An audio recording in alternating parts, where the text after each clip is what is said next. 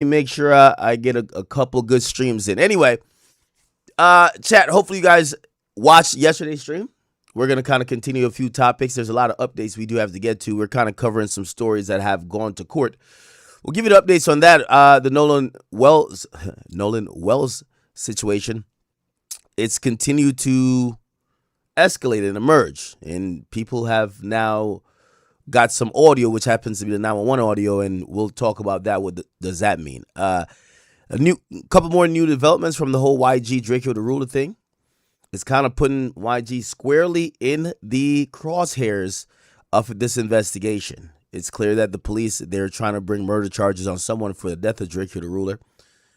We even have not necessarily an autopsy report, but a report about how and why he died. And it's pretty gruesome, so I'm not going to lie. If this has anything to do with YG or someone else, I think they might be cooked if it gets to that point. We'll do an update on David. A lot more interesting details. I feel like this case, as much as we want to get to figure out what happened, we kind of feel like we do know what happened. But the twists and turns of this case in terms of the details either is going to make your stomach turn, or your jaw is going to drop in just amazement and awe. So some more stuff we found out today about the entire situation. But a decision was made if he's going to go to trial. So we'll get to that as well. A couple other things. I see hip hop media, they are still spiraling and wheeling. They're now blaming Drake for other rappers not doing good. It's getting to that point. They're like, yo, another nigga flopped. Blame Drake. He got the algorithm in a chokehold. Okay. They went from saying it was bots. They went from saying he needed to go take some ayahuasca and take a break to now blaming him for other people's misfortunes. How ironic.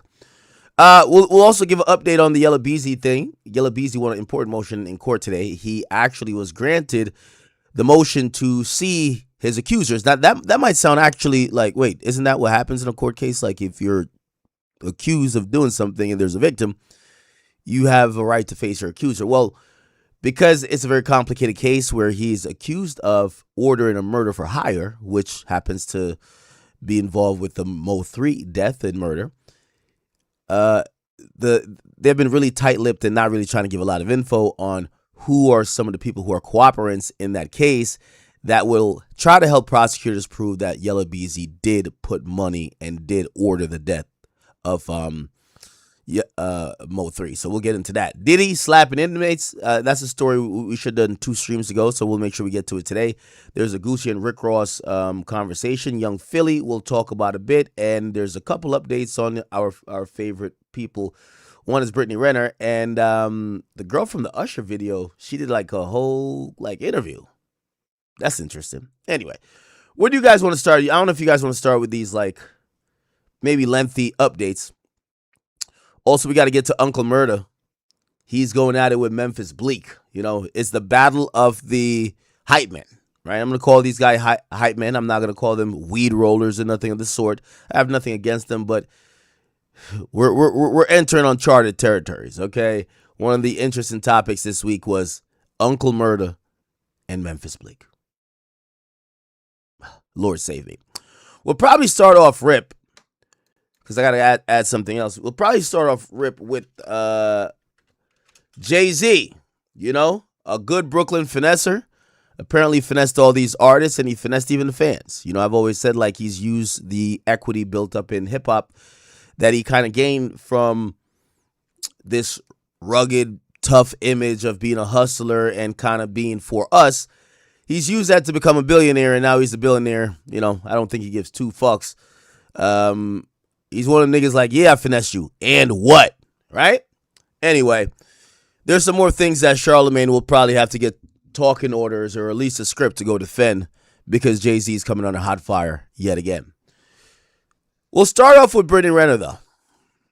I won't give her an hour. I gave her 2 hours the first day. I gave her about 40 minutes the second day. Today, I think, listen, shorty, it's it's like new pussy, right? New pussy's amazing at first, and after a while, you're like, yo, let me go jack off real quick. This shit is, this shit's a little bit older right now. You know what I mean? So, Brittany, we won't be indulging into your fuckery and back and forth and your journey towards trying to figure out yourself and, your delusions of grandeur that you're experiencing. We're not going to be indulging in that every stream for hours on end.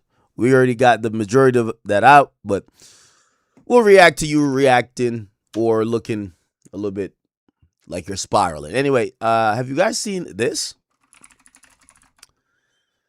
Now, Brittany Renner, and this was hilarious, chat. So after the entire internet literally told Brittany Renner that she was aging like milk. They said, yo, every time I see a video of her, she ages 5 years. People are like, damn, Facetune is a motherfucker. Damn. What about all them Snapchat filters can't save you on live stream? I got to give Brittany Renner some credit. She scheduled an emergency maintenance day, okay? No more in the hot Kia, right? I was trying to tell her to crack a window. Like, I was gonna do a wellness check on her, be like, yo, I think the windows are up. You know when like the moms leave the kids in the car and like you see they have to break the car open again? Go check on Brittany Renner. Anyway, she's scheduled an emergency maintenance day, and I do have to say to Brittany, I'm going to give you a little secret about this live streaming game. A lot of this is, not saying performative art, but it is, it's kind of show business. Don't be this reactive, okay? As soon as they call you chopped, you're in the goddamn salon. Yes. You know what that tells people? They're under your skin. You get what I'm saying? Trust me, I was on this goddamn camera for 15 years, and they call me fat every day. I lost weight when I want to lose weight. Fuck out of here. You know what I mean? So just let you know that. But I'm not mad at the scheduled, even though we know it's an emergency maintenance day. Anyway, she was on here, and even though she got the picture from the majority of the audience saying, hey, listen, you're looking a little rough, bags under the eyes, what's up with the hair, what's good? That may have cured that problem, but her delusions still persist. Now, I'm not going to play through the whole thing, but I did want to give her some credit. You know what I mean? She's getting glammed up. I'm glad. When I see her smile, I want to smile. Okay. Yeah, look. See? Right? Okay, look. From this. Yeah. Look. Good. Getting closer. Now, I do want to play a few things. First and foremost, Brittany thinks she's like some type of magician. She's trying to convince us that she's aging like fine wine. That she's getting better with time. And the older she gets, again, there's nothing wrong with aging. Everyone does it. But she's trying to convince us as time goes on, her beauty also increases. I just want to play her own words. It's nothing really for me to talk about. We just have to highlight that Brittany might not be well. Okay? Brittany might not be well. Check this out. Just check this out. Here we go. Oh, she also talked about Daphne Joy. We'll talk about it in a second. All right. Here is she now after her day of glam. And can I find it? Maybe. Okay, here we go. Okay, we'll play this too, but let's get to the other shit. Damn, where is that? Okay. Could I find it? Okay. Maybe I can find it. Oh, I have the link right here. I'm an idiot. Thank you. All right. It's Brittany Renner in her own words. We're going to take it light on her today, chat. We're going to take it light on her today, but we just got to keep pointing out the delusion. The year I get older, I feel sexier. And I think also, too, it's important to know. Hold on. I usually watch myself on TikTok, and I love when y'all add the sound effects, so I'm going to have to try to do it in real time. Where is it? Oh, right here. Every year I get older, I feel sexier. And I think also, too, it's important to note that there's a difference. Like, novelty doesn't last. There's always going to be a 20-year-old. That 20-year-old's going to be 30. The 30-year-old's going to be 40, and so on, right? So for me, I find that, like, with experience, people become more magnetic. And that's the direction that I'm going. The people that I wish to attract in my life are not going to be holding on to what I looked like at 22. Beauty, it opens the door, but substance keeps them in the room. Every year. I agree with her. But her own definition is the indictment of why she lost. Her beauty opened the door. We played the clip where she said, hey, I slept with 11 athletes, 10 rappers. Hold on. Do I got to find that clip again, chat? I got to find that clip again, right? I accidentally stumbled into that clip. Let me just find it real quick. Because we have to side by side this type of stuff. Because she's 100% right. Beauty opens the door. She had access to every guy and any guy she wanted. She says substance kept her. No one has kept her. So maybe the self-accountability there is that the lack of substance has allowed all these different men that got her into the door with them to just keep moving on. Let me see if I can find that clip. Where's that clip? I need that clip, Chad. Where is that clip? Hold up. I'm going to find that bit. I'm going to find that. Nah, let's get to it. Is it this? Nah, that ain't it.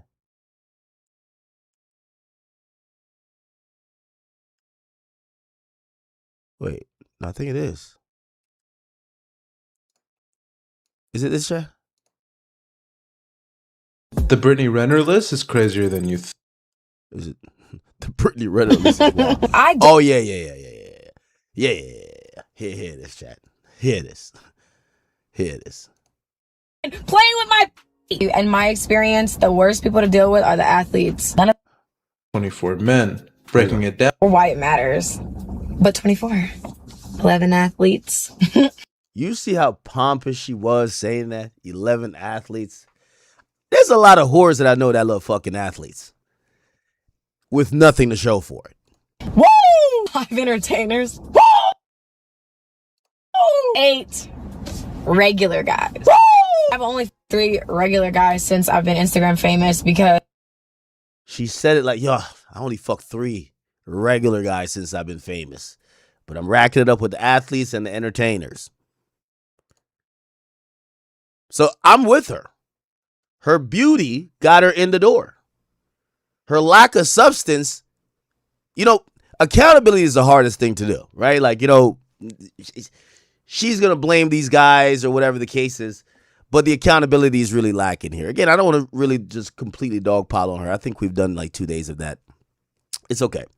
But I do want to point out to her, Brittany Renner, stop the delusion. You need to enter your cougar era in style, okay? There's nothing wrong with, listen, you could be a bad 34-year-old. You could be a bad mama with a kid. It is all good.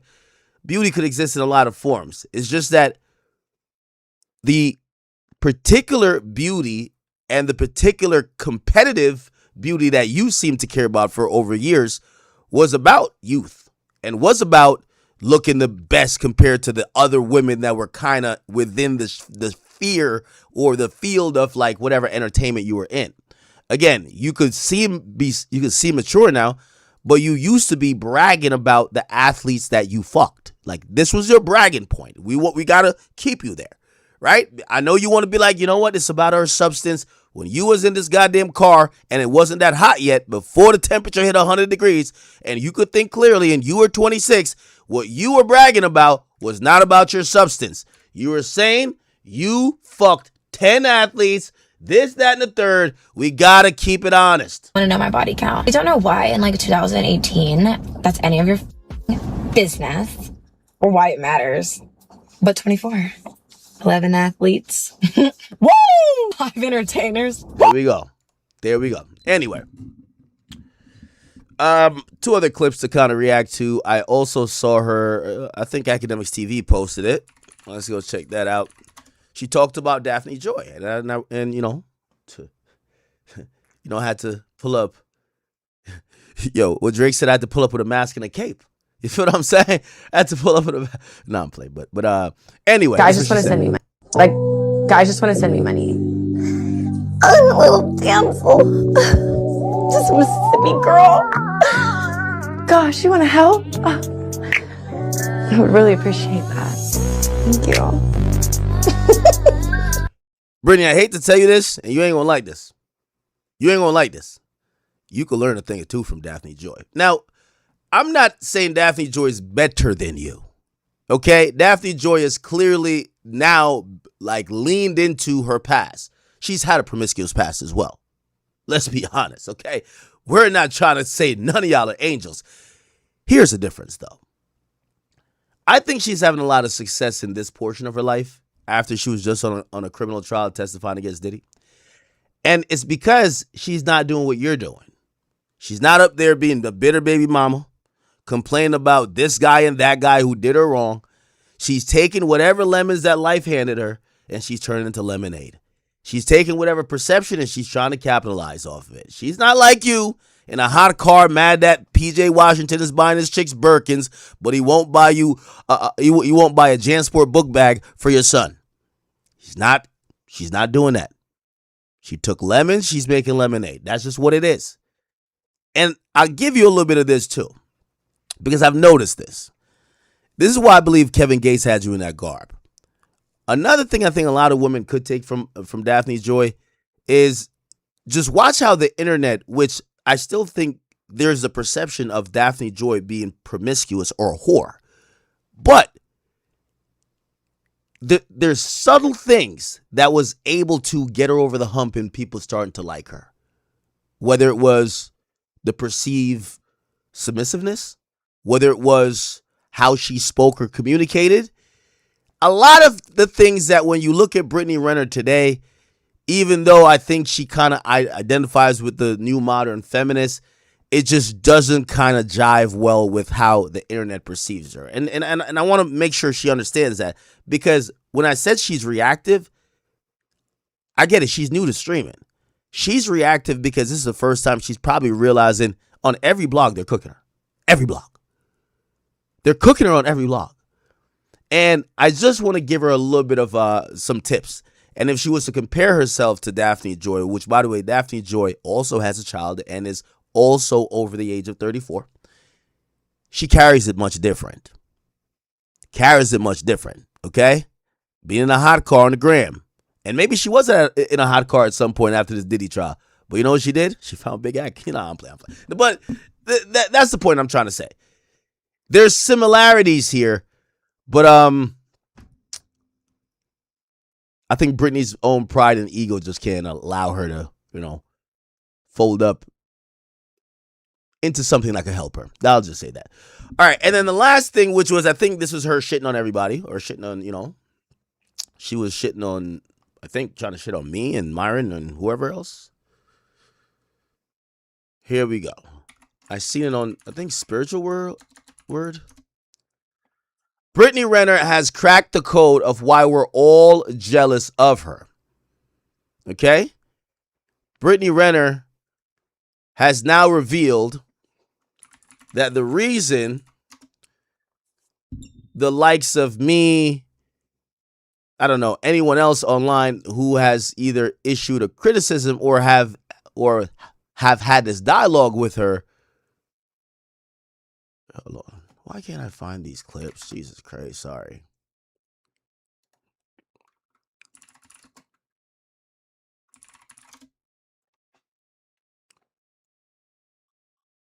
Okay. By the way, chat, remember Brittany Renner was the first one who did the NIL method, except I don't think NIL existed. She showed up to this nigga college games. You know what I mean? She got this nigga early. Wait, why can't I? Oh, here we go. Is it this? Yes, this is it right here. So Brittany Renner is saying, this why they really mad. Check this out. This is really why they're still mad, y'all.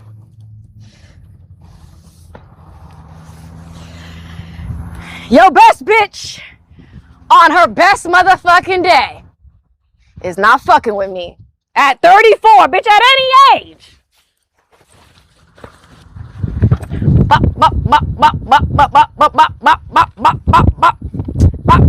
Brittany, stop shaking that ass before. Listen, this is like seeing a nice ass car in the showroom. Brittany, before you do all that shaking, jiggling, and gyrating, I need to know the odometer reading on that goddamn ass, okay? Because trust me, I've seen many of cars in a goddamn dealership, and it's a lemon. Let's look beneath the goddamn engine. I ain't gonna lie, it do look good. It look tantalizing. But I just want to check the odometer on it. 187,000 miles. What the fuck? What the fuck? Hold on now. Hold on now. On her best motherfucking day is not fucking with me. At 34, bitch, at any age.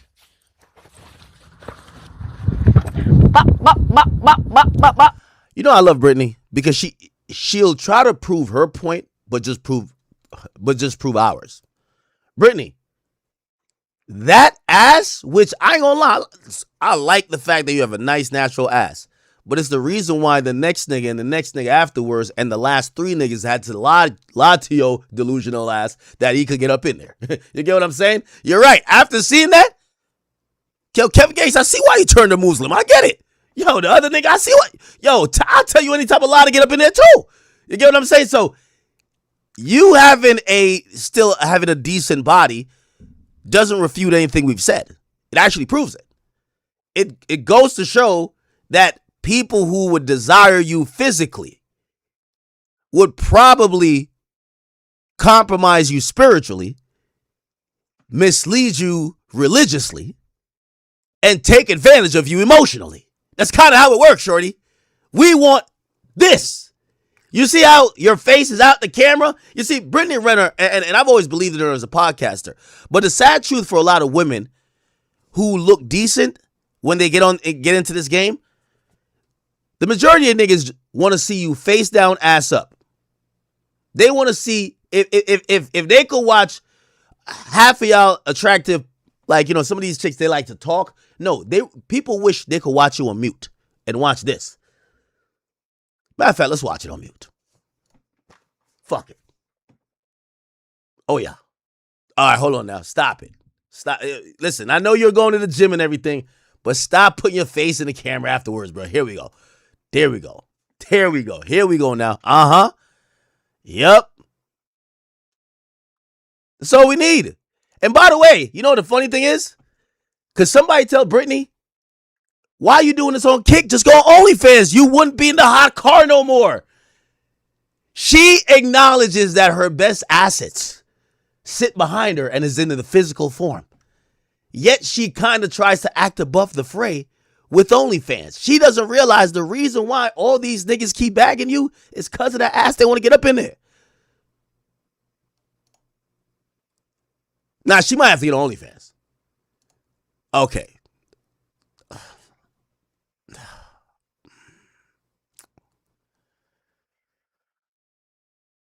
Brittany. You were doing so good. You were doing so fucking good. You were doing so good, bruv.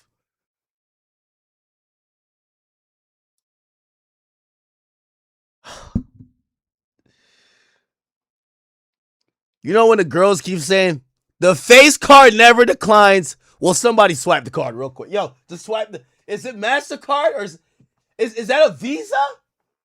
Is that a Visa? Hold up.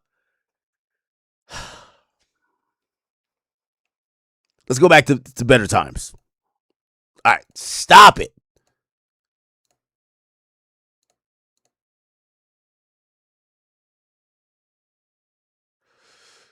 Yes. Yes. Oh, yeah. Oh, yeah.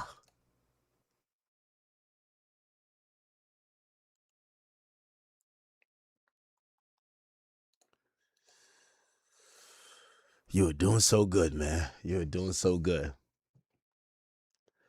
Brittany reminds me of one of them girls that, like, yo, you ever been fucking with a girl? This is like some young shit. Like, you fuck with a girl, like when you 18, you fuck with a girl, and then she's like, you only love me for my body, and you have to, like, lie to her and be like, no, it's your personality. Like, you gotta, like, lie and say some shit like, yo, Brittany, I'm gonna lie, you blew up really because of your physique.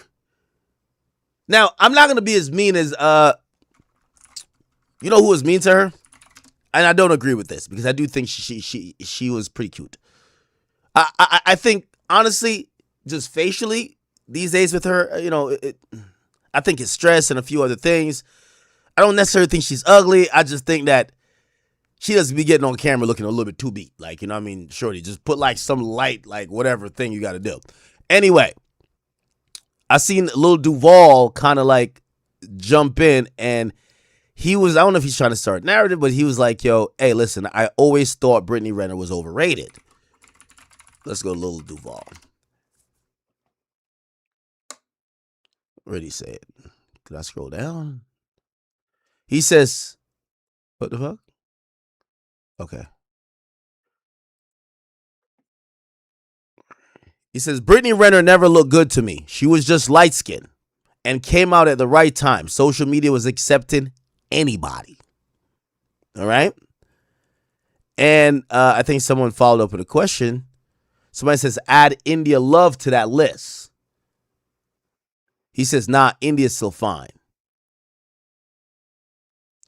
I'm not going to comment on either or.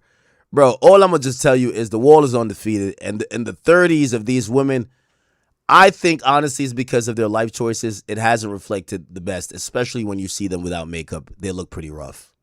They look pretty rough. I can't lie to you. They look pretty rough. It's all right. You know what I mean? We're all going through life. We don't have perfect moments, but they look pretty rough. It's okay. It's okay. All right. We'll move on from that. You know, a little light. We're not going too hard today, chat. No, not on that. All right. All right. So the little scallywag that went on stage and upstage Usher during his segment where he was trying to have a fan interaction, even though the woman volunteered, the woman is now coming out with a lot more information. She's telling us she only wanted Chris Brown, this, that, and third. She is like really hell-bent on like letting people know that she wasn't there for the right, or she wasn't there for Usher. Now, it's kind of very disrespectful, at least in my opinion. Let me post another one of the things she said. All right, there we go with that. And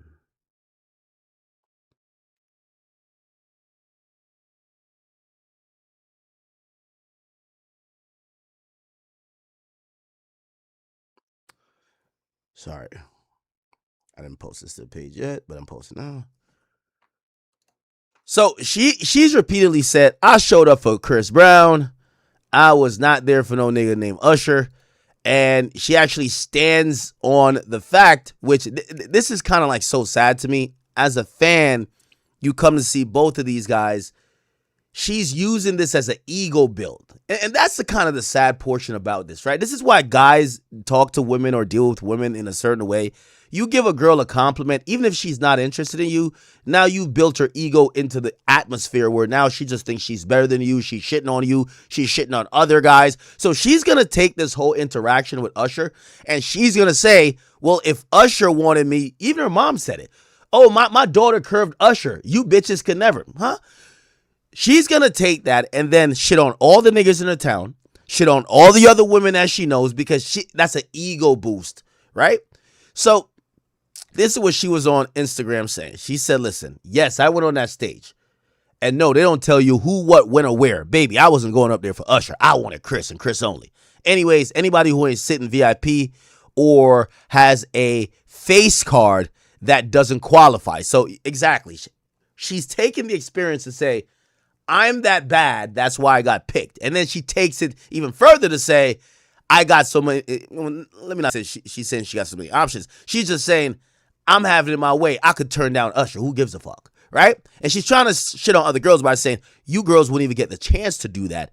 I got the chance and did. Right? Whatever. So she says that, and apparently, I don't know if this chick is doing an interview or whatever the case is. Like, check this out, bruv. Wait, here we go. If you could go back to last night, if you could change anything... Yo, they're interviewing this galley, bro. Would you? I don't think so. I mean, it's not bothering me. I don't feel a way towards it. I don't feel embarrassed. I don't feel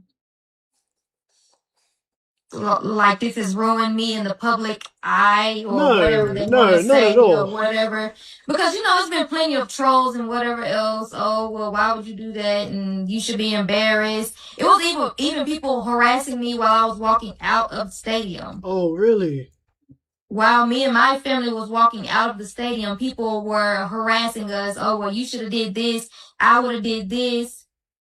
Were you available to go on the stage is what I'm trying to understand. Fair enough. Yeah. Or were you in the nosebleeds? Fair enough. I can fully understand from your perspective how if you could change anything. Yeah. So the ego, you could tell, is on 10. She's shitting on other women. Hey, y'all face card didn't get y'all there. Y'all could never, whatever. And again, that is the danger of gassing up, a mid-sized sedan, right? Not saying she doesn't look bad, but you could tell she's walking around like her shit don't stink, but whatever. Anyway, let's move on. We do have to get into some updates, but we should first touch on, in the true spirit of Jay-Z 30th.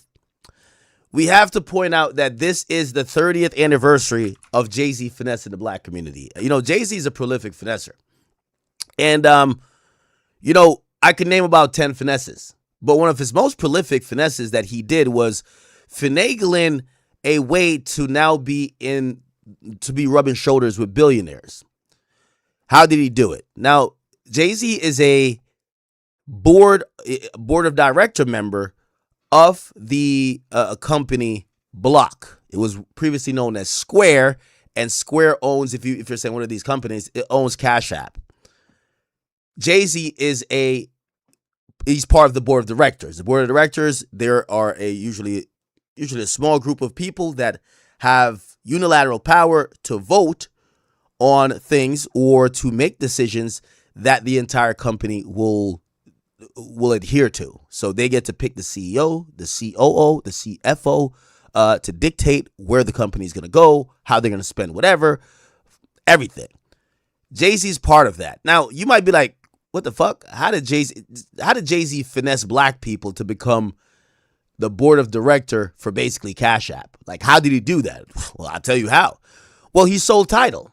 And when he sold Tidal, in addition to getting some cash that he pocketed, he also took a board seat on that person's company. That person is Jack Dorsey. Jack Dorsey used to own Twitter. He left Twitter. And yeah. So basically, Jay-Z used Tidal. And he was saying this is for us, by us. Well, he's the only nigga that's on the board of Square. Or not Square, but Block. I've said this a million times.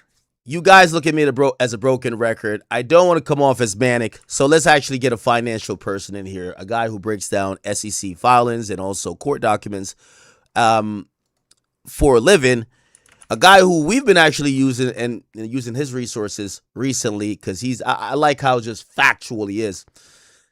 This is my guy, Eric Jackson. He did a whole breakdown that kind of went a little bit viral yesterday, and he spoke about how Tidal was pretty much a finesse. And I'm giving you the summary of the whole thing, but you have to hear the whole story. Now, let me remind you of how the story went. Jay-Z bought Tidal, $56 million. He supposedly gave every artist that came on stage with him, about 12 of them, about 3% of the company. The company then got sold to, or not sold, they got invested in by Sprint for $200 million. The company was valued at $600 million, which would mean a 10x increase from what Jay-Z had bought it from, which was $56 million. Now, it later got sold for like $300 million. So really, it wasn't $600 million. The real valuation was half. It got sold for $300 million to Jack Dorsey, as I said, and Square. And Square, that's now Block. And he took the board seat. But people have been always wondering, because we see people who have fell out with Jay or called Jay out, whether it was Kanye West or we even see Nicki Minaj, they've kind of, no one's ever said, oh yeah, we got whatever we were promised with this Square or with this title deal, right? When I usually bring it up and I said Jay-Z said that people should stop watching or stop listening to music on Apple and also Spotify, they should listen to on Tidal. He did the whole B-side performances, basically said, y'all like supporting the white man, support me. I'm the black man who's getting to the streaming space.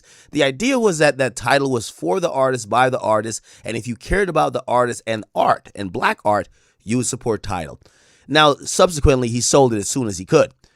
When I've criticized that move saying, hey, that's kind of snakish because you got everyone to buy in saying that this is going to be for us, right? This is some black people shit. And then you sold it as soon as you got a chance to be on a white company's board of directors. You know what people said? And even Charlamagne even said it during our conversation. He said, well, why do people get companies? They get them to sell them. And, once again, they move the goalpost. They just flip the script. Jay-Z gets to sucker everyone in with this is for us, and then basically sells it straight on some capitalist shit, and people just praise him because he's a billionaire. Anyway, I guess the bigger story here is, well, what is the details of the sale and who did it benefit, right? Because on paper and on face value, you would think everybody who was on that stage really profited from it. But Nicki Minaj has said otherwise, and Kanye, I haven't heard him say too much about it, but we've had no one really testify to say, oh no, like Jay really got us a bag. So here's the breakdown right now, and we're going to play my man Eric Jackson. You guys can follow him on Twitter and also on YouTube. He does a really phenomenal job every day of breaking down a lot of financial filings that have to do with record labels or even these things, which is DSP. And he not only covers hip-hop, but, he has a incentive to cover hip-hop because we have used him before. Here we go. Everyone remembers the headline. Jack Dorsey bought Jay-Z's title for $297 million. Beyonce, Rihanna, Kanye, Nicki, all co-owners, all getting paid. And here's what the SEC filing says the buyer actually paid. $233 million for 86.8% of the company, which means the whole thing, the platform 16 superstars stood on stage to launch, was actually worth $269 million that day, which was less than half of what it was worth 4 years before. Nicki Minaj says she was offered $1 million to go away. Steve Stout said she left millions on the table because she never signed her paperwork. And for 10 years, everyone has been arguing about who got scammed and who's been doing it without, they've been doing this without opening one set of documents that would show the actual results, the filings. So this story is actually stranger than anything you've already heard about it. And I went and read the filings. This is day 341. There were 3 SEC filings, 1 federal court motion, and the principal's own posts. And everything that I'm about to talk about on this video is all public record knowledge. March 30th, 2015, the famous stage, there were 16 artists standing shoulder to shoulder as owners. Beyonce, Rihanna, Kanye, Madonna, Nicki, J. Cole, Jack White, Daft Punk, the list goes on. The reporting that week, and it traces back to one Billboard story, said that each act was gifted about 3% of Tidal in exchange for pledging exclusive content. Now look at the sourcing there. One outlet, launch week, unnamed sources, no principal, no document has ever confirmed that there was 3% given to the artists. The thing that they signed on stage, which has been published. Okay, this is very important, and we got to slow it down because this is where, headlines try to tell the story, but the paperwork say differently. So when we heard that the artist got like this 3% number, did they sign something that gave them the piece of the company? And that's what he's explaining. He's saying that's not exactly true. Billboard ran the story. About 3% of Tidal in exchange for pledging exclusive content. Now look at the sourcing there. One outlet, launch week, unnamed sources, no principal, no document has ever confirmed that there was 3% given to the artists. The thing that they signed on stage, which has been published, is a declaration. And I've read it. It's a manifesto, not an equity contract. Whatever equity paper existed behind it has never been public. So there were 10 years of arguments, and the foundational document of the argument has never been seen. Then in 2017, January of 2017, Sprint bought 33% of Tidal for $200 million. That's a real reported transaction, and it did two things. It priced the whole company around $600 million, which was the high watermark for it, and it diluted everybody. So if you had a 3% stake, if it existed as reported, it became roughly 2% after that investment. Nobody renegotiated the legend, though. The legend stayed that, quote, the artist owned 3%. Now the part that you came for, in March of 2021, Square, which is Jack Dorsey's company, it's now called Block. It announced it was buying the majority of Tidal, and the press release said for $297 million. Every headline said that. Some said $302 million. And then a year later, Block filed its annual report with the SEC, which is the 10K, and the accountants don't do vibes. The filed number was $233.2 million for 86.8% of the company. 223 million in cash, 10 million in stock. It implies the rough value for a Tidal was 269 million at the time, not 600 million. It quietly tells you that Tidal's value fell by more than half between 2017 and 2021. While the public story. Okay. So once again, Tidal, while it was, I will call it innovative to some extent, because it was helped defining what the streaming era was going to be. It wasn't a really profitable business, even though the value ballooned. But it ballooned because of different reasons. The market was expanded. So because you had an entity that was involved in streaming, it was worth more, but it wasn't making money. Characterized it as a victory lap for Jay-Z. And one more thing that the filing says, and it kills a whole branch of the meme tree, the artists were not bought out. The press release says it plainly.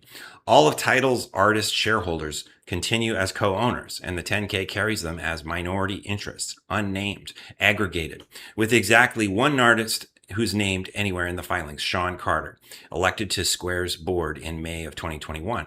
A seat on the board of a payments company worth tens of billions given to a man with no conventional payments background, no fintech background. So read that for what it is. Part of what the deal delivered was the Carter name. Everyone else is a line item called, quote, non-controlling interests. Okay. Now, I'm not sure if you guys caught that. When they buy Tidal, they don't liquidate the artist, right? They didn't liquidate the artist, which means, so they said the artists continue on. So they diluted their interest in Tidal, but they didn't pay him out.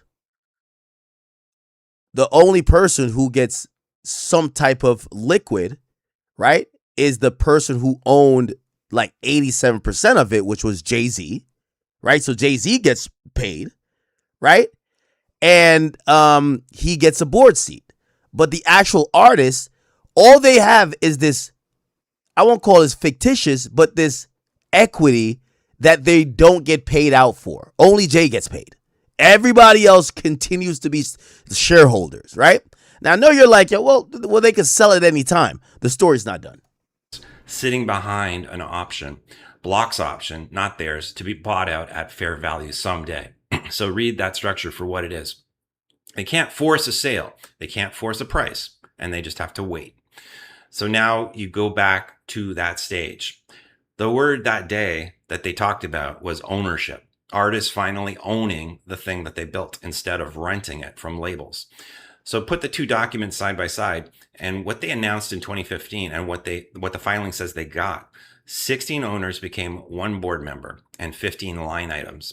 I'm not going to tell you what anyone intended, but I am going to tell you that the ownership that they announced that day and the ownership the SEC filing describes are not the same kind of ownership. The revolution was real on the stage. It just wasn't in the actual paperwork that came later when the deal was done. Okay.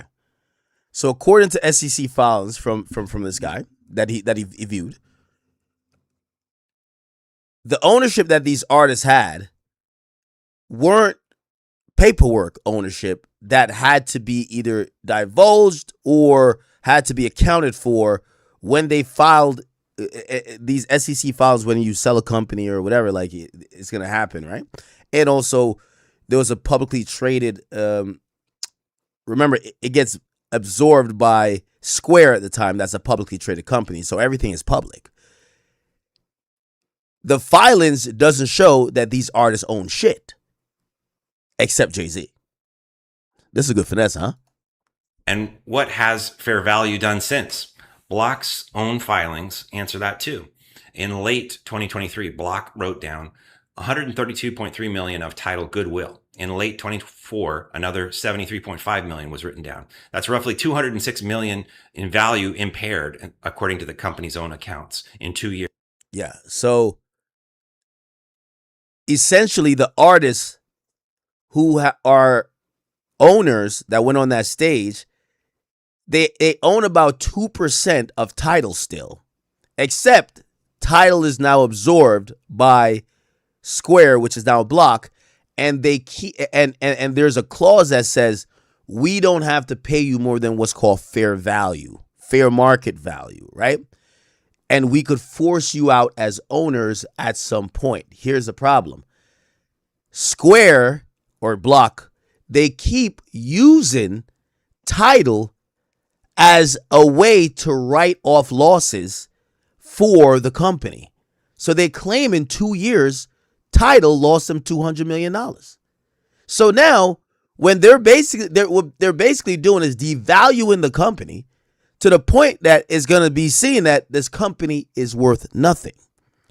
Now, if you have 2% of $1 million, that's some good shit. If you have 2% of zero,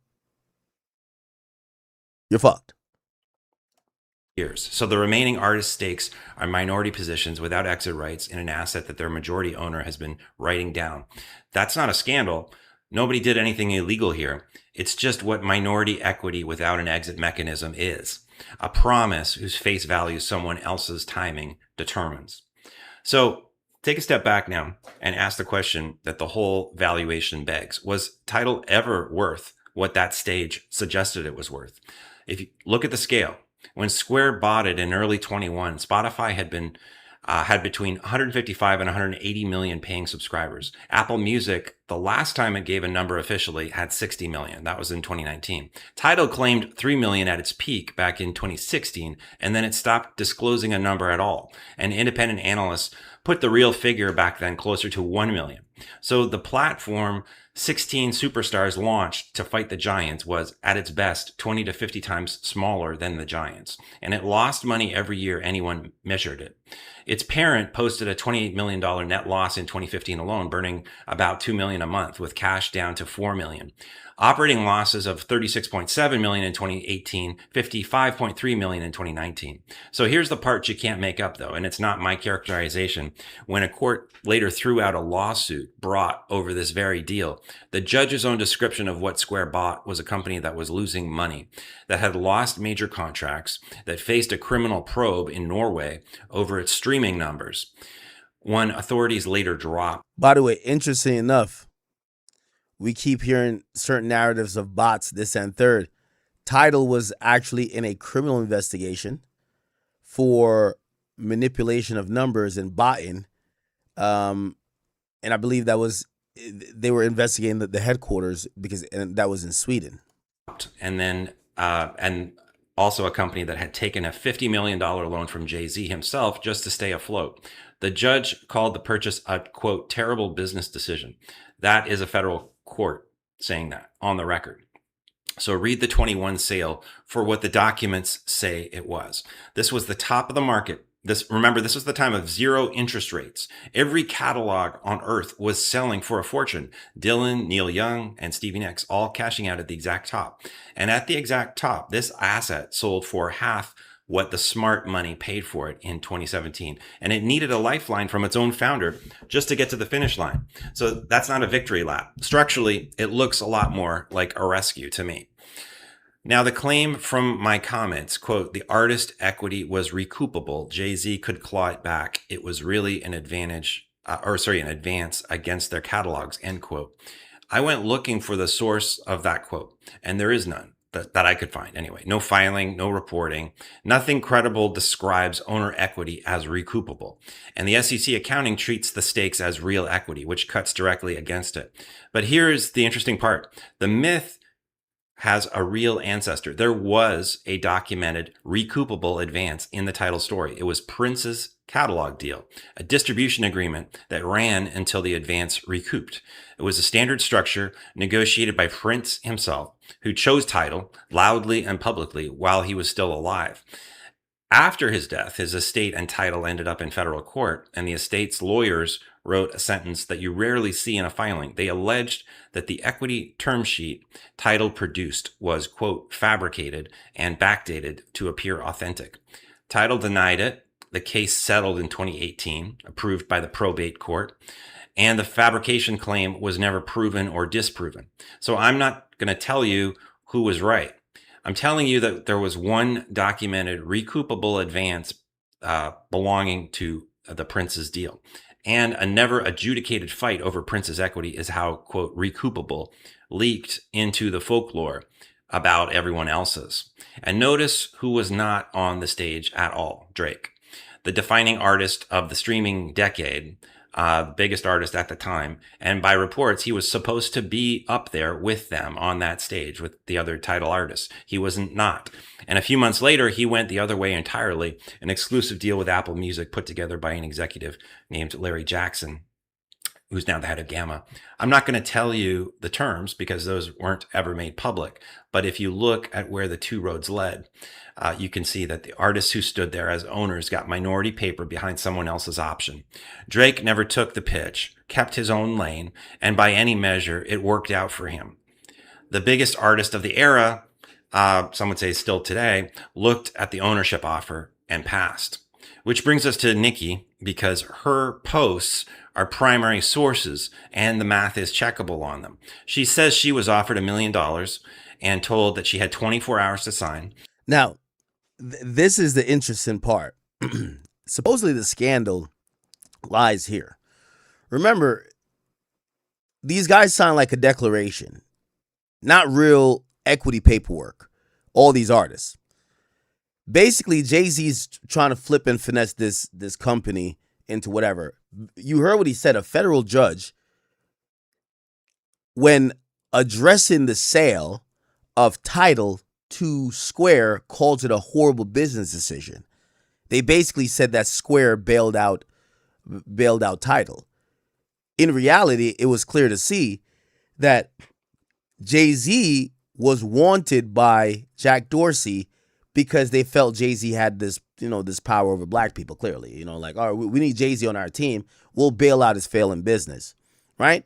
So all of those things happening, what happens is that after the thing gets sold for $300 million, supposedly they go to all the artists that signed the declaration and said, hey, listen, we could give y'all $1 million or whatever the amount was. So they have them sign something late, right? And you're going to hear this later because I remember Steve South said, no, Nicki could have got paid. She just didn't sign the documents. Well, I thought she signed on stage. Why would she need to sign something else unless what she signed on stage wasn't some real shit? So that's the finesse here, right? They use the artist. They basically get it sold twice, 33%, $200 million Sprint, then $300 million from Square. That's $500 million. That's $500 million. That becomes in purchasable, cash that was used to purchase the company, right? Sprint and then whatever. And the artist, when the company who eventually buys it wants to fully own it, right? They're offered $1 million to get out of their position or to, be whole or whatever the case is, right? Even though technically it seems like they basically didn't have a position at all because there was no way to liquidate it. So they get offered, take $1 million, take it or leave it. Stout says that she never signed the paperwork and left millions on the table. But notice something here. Those stories aren't actually incompatible.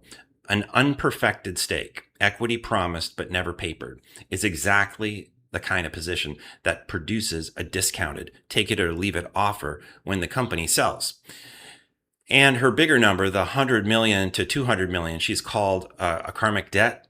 Run every valuation that has ever existed against a 3% stake. 9 million at the press price, 8 million at the filed price, 5 million to 6 million after dilution, 18 million at the absolute sprint round peak. There is no arithmetic path to get to $100 million. Her own word for it, karmic, is honest. It's a moral number, not a mechanical one. The mechanical number at its best moment in history was $18 million. And by the way, the one deal decision of hers that is documented in 2009 press release is that she kept all her 360 rights, touring, merch, endorsements, when she signed. The reason why he's saying 18 million, because if she owned 3% at best, even though they said when, so the company was worth 600 million at a point, but that should have diluted their equity if they did have it to 2%, not 3%. But let's say it was 3%. 3% of the new valuation of 600 million would have made like 18 million. So if they had sold back then, given that there was real equity, not this like promise of equity, she could have like gotten 18 million, but there's no exit strategy. So who would she have sold that to? She would have to sell it to, title wasn't public. So she would have had to sell it most likely to someone that was approved by Sprint, and Sprint already bought what they wanted. So why would they buy from Nikki? Right? Like, yeah. Why would they liquidate Nikki when if you liquidate Nikki and she's out of the company's worth less. So you want to keep her in. As an artist, the woman knew how to protect a position, which makes the title paperwork story, whichever version that you believe, the exception that proves the discipline. So here's what that means for you, the takeaway. And it's basically one sentence with 3 clauses. Equity you cannot exit is not money. Paper. That's basically all it is. So these artists got equity with no exit plan. Jay-Z had a exit plan for himself because he eventually sold to Square and then became on the board. But for the artists, because of their worth to the company, because it was branded as the artist is in the company, if you heard that all the artists were liquidating and left the company would basically belly up because now the artists are no longer standing with the company. You never signed is not equity, and a press release is not a filing. Every one of those 16 people on that stage with Tidal in 2015 was worth more than the thing that they were celebrating. And the ones who treated the stakes as a marketing moment rather than a position, which structurally is what it was, read it correctly. When someone offers you ownership in anything, a startup, a small business, your cousin's venture, you need to ask 3 questions that this episode just taught you. What exactly do I own? What forces anyone to ever buy it from me? And where is it written down? If the answers are vague, you were not given ownership. You were given a photo op. So the story here is 10 years of shouting, and the answer was sitting in something called a 10K. This is Event Horizon IQ, the full written breakdown on Substack. Exactly. So, can't hate the player, man. Just hate the game. Jay-Z is just pretty good at what he does. But it goes to show what Nikki was saying. Maybe she wasn't right with the math of what she thought she deserves. But there was a lot of fishy shit going on with that ownership shit. These artists basically were given a promise with no exit options. And yeah, not saying they eventually didn't get some type of ownership, but they got ownership of a position they couldn't liquidate or do anything with.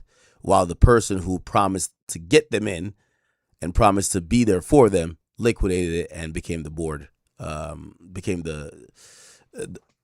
the board of Square. Anyway, yeah, it is what it is. Have y'all seen, and we're going to get to our updates quite soon, but I want to play y'all this. I know, we're talking about in the first hour and a half, Uncle Murda and... What the fuck is this? Yo, is Taxstone really trying to do a podcast from jail, man? Yo, could somebody tell this bozo to do his 35 in peace? They gave him 3 more. It's 38 now. Like, yo, let me tell you this. This is one indictment I'll say. Charlamagne always picked the worst fucking podcasters. Like, well, This guy, only bozos and idiots liked him. Let me tell you this. He said beloved 50 times in a minute. And everybody was like, oh, nah, he's a real nigga. Really? You see where he's at? This is the biggest bozo of them all, bro. Anyway, let's get to the full rant. There's a full rant of Uncle Murda calling out. Bleak said he got a restaurant. Calling out Memphis Bleak. Now, if you guys don't know, so Memphis Bleak is Jay-Z guy. Uncle Murda, along with Tony Yayo, they're 50 Cent guys. None of these guys are really known particularly for their own illustrious solo career. But by general proximity, you know, it's always this like never-ending conversation of, yo, who's still relying on who for a living? Who's like, you know what I mean? Like, it's almost like, it's like the bastard kids arguing. You get what I'm saying? So I'm just going to say politely, this was the battle of the hype men, right? Like Memphis Bleak, I don't even know if he gets invited to shit anymore. Like, all I know is that Jay rapped that he's in his will. So, like, he's probably thinking he can't wait till Jay died, that he could get his cut. I ain't going to hold you. But you have Tony Yayo and Uncle Murda, like, I don't know if they get their own set of 50 shows these days, but they come out and grab the mic and hype the crowd up and whatever. Now, in all fairness, everybody's doing a podcast and everybody's trying to do other ventures, but it always comes back to this legacy thing where, you know, now the argument is by these guys. So check out, after going on $1 million worth of game, looked like Gilly must have hyped them up and hyped up Uncle Murda to say, yo, you know, Memphis Bleak basically said that y'all niggas live off 50. And not gonna lie, Uncle Murda went crazy. Check this one out here. I know Bleak said he got a restaurant. I don't mind. We can do this too. We could go. Let's see what you made last month, and we can show. Oh no, I gotta play the whole crash shot. The crash shot is crazy. Where's the full?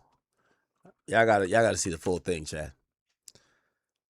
By the way, Gilly, amazing gaslighting, Crody.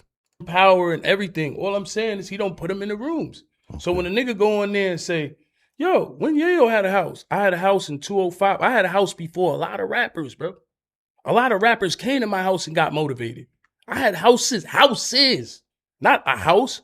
But I don't like to brag about money. I like to stay humble like you guys do. Because I know a lot of people don't got it. It's not about, why are we talking about, yo, Yayo don't wear the passport chain. Well, 50's not around. Why are we talking about chains? That's all I'm saying. I don't see, y'all niggas got plenty of money. Y'all buy cars and watches like rich people do. Niggas ain't really talking about chains. Yo, you don't have the passport chain. Niggas is watching me. Because what it was is, Yayo came back from the dead. Yayo got a second win, and niggas can't stand it. Sometimes it could be a nigga that's around me that can't stand it. Yayo got a second win on his own without 50. I went on Vlad. Yo, you bugging. I went on $1 million a game. That took me there. I went on Shannon Sharp. I went on all these big platforms by myself and sold my personality just like y'all do. But niggas are going to continue to hate. You had your one day on stage with Jay, which is cool. Feel good. Would you be to elaborate? Would you be one day on stage? It was one day on stage with Jay. Sure. Why Gilly acting like he's so high he don't know what the fuck is going on? It's cool. So I know you're going to feel good about yourself, want to pump out your chest, then you want to sell a record. What you mean when Jay just performed? Yeah, when Jay just performed. He had one day out. You know, we do that with 50 every other week. I'm not supposed to go out and get the money. We on a Yo, tell him about the smoked duck, man. Come on. Private jet. We eating smoked duck. We chilling. Yo, you can't listen. Right on cue. Give me another meal, man. Something else on the menu. All right, Persian caviar. We eat Persian caviar. He switched it up. See, I got to even switch it up. Chilling. I never see. I'm a humble nigga. I never like thought. I'm a nigga that never thought I was gonna leave the hood. He's a smoked So duck. for me, I be still amazed meeting people. Like we go play. Oh shit. Persian caviar. Jim Carrey right here. Oh shit, Fifth got us in the room with fucking Nino Brown, Wesley Snipes. I mean, you know what I'm saying? We doing so much shit. Oh shit, fucking Nelson Mandela right there. You know what I'm saying? Like, that's what I'm saying, the rooms. All right, cool. Niggas blew a couple of shots at him. He might feel like, oh shit, Why this nigga saying that? What businesses you have? This is my business right here. Unit dispensary. It's between Queens and Nassau. We deliver. We've been open for a while now. Shout to murder. We have our own businesses. We doing our own thing. Niggas would be surprised. I'm gonna say this. I just don't gotta make announcements because I know niggas be glazing. And the glazing award goes to Memphis Bleak. And then look, you on Black Effect, so I know Charlamagne is going to be like, yo, so what about Yayo? Of course, you going to click farm. It's cool. It's not a problem. I like when niggas talk about me. I know I'm doing something right. Oh. That's it. No, because one of the things I did see that he said was that, you know, Jay don't gotta take care of him. You know, but nobody's taking care of me. But hold on, let me finish. That's where you're getting it wrong. Nigga don't pay my bills. Don't pay my taxes. My first house is bought off. You know what's funny? In right here, Yayo's going on a rant, and you have Uncle Murder's like, nah, bro, no, chill. Let him talk, man. Let him talk. Like, he's the voice of reason. Wait till when Gilly gasses up Uncle Murder, be like, oh yeah, he said something about you too. All that, like, you know what? Even killness just goes out the window. Watch. My album. Point out. Go ahead. What you he said. I'm glad you came in. I'm glad you clearing a lot of this up with the what stripes niggas got. Go businesses. You know what I mean. We're gonna talk about what stripes niggas got too next. He said something pertaining to YouTube murder about. Right. He said something about me. Yo, this is the ultimate gasser. Yo, Gilly, you learned this move from me, nigga. This is instigating 101, nigga. Like, I'm good at this shit. Yeah, he said something about you. Oh, you ain't hear that? Nah, this is good instigation right here. Good. He said something pertaining to YouTube murder about if. He said something about me. If I ain't hear this. Oh, you did? Oh, no, I ain't know he said something about me. Maybe Damn, it wasn't Bleak, you. You talking about me? No, maybe it wasn't you. Oh, okay. If 50 stopped fucking with niggas for a year, it'll be over. Nigga, I will be in a trap. What is you talking about? If I can't, I'm still a street nigga. I'm not on Jay-Z, Nas and them level. It's cool.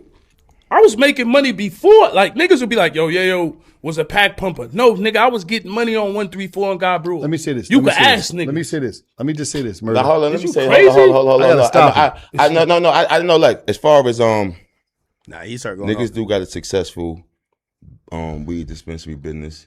And I know Bleak said he got a restaurant. I don't mind. We can do this too. We could go, let's see what you made last month, and we could show we made last month, and we could continue to do month for month to see who's making more money as far as that business is concerned. We could go business for business as far as that, right? And we could go Bitcoin for Bitcoin because I got a bunch of those too. So as far as me being back in those. Don't let Charlamagne hear that. Once he hear crypto, he think it's illegal. House for house. That would never happen. And we could show houses too. I got a pool. We could show who houses flyer and all type of shit. We could do that. We could go. He said we could show houses. I got a pool. Bitcoin for Bitcoin. Hold on. Fuck all that. We could go Bitcoin for Bitcoin. We could do this. And not to mention, we got a nice check from Valium to even do this podcast shit. Right, we getting paid like real good money to do this podcast shit, and on top of that, fastest growing podcast. And on top of that, I heard him talk about he put out because I didn't know he was talking about me. Like I'm surprised. No, we both from Brooklyn. I'm surprised. I'm surprised. I'm gonna retract that. I'm surprised. But no, hold on. I just thought he said I'm surprised. You can't stop him now. He's talking about me like, damn, nigga. But on top of that, shout out to Ghazi and Nima. That's Empire. I just did a deal with them for 7 figures, nigga, with my music. So I get paid to put out music as well. So as far as I got to deal with Empire, I get paid to put out music, right? My dispensary is doing fucking great. Shout out to my niggas Mo, West, the whole indoor, the unit dispo, right? We getting podcast money as well. And the nigga get a whole lot of fucking money with 50. It's great to perform with 50. All over the world? All over the fucking world. It's great to perform with 50 all over the world. A nigga damn near perform with 50 probably at least 10 to 12 times out the month. That's what you call a bag. Niggas is hustling. Niggas don't depend on 50, but niggas get money with 50. And I salute that and I appreciate that nigga like a motherfucker. And fucking with 50 creates other opportunities to get money. That's how it was easy to get the dispo and things of that like that. So it's a blessing to fuck It's with this the nigga rooms. 50. But the nigga don't, the rooms, niggas the nigga's not depending on Look, 50 to get no money. Like, what the fuck is niggas talking about? Is niggas crazy, Niggas man? is hustling. And the a nigga only ain't bleak, gonna and give fuck you all that, nothing. hold up, man. A And the nigga ain't only, gonna give you nothing anyway. hold up, man. And the Hold on, only hold on. bleak You verse I wild, ever man. fucking like is the one that Jay-Z wrote, nigga.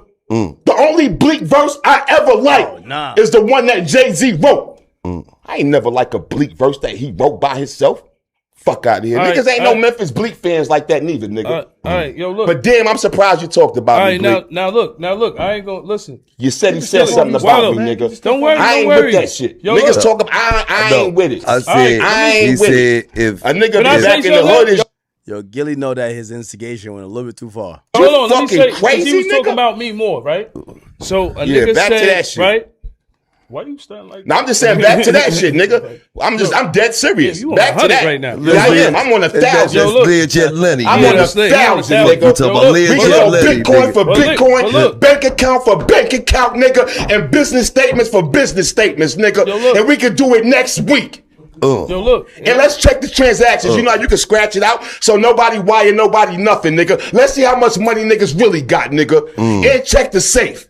Because we got the safe money too. I got a safe in the crib. And I just took my kids first class flights on Disney. We was in Disney World, nigga. I do shit with the kids, nigga. You heard? It was me and 2 of the homies and 13 kids, nigga. Oh, we do shit with the kids, nigga. All right, Merc, could I get And my daughter be in college next year. Pardon me, I'm turned up. And the kids is in swimming school, nigga. Yo, I kind of like these guys trying to go band for band. Memphis Bleak and Uncle Murder going band for band. I'll sign up for that.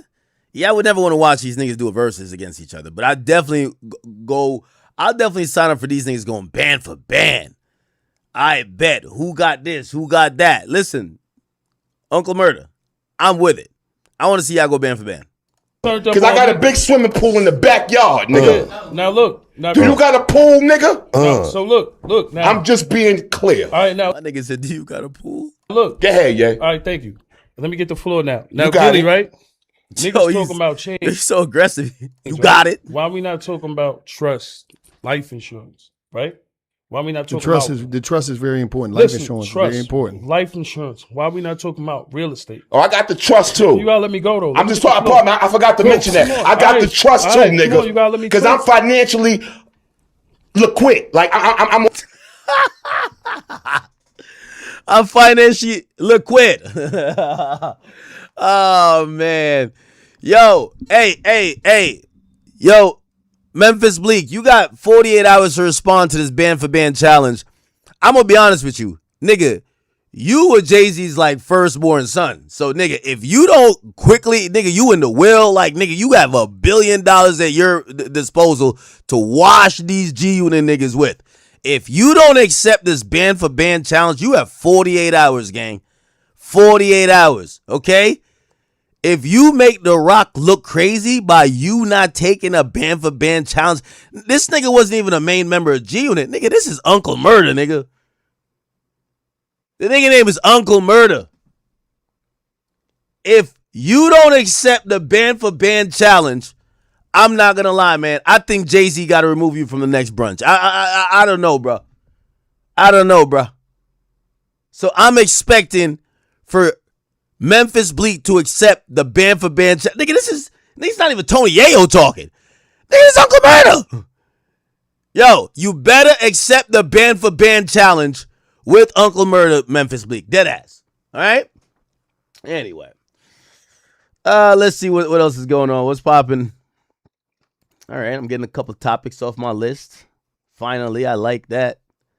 Like that. I want to go into the David update. Let's get into the David update right quick. So David today, big news coming down is that the judge has ruled that David will stand trial. Now, remember I told you that David wasn't at trial yet. He was going through a preliminary hearing. The preliminary hearing is what determines if you're going to go to trial. The judge makes the ultimate determination. Difference, I keep pointing out these things. Difference between a preliminary hearing and usually what we see with the grand jury, a grand jury secret. Preliminary hearing is usually in open court. But at least you get your defense lawyer there to kind of at least like throw some scud missiles to try to say, oh, that's your probable cause? Nah, here's the reason why that looks that way. And maybe you could sway a judge to say, nah, that's not enough. Like that probable cause isn't strong enough to go to court or go to trial.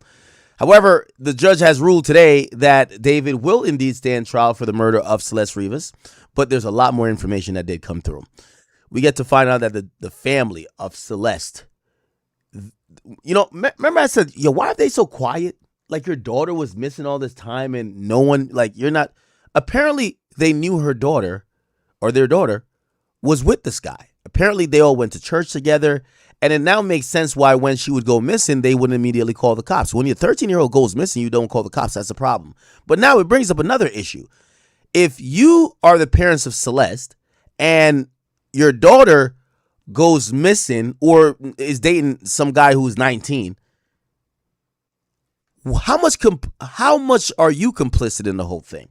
Now, it kind of makes sense where, like, at first, it didn't feel like his parents were like, I want to, like, you know, no disrespect. I want to see the video of his parents crying, of her parents crying, like, oh my God, my beautiful baby girl, I can't believe whatever happens to her. And we need to get justice. They were really quiet. And we're starting to realize, and by the way, they also retain an attorney, but that's not too out of the ordinary because usually victims, like even Nolan Wells' family, they have an attorney. That's Ben Crump. But when we got to find out, we're like, why are they so quiet when their child has gone missing? We're getting to realize maybe they should be at fault a little bit too. Okay? If you hand your 13-year-old over to a 19-year-old or you know that they're dating and you look the other way, maybe for financial benefits, maybe for other things, maybe because he's a superstar or whatever, what blame do you get? And we're getting to find out that they were well aware of the relationship. Both parents of David and also Celeste, they were all aware of the relationship. They should have known it was inappropriate. And if anything, they did group activities with both of them together. Like, for example, going to church. Celeste's parents would go to church with their daughter and they would allow David to come. So it's clear that they knew that they were dating their daughter. Anyway, let me go into this. And by the way, also, they exposed the text messages that came out right before her death. And apparently these text messages were really intense. Now, I'm going to play a longer video. Obviously, we're going to get Trap Lord in here and he could break it down a little bit more. But apparently Celeste, even though at a young age, she was really jealous. And she was jealous of another girl that he was also like frequenting and hanging around. Her name was like Asia or something of the sort. And what would happen is that she would send really these crash out messages saying, hey, listen, y'all cut your dick off. I'll fucking kill you if you keep like entertaining this chick. And she was really jealous. She would threaten to destroy his career. You know what? She'd be like, hey, listen, y'all, I'll fuck this all up. So it kind of shows she was cognizant that the overarching thing is that what they were doing wasn't really legal, right? It's not even wasn't really legal. It wasn't legal at all. But she knew how to use it against him. And the prosecutors have presented this as motive to say not only maybe looming pregnancy concerns, but also her constantly threatening to ruin his career or ruin his life. That may have been the thing that got him to snap and kill her. All right. Also, the attorney spoke, but let me get to Trap Lord Ross, who's going to break this down a little bit better. Here we go. He's been in court. By the way, I want to say thank you to Trap Lord Ross. He's taken some of our advice. I said he should do disclaimers, and he is hold on. Yeah, he's done disclaimers, and he's going to keep doing disclaimers. Okay, cool. Here we go. Well, you say it was bad. What? All right, folks. So I'm here once again out. Celeste had shared that was played in court. Obviously, it's completely against the guidelines. I simply told you guys everything that I heard in the courtroom. I dumbed it down. I was careful about what I said. I didn't say anything outrageous or offensive or completely graphic, anything like that. I just let you guys know what was said in court, and I'm just so disappointed that YouTube has made that decision. Okay, so YouTube gave him a strike or something like that Because here's the thing: when you're talking about sensitive subjects, these automated bots and flags, they don't know if like you're trying to encourage people to get into inappropriate relationships. They don't know if you're trying to like hype it up. But yeah, they gave him a strike, and now he does a disclaimer. This is a disclaimer. Public and raise awareness of the. Here we go. Before I show you today's courthouse video, I need to tell you something so YouTube doesn't punish me. I categorically condemn David's actions and all predatory behavior involving children or adults. This video is educational, documentary, scientific, and artistic content. More specifically, authoritative reporting on a true crime case from a journalistic context. I've personally attended the David preliminary hearings as an accredited reporter, and I'm here to tell you the facts of the case. I'm doing this to inform and protect the public and raise awareness of the tactics and methods used by predators. This video includes no content that violates the advertiser or community guidelines on YouTube, and the purpose of this video is to add context and condemnation to a story in the public interest and to protect the public. I will be reporting basic factual information that I've personally observed while attending the court proceedings as a professional journalist. While this video contains multiple points of view, including the defense attorney's arguments, I hold... Did ChatGPT write this wrong? This is a pretty professional, disclaimer. Wholeheartedly condemn David, his actions, and the actions of any groomer or predator. I'm obliged by YouTube's rules to tell you that you should not imitate the actions of David, and this statement represents a clear and informative discouragement against imitating dangerous or harmful behavior. This video doesn't include any illegal material, instructions on how to carry out a crime, any footage of a criminal or victim while a crime is being committed, and this video categorically does not intend to glorify the crimes or criminals being discussed. I hope that's understood. Now here's the video. Okay, it's official. David just lost in court. He lost, he took the L. He will be facing all of these charges. He will be facing a trial. He is going to be arraigned at the end of August, and he will then have to make an official plea on these charges, because what I'm hearing, the grand jury didn't charge him. That's why we had this probable cause hearing. 5-day preliminary hearing in the end. It was absolutely intense. It was a lot. Okay, it was. And yes, they did he has to stand accountable for all the charges. So there's several, I forgot all of them, but there was no charge. They were like, nah, not that one. All of them. So he basically got, it was a sweep. Was actually a lot in the end. A lot went down. 5 days worth of testimony, witnesses, back-to-back witnesses, and he got cooked. He lost, all right? Now, I've got all of my notes here. I'm going to be really careful about what I say to you guys. By the way, also, it's unrealistic that he was going to win anything on a probable cause hearing. So, I think he had to prepare that he's going to go to trial eventually. Patreon on my free family lawyer for the civil suit. So I'll have probably uploaded that video for what I say. But I do think that, to be honest, I will friends with Asia. Mental, all right? Here we go. Here's the stuff. The day before Celeste was allegedly murdered, Celeste messaged David, said, but can you tell me why you want to be friends with Asia? Mental, all right? David replied, basically saying she was a friend of his, and she apparently replied. We didn't see what David's response regarding Asia was. We didn't see that. We just saw Celeste basically being very jealous, admittedly. She was clearly a jealous lover. You shouldn't be in love with a child that's she got the maturity of a 14-year-old because she was a 14-year-old, all right? It's not really a surprise there. But basically, she then followed up and said, bro, just jump into her. There's no need for friendship. Keep her as an acquaintance like Lane Cooperstein or Rob Morganroth. So Asia, Lane, and Rob all came up in a back-to-back triple combo, which I could not believe. It was like the Avengers of despicable people who have acted like they had nothing to do with this. Well, Celeste knew who all three of you were. And she knew about your friendships. She said, just bump into her. Just bump into Asia. No need for friendships. Just keep her as an acquaintance like Lane or Rob. Are you kidding me? What are you talking about? What on earth? So after that, we basically saw Celeste follow that up by saying, and you're really saying you'd end our friendship just to be friends with her, talking about Asia, over me.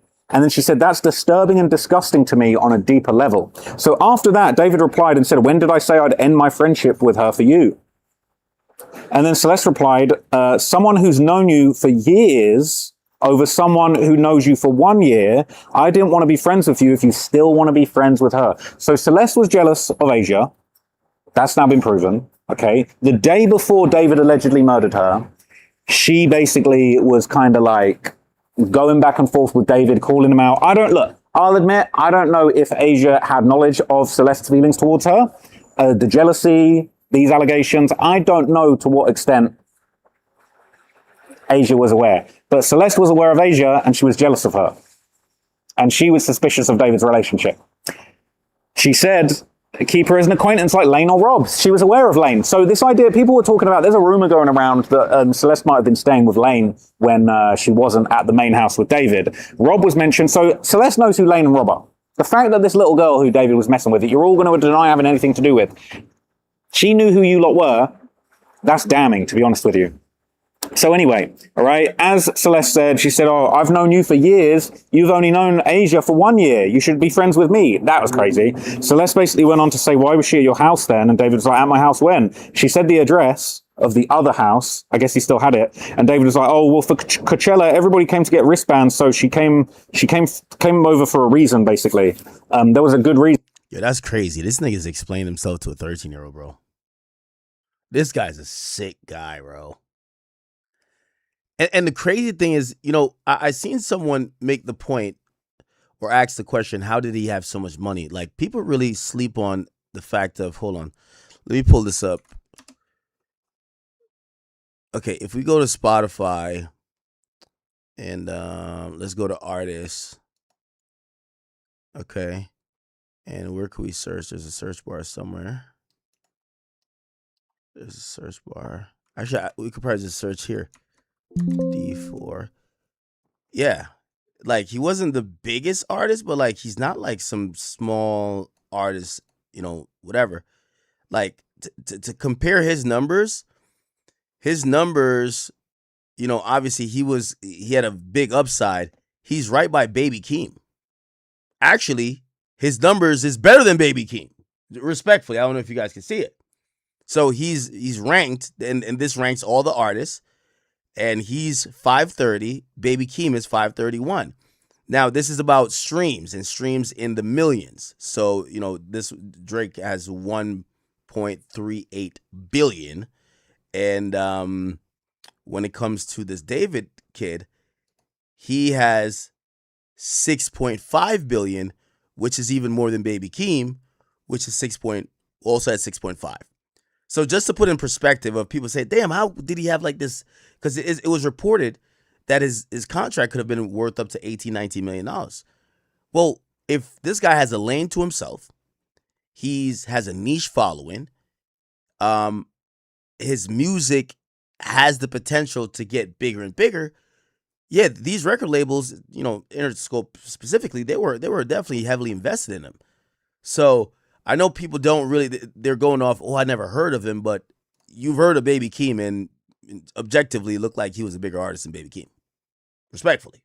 By streams. Not saying overall, by streams. Which that's what record labels care about a lot.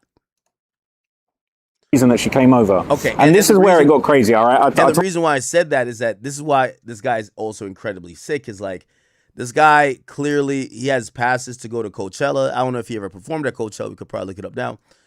But you know, Coachella has all the baddest bitches that are in their 20s. Like, my nigga, why are you caring about a 13-year-old, bro? Okay. Did David ever perform at Coachella? And the answer, yes, he performed there in April 2025. Wow.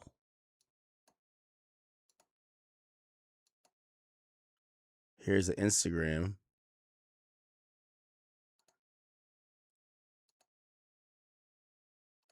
Oh, wow, look. Suppose he went viral. He tried to do a backflip and fell? Ooh. Oh, never mind, he didn't fall.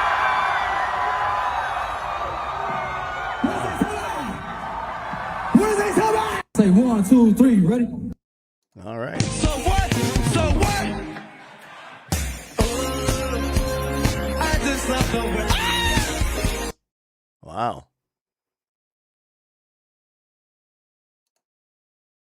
Interesting. talked about this in a short earlier, but Celeste then threatened to kill David. I'll keep it real. Look, it's bad, it's damning, but that's what happened. So Celeste basically said, oh my effing God, I swear to God, I will kill you. She was in my seat. I think she's talking about maybe seeing Asia like sat in the seat of the Tesla that Celeste usually sits in, or perhaps maybe there's a seat in the house that's usually reserved for Celeste that Asia was in, but she was jealous. She said, I will kill you. I will strangle you and tell my dad so many lies and do so much damage to you and end your career. That's crazy, okay? Doesn't mean she deserves to die. This is a 13-year-old wilding out. How many 13-year-olds have said, I'm going to kill you before? This is a kid. So I don't care. A lot of people are now saying, oh my God, she threatened to kill him, self-defense. Nonsense. Ain't no self-defense. This was a kid. This is a kid that was just wilding out, talking rubbish, talking nonsense. Doesn't matter. Not self-defense, but obviously it was bad. But really that just says to me the lengths that David had actually pushed this minor to. She was so frustrated with him that she was talking about she wanted to kill him. So she went on to basically say, she posted at your house, you weirdo. And then on the day of the murder, they continued talking to each other. They talked about seeing each other. He sent an Uber. David said to her, are you coming at 9 or is it too early or late for you? Celeste said, I said I can go whenever. David basically leaned forward and stared at the screen. While these messages were going on, David was locked in. Now, after that, Celeste said, what you mean, leave at 9 or get there at 9? David said, leave at 9. Celeste said, actually, yeah, or I can be in Riverside for it too if you want. She went on to say, by the way, is it chill if you get the Uber for me at 8:30? I'll be back in Lake Elsinore. It's hard to get Ubers there. And then later on, David said, so get it to your house or down the street or something. And Celeste said, let me check. She sent him an address that I won't read to you. And she basically, David went on to say, why do I have to show you everything I get? And Celeste said, because you had because she didn't say this. I don't want to say it. I've got to be careful what I say. But she basically, to the effect said, he said, why do I have to show you everything I get? And Celeste said, basically, because you made me, I was expecting because of you at a certain point. All right. So after that, now this was... So that kind of confirms that he did get her pregnant.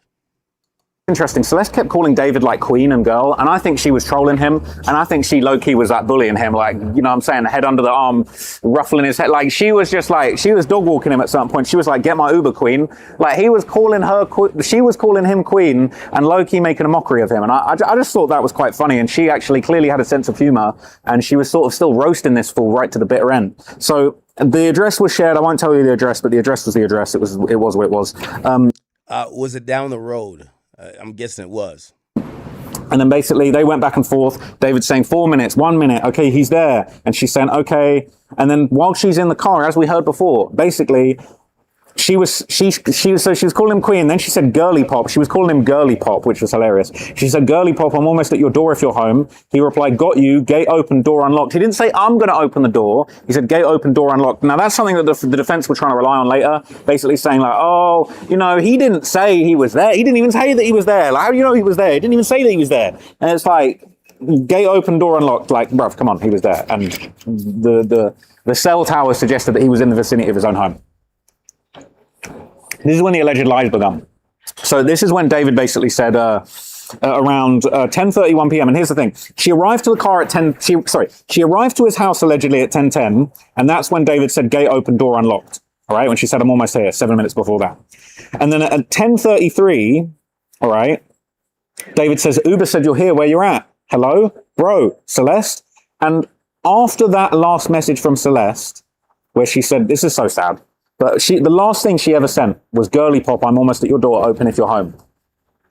She never sends a message ever again in history. The girl she never ever sends any message. That's the last message she ever sent in her whole life. All right. And you want to believe that because David's going, where are you at? Hello, bro, Celeste, where you at? And then she apparently this is like 10:33, 10:36. And then there's no messages from Celeste ever after 11 p.m. And then basically, David then messages her at like 10:30, says, bro, blocking me? Hello? Bro, I'm going to call you, bro. You're scaring me. He was lying. So, allegedly. So then it sounded like he had killed her already, but he was trying to kind of stage the messages that, oh no, maybe she left and she was mad. And I was trying to get up with her, but I don't know where she went. 11:41, he's saying, dude, what the F? Where are you, please? And then he never texts her ever again. She never sends a text ever again after that. It's over with at this point. It's completely over with at this point. So basically, the detective made it clear he reviewed the Uber records. The victim did arrive at the property at 10:10 p.m. And then at 11:30 p.m., and bear in mind, he's texting while this is going on, but 11:30 p.m., his cell phone and his Tesla begin moving north towards Santa Barbara. So, interestingly enough, okay, they revealed something that we already knew, but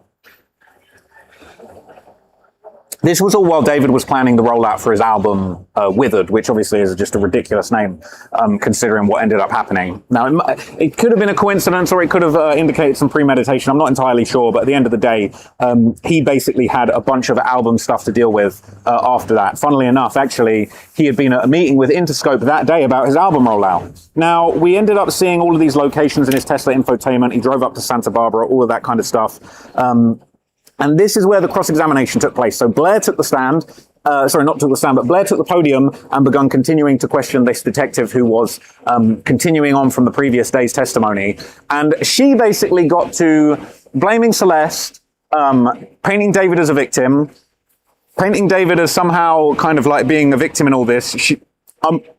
I'm going to get to it, but she painted out David to be such a bitch, and that David was basically like a victim in all this, and like he did what he's supposed to do kind of vibe that she was giving, and blame the family. So the first thing that Blair Burke said was basically the first contact with David and Celeste on iMessage was August 2020, right? So that was confirmed. She said that was online text messaging, right? When did they first meet in person? They said they first met in person in November 2023, right? They said first communication with Celeste. What was the first message? So apparently the first message, or within the first couple of messages that David and Celeste actually shared, Celeste asked David his age, and apparently he said 18. Now this is what's crazy, okay? And I would say that Beth Silverman looked a little bit flustered and a little bit like, just a little bit pissed off at this line, just this general line of questioning. I was pissed off too, because I feel like the line that you could see the avenues they were going down, and it was not pretty, it was not cool. So after that, all right, basically, there was kind of a back and forth, and Beth objected and said, these are like random iMessages. These aren't the extraction from Cellbrite. And then Blair was basically telling the detective, didn't you review these messages? And he was like, oh, I can't really remember. I've reviewed so many messages. He could only remember the ones that the prosecution had put in front of him. For a moment, it almost looked a little bit like, oh, okay, this is going to be a W in his favor. But then it's like the detective kind of was just locked in and started answering the questions. And it was like, cool. These are iMessage from David's. Look, these are the Cellbrite.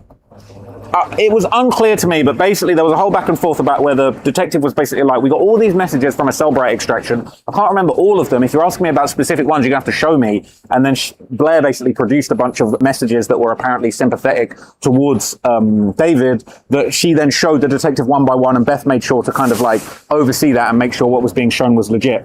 But anyway, once we moved on to that, okay, they said in the first message between David and Celeste, where Celeste asked David his age, they said David told Celeste he was 17. And the detective was like, well, I don't remember. He might have. They said, well, you admitted Friday that when they first spoke, he was 17. So the first thing they were going for was like this thing that like he was a minor too. I'm going to lean up against this. I think it'll be more comfortable. You want to just jump in there? Thank you. So like this idea that like, oh, he was a minor too, that was sort of how they were framing it to begin with, to say when they first spoke, he was 17 too. After that, they basically talked about their birthdays. They kind of went back and forth about all the details. They identified David's birthday. It was weird. I don't know if this was a mistake, but I'm pretty sure they said David's birthday was March the 5th, 2005. And I thought I read on Google it was March the 28th. Maybe Google's wrong. I'm more inclined to believe his lawyer, or maybe she misspoke. But anyway, they said, fair to say, out of hundreds of messages you reviewed, you focused on their ages, right? Because when the previous testimony was being given, we constantly heard Beth Silverman pausing and saying, and just remind us, how old was Celeste and David during these messages? And it was always, she's 13, he's 18, over and over and over and over and over again, okay? So from there, basically they said you looked at tens, hundreds, thousands of messages, hundreds of thousands of messages, and you focused in what was said. So they said on the first message they ever spoke, David told Celeste he was 17, and what did Celeste reply? And this was a bit of a bombshell. David said he was 17, Celeste said, I'm 16. Now, Beth objected to that. There was a little bit of tension. Blair had to rephrase the same question, but she got the same answer, yes. Okay. So when they first spoke, admittedly, all right, and this worked in David's favor, David was 17 and Celeste had said she was 16. Now, they claimed that over the... So they're going with the angle of she, and they're probably going with this angle trying to make it not look so... like such a depraved crime. So they're like, well, she told him she was around the same age as him. And also they had to go back to when they first met, because now you then put his age under 18, right? So now he's like, oh, well, he was a minor, she's a minor, you know? The course of 2022-2023, Celeste actually changed her story and told David that she was 18. Now, after that, okay, Blair would introduce various messages that actually came from the 22nd of April, 2025, the day before the alleged murder. So basically, she kind of established when they first started talking, they were both minors. All right, fine.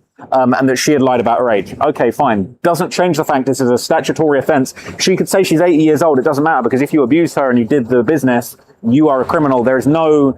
I thought that it doesn't need malice or intent from what I understand for these charges. But anyway, from there, okay, Blair Burke would introduce a bunch of messages that were apparently sent either basically the day before they ended up meeting up.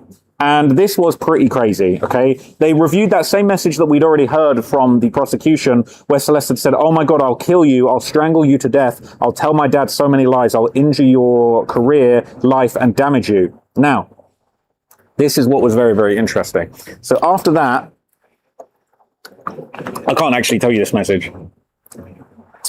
She said, I will straight up mutilate something of David's that's very sensitive. That's all I'm going to say. So basically, David replied, he said, you've turned this into a bigger thing than this conversation. And now, I'm not going to lie to you, it wasn't really even brought attention to, but that sentence was very ominous to me, and I felt like that was the message where he decided to kill her. That's just my opinion, right, allegedly. But David replied when she said she would mutilate part of him, David said, you've turned this into a bigger thing than this conversation. What bigger thing? What? Murder? Violence? I think that's when he decided, but you guys be the judge of that. And obviously the jury will really be the judge of that, as well as the judge. But anyway, I digress. David says, this is how it goes with you. You have to find out after the fact that you do not listen to me. That didn't really make sense to me. But anyway, Celeste replied, said, nah, I don't even play like that. I'll dead go to Val's door on some crazy shit, knocking and crying. Now, anyway, I'll just move on from there, okay? You can do your own research. And then Blair basically went on to say there were 1,200 messages that were sent between Celeste and David on the 2 days before the murder. David basically said, why do you think...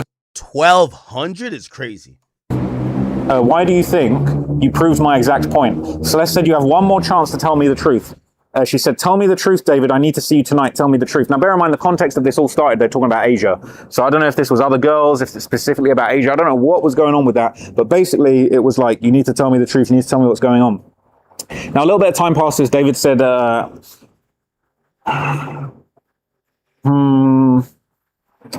So, okay, David said, how are you going to feel distant? How are you going to say you feel distant? You pushed me away from the start of the year. Celeste said, if I see you and Asia hanging out, I'll make an anonymous account leaking all of the stuff I have on you. Again. So it was kind of crossing over into blackmail a bit. Now, granted, obviously, there's just so much wrong. We're not also condoning that either, right? Like, you know, a chick blackmailing you, but again, you shouldn't even be dating her, right? Like, you know, obviously if I'm talking about blackmail, I'm talking about if you're dating an actual woman who is not underage.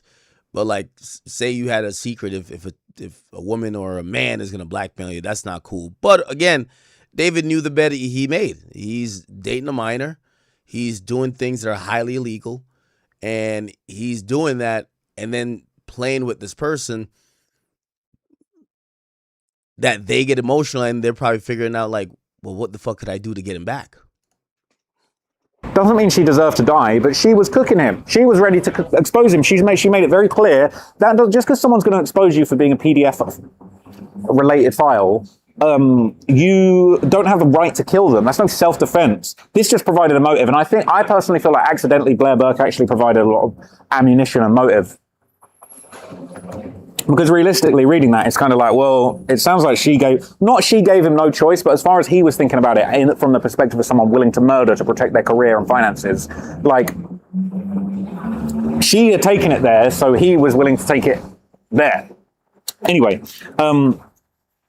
Celeste continued threatening him. It was crazy. She said, I still don't think it was fully premeditated. I'll give you my theory. And remember, my theory is just thinking about just like, this is crime. I get it. She's underage and we want to be sensitive. That's my disclaimer. But if you had planned to kill her, why invite her to your house? You know, at some point she's going to be missing and they're going to go search your house. Hear what I'm trying to say. why not kill her somewhere else? You know what I'm saying? Or maybe he thought he could have enough privacy in his house. Also, I don't know, the wounds that she got that I believe is the fatal wounds, which is the cuts and the stabs.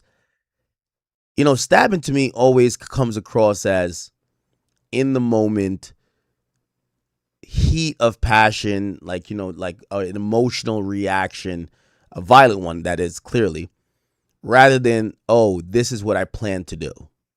Do you get what I'm saying? So I'm thinking they're beefing, they're arguing. She comes over, you know, she's probably a little slick with the mouth pause, and she's probably saying, yo, listen, I'm going to ruin you. Your career is done. You're not going on tour. You're not selling another album. They're going to call you a creep. You're fucking da-da-da. And I'm pretty sure they get into it, and somehow it gets there. But I could be wrong too, because even then, if you're arguing with your girl, like, who thinks about going to get a knife to stab him? That's weird. So I don't know. Maybe it is premeditated. So I don't want to rule that out, but I was thinking that maybe it wasn't. But nothing of this situation makes sense. And I have all the old numbers from my phone printed out, including your mum, so I can contact her if anything. Oh, no, sorry. I can contact her anytime, lol. David said, okay, with a laughing emoji. And then she went on to say, I also have somebody's fiance on my phone, so I could text her. It will spread to your work girl. I don't know who that was. Well, I heard the name. It wasn't a name I'd ever heard before. I'm not going to say whom, but yeah. So Celeste said she had spread to your work girl. So really it sounds like she had connections and phone numbers and contacts to the people involved in his career. So basically, apparently, there were threats constantly back and forth. Blair basically said there were hundreds and thousands of texts between them, a lot of threats, a whole bunch of Celeste basically making threats. And Blair basically pointed out of the hundreds and the thousands of texts, did Celeste ever say specifically about participating in a criminal prosecution? And the detective admitted she never talked about testifying or taking it to the cops. She just talked about taking it public. Now, we found out at the end when the judge made the ruling, that doesn't freaking matter. Doesn't matter. Doesn't have to be taken to the cops. It can just be, I'm going to expose you. That was enough for the special circumstances. The cops would have liked her to be a witness, but it doesn't mean that they needed an investigation or for her to willingly be saying, I'm going to testify. Okay, so part of the special circumstances is like witness tampering. Obviously, you killed the witness, you know, but they're looking at that for if they were going to prosecute him on child sex charges, she would have been a potential witness, and he ended up killing her, so that's why he called those charges. And the judge is saying, yeah, even if she didn't specifically say she was going to go to the cops, clearly her saying she wanted to go public, she was down to be a witness. In this upcoming trial that hasn't happened yet, okay? So that didn't help. That was one of the many straws they can continue to clutch at. So after that, basically, like, Blair said, just reiterated, like, she threatened to kill him, to call his mom, to leak stuff, threaten him, but she never once mentioned going to the police. Now, the last threat apparently came. I don't think it was a threat, but anyway, David has said, I know you ended the... David basically said, I know you ended the friendship like 10 times. And then David said, when are you coming to mine? Are you going to want food? I'm going to be hungry at the end of the day. She says, sure, what kind, girl? So she's still roasting him, calling him girl and shit, which is quite funny. She's like, yeah, what time, girl? What kind, girl? What kind of food? And David said, In-N-Out, and she said, K. And they tried to present this like, look, he wouldn't murder her. He offered her In-N-Out. You couldn't possibly give someone an In-N-Out to, entice them into a sense of security and then murder them. Surely not, right? That was absurd. Like, the idea that, like, look, come on, man. Like, if I'm going to go and catch a body, as long as I buy someone In-N-Out beforehand, I guess that's just fine. That's just fair play, is it? That was ridiculous. But from there, Blair basically went on to say, this is where she started putting the blame on the family. And I really didn't like this. And to be honest, this made me think, oh, okay. So that message that was going around yesterday that was supposedly from a neighbor, that probably had been leaked out there with coordination from the defense, because suddenly a lot of things in that neighbor's message matched up with things that Blair was saying that nobody should have known about. And I'm still skeptical. A lot of people are going to be coming out of this hearing saying, oh, see, the family knew, the family were in on it. I still think what they said about the family was very flimsy, and I'm going to tell you why here. I'll tell you what they said, and then I'll tell you why I think it's BS. Blair basically asked the detectives, David was known to Celeste's family, right? He said, yeah.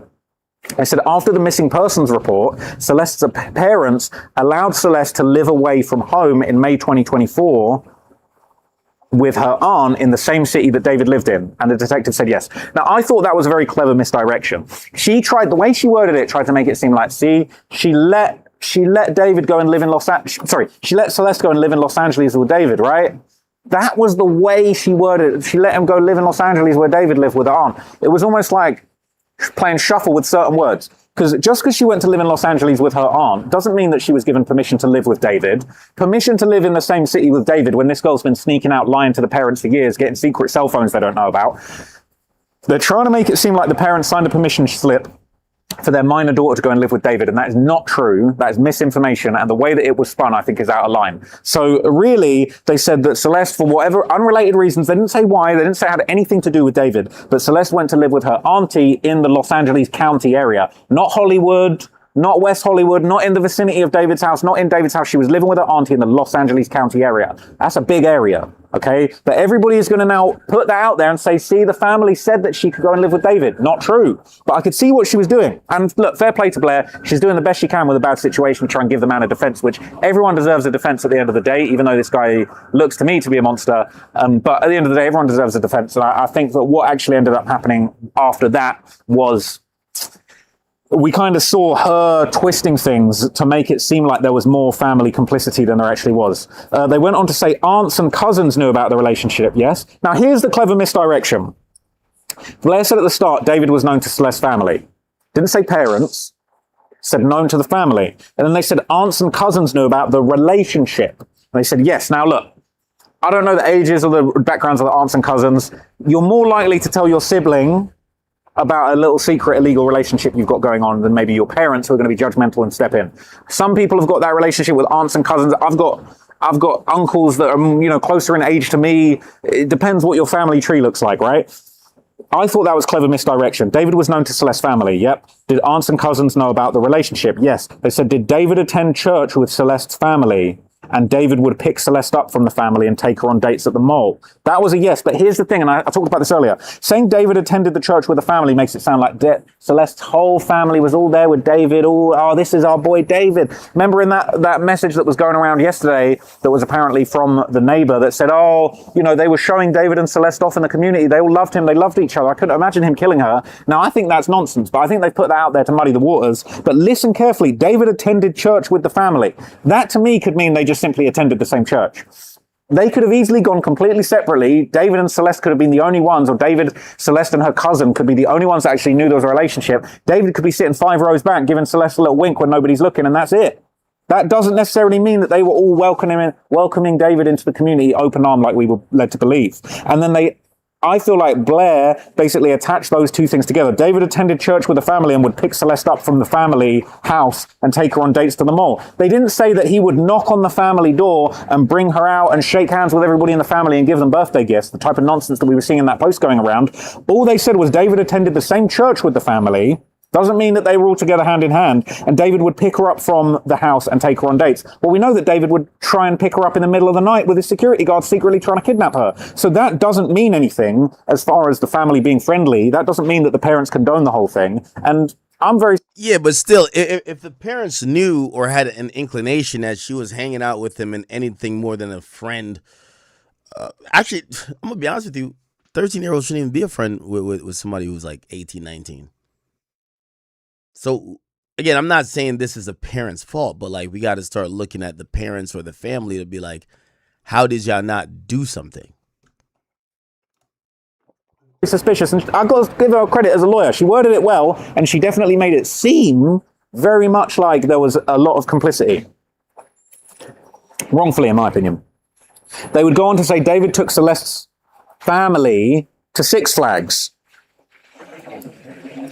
family makes it sound like the whole mum, dad, cousins, brothers, sisters, everybody was at Six Flags. As far as I'm aware, it was just a sister. It was just her sister, right? And you might have your little secrets with your sister. Your sister might know about your secret older boyfriend. Maybe not your parents, maybe not your older aunties, your older higher level guardians. But again, she kept saying, oh, the family knew. And then she would focus on like one relationship. Oh, David took Celeste's family members of Celeste to Six Flags, right? Whoa, what, just the sister? And then they said the Vegas trip. Celeste's adult sister was aware of the relationship, right? And that adult sister went to Vegas with them. And then basically the detective interjected and said, well, accompanied them to Vegas, went with them isn't right. She went in a different car at a different time. She stayed elsewhere in a different hotel.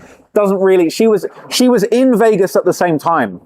That doesn't even necessarily mean that, you know, it said that they had apparently met up in Las Vegas. That could have been one or two times that they met up, and that could have been a sister that kind of was knowing a little bit about the relationship, keeping it hush hush. But the idea is like the family were all aware, they're all going on a big family vacation to Vegas. The way she presented it was genius, but I saw through it. From there, okay, they said Celeste's school friends know about it, right? And they said yes, but again, they were both posting pictures on social media. David had all these secret clandestine pictures of like Celeste's arm in the picture. Of course the school friends knew, the teacher knew. This was like I don't want to say like an open secret, but like word had got out, and that doesn't mean that everybody was complicit and played it. There was clearly a lot of deceit going on, especially on David's behalf, but also partly Celeste was deceiving people too. Arguably she had been deceived by David as well. But that did definitely make me wonder to what extent like is, you know, to what extent is, like, are they kind of reframing a lot of this stuff to try and make it seem like something it wasn't? I'm not convinced just because there was just because they put a lot of emphasis on notarized, all right? Do your research into that. But they were kind of, that was like supposed to be like this smoking gun. But the reality is that could have been forged. It could have been genuine, but they could have been lied to about the boyfriend's age. They could have said, oh yeah, my boyfriend's family's rich. He wants to go on this family trip to London and he's only 16. She could have said, oh yeah, he's getting his parents to sign a notary form as well for permission. Easily, all types of lies could have been told. So I really don't think that it was fair to characterize the parents like that. And the parents were in court for this to be read. So the parents but as far as I'm aware, they don't. Right? So the parents, you know, listen, at some point we got to require parents to be parents. You can't just be signing shit. You got to be up in your daughter or your son's business. Speak English, so they might not have understood it as it happened. But anyway, after that, they said they went through social media searches. They identified pictures of Celeste and David online. They basically kind of like, Blair tried to make this point that like, oh, there were images that were basically shared publicly by David and Celeste. So it wasn't this big secret. Like they were out there publicly. People knew that they were together. And it was kind of a bit flimsy, but they also said, oh, there was pictures of them online from Discord. They were gaming a lot. They were gamers. That's how they met. They met gaming, all this kind of thing. And again, like, I just feel like it was, I feel like they thought it was going to be more compelling than it was. From there, basically the detective said, look, I can't verify all the photos on social media. I can only verify the photos that like we've taken off of the, what's it called? Off of his own devices. Like the items that they had taken off of his devices were essentially like, you know, those were the things that they were relying on in court, and like all the stuff on social media, the stuff on Reddit, the stuff on Discord. The detective basically said, look, that's not stuff we can verify. We don't rely on that. So a lot of the stuff Blair was relying on didn't meet the standard of proof that a detective would actually want to basically put it out there. Now, after this, we would basically hear that apparently, and this was pretty damning, and now Blair's putting this out there as evidence in favor of David, but I don't think this helped him. If anything, this just threw everyone else under the bus. But she basically said to the detective, who confirmed that David's management team all went with David and Coachella, with David and Celeste. And I thought they said that Celeste went to Coachella, but I didn't think that that was true. So that was a little bit confusing to me. But obviously, we know that David's management team was at Coachella, and we saw a lot of pictures. I talked about the pictures the other day about how Josh Marshall had his kids at Coachella backstage with David. I see Josh Marshall and them doing a little privacy complaint on the video, right? We're way ahead of you. We already blurred everything out that was personal to you guys, right? You don't have any right to have your video of you guys flexing your watches and laughing about the situation to be private. You guys are public figures and you put that out on Ziv Tamir's page. But anyway, we'll deal with that separately, all right? Those guys are absolute losers, all right? But anyway, from there, okay, we ended up hearing, this was crazy. I'm not going to say the name, but They mentioned somebody in the industry by name. I wrote the name down. All right, I wrote your name down.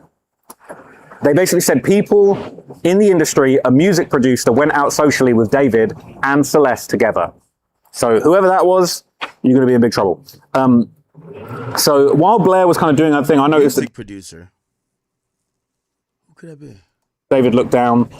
They brought up the Fonda Theatre, and again, they tried to bring up all this damning stuff that doesn't look good for David, but like as if it was in his defense. So they basically said, oh, well, Celeste sat in between David's family, his siblings at the Fonda Theatre with his management team. Everybody knew, everybody accepted their relationship. It was kind of like, bruh, this isn't helping. This is just throwing everybody else under the bus, and it really, cool. If you want to just cook a bunch of other people along with him, that's cool, but like, I'm not really sure that that's really going to help you too much. So, interestingly, one of the craziest things that came up is they actually said that Blair basically said that Celeste, and there was proof that Celeste had previously committed domestic violence against David. A tiny little 13-year-old had apparently committed domestic violence against David. And now Beth objected to this, and Blair said it shows a lack of malice, planning, and laying in wait, references to prior domestic violence.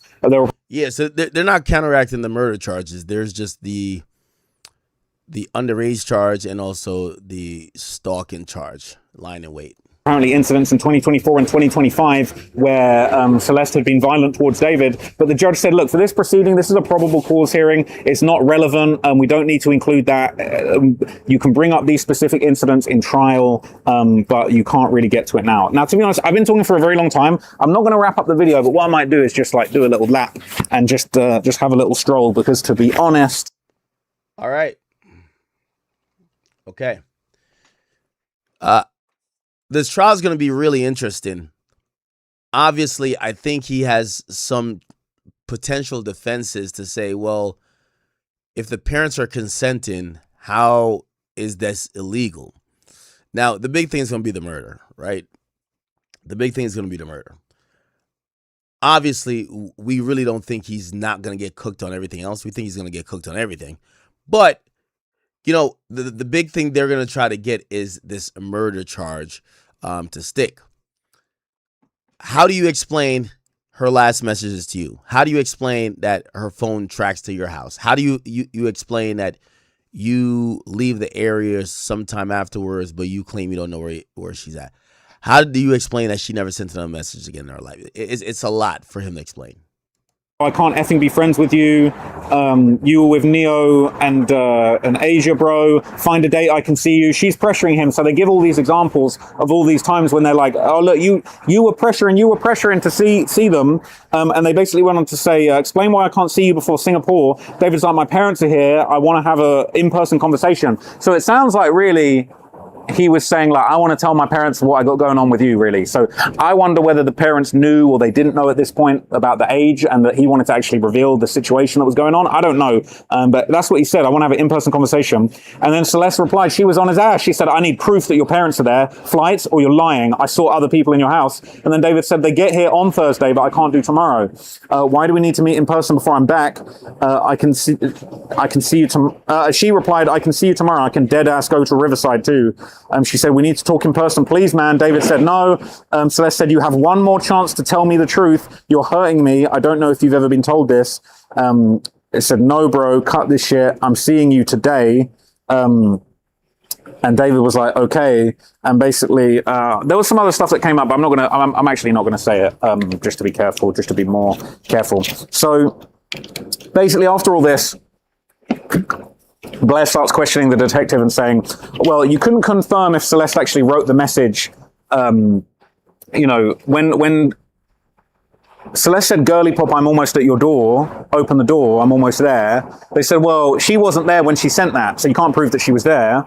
And they said, oh, you can't prove that David was in his address, in his home. And the detective's like, well, we could triangulate his phone to his address. And they were like, yeah, but you couldn't tell if he was inside or outside, right? Like, that was some gotcha. And they was like, yeah, well, I mean, that's the address. Like, that's where the car was. That's where, like, she was ultimately found. Like, that's basically, it is what it is. So after that, They basically went back and forth. She was sort of saying, oh, you can't prove that he was in the property. They said he was playing a VR video game with 2 other people right before she arrived. And they were trying to use that as a way to say, oh, you know, there was no lying in wait. It was just, they was playing VR and she came over. He wasn't lying in wait. He stopped playing the game and went and spoke to her. Or not. Like, who knows what happened? You can't prove that he ever even spoke. He wasn't even in. Okay. All right. I think that's enough. We'll see how this goes at trial. Traplo Ross, thank you for your amazing reporting. And also, obviously, we have Lauren Collins. She's also in court as well. We'll be using her recaps as well. So we'll see what's going to happen. But if you're asking me, our official prediction is that he will be found guilty of first-degree murder. All right? In another case that's kind of like interesting, Nolan Wells. This is the kid who went missing after going to a remote island with his friends. They all came back without him. They don't know what's happened afterwards, and he found washed up ashore, and he was dead afterwards. Okay, it's been speculated if he was killed, if he ended up just being, just drowning. And so far, the official word from all the teens that were with him, they're like, no, he said he wanted to stay back to go hang with a girl. We left him. And, people say, well, why did he leave his phone with you? Why did he leave his keys with you? And we don't really have full answers for that, even though there's some preliminary answers. Like, supposedly there's no service there, so some people usually leave their phones behind. But even then, you're staying behind. Wow, it makes no sense. Anyway, there's some new audio that's being released, and apparently this is a 911 call after these guys. So they're on this boat, and apparently the boat has started to malfunction. So they eventually have to kind of like ditch the boat or kind of like get the boat back to the dock as quickly as they could. In the 911 call, because they did call for help, people feel like they hear something that could be a background, happening of maybe him getting, either murdered or him being unconscious, and people admit it. Check this out. The question, is there a person, a living individual on the boat? Yes, there's lots of people breathing on the boat. A new audio recording from the Nolan Wells case captures the chaos on the water the day the 18-year-old disappeared off Mississippi's Horn Island. And now we're hearing the frantic distress call. The United Cajun Navy is also firing back at attorney Ben Crump over a major claim. And also there's this decision by prosecutors to keep a key piece of evidence under wraps for now that is telling a lot about where this investigation may go. I'm going to break down every new development in this story. Welcome to Sidebar, presented by Law and Crime. I'm Jesse Weber. Okay, we're back with a lot more that has happened since we last updated you on the case of Nolan Wells. I think the last time we updated you was when the results of that independent autopsy were released, which, by the way, came out. They couldn't rule out foul play, so it leaves Nolan's family still demanding answers. There's still, of course, the state medical examination and the toxicology reports and what will come of that. But now what do we have? We have new audio that has been released by the Mississippi Department of Marine Resources, and it is giving us a glimpse into some of the chaos that was occurring on the water on that fateful July 4th day. One of the first pieces of audio that we're hearing from that day captures what appears to be the frantic moments as a boat that Nolan had potentially been on that day that was connected to this group began taking on water. And we've got the full call. We're going to unpack it for you. But first, just listen to this. Hey, we're at the west tip of Horn, and our bilge pump stopped working. We're sinking. Can y'all please come? Yes. How far is the water coming up, sir? It's coming up. We're just sinking. I don't know. Like we're going down. So that's what I've been talking about. That is the sound of what appears to be panic as the boat was taking on water. But there is one thing that we're trying to figure out. Where was Nolan Wells? Where was Nolan Wells when that was happening? Yeah. Was he on the boat? Was he already off the island? We don't know. It's one of the many gaps that we're still trying to piece together in the timeline. He's supposed to be off the boat because they claim he said he was going to go talk to a girl. And what we're hearing is just one piece of this overarching puzzle. Nolan's friends are talking now. We're going to tell you what they said in these interviews. The United Cajun Navy, that was part of the search efforts for Nolan, they are firing back at attorney Ben Crump, who's representing Nolan Wells' family right now. They are disputing a key detail and making a shocking claim about what they've actually discussed, or rather, what they haven't discussed. The DA, the district attorney, is planning a move that's going to change when we'll get a look at the results of the state's autopsy. So a lot is happening. I want to get into it all. But first, let me just make sure everybody's on the same page with this if you haven't been following the case from the beginning. So we're talking about 18-year-old Nolan Wells. He was from Ocean Spring, Mississippi. He was a college student, football player. On the 4th of July, he went with a group of friends to Horn Island. It's a barrier island off the Mississippi coast. It's really isolated. There's no like commercial developments or anything like that. Going there to celebrate. At some point, he disappeared. He was reported missing that night. A massive search was launched. And then 2 days later, on July 6th, his body was found on the island. But what happened to him? That remains the central question. That remains a question that nobody, at least publicly, can seem to answer or has answered.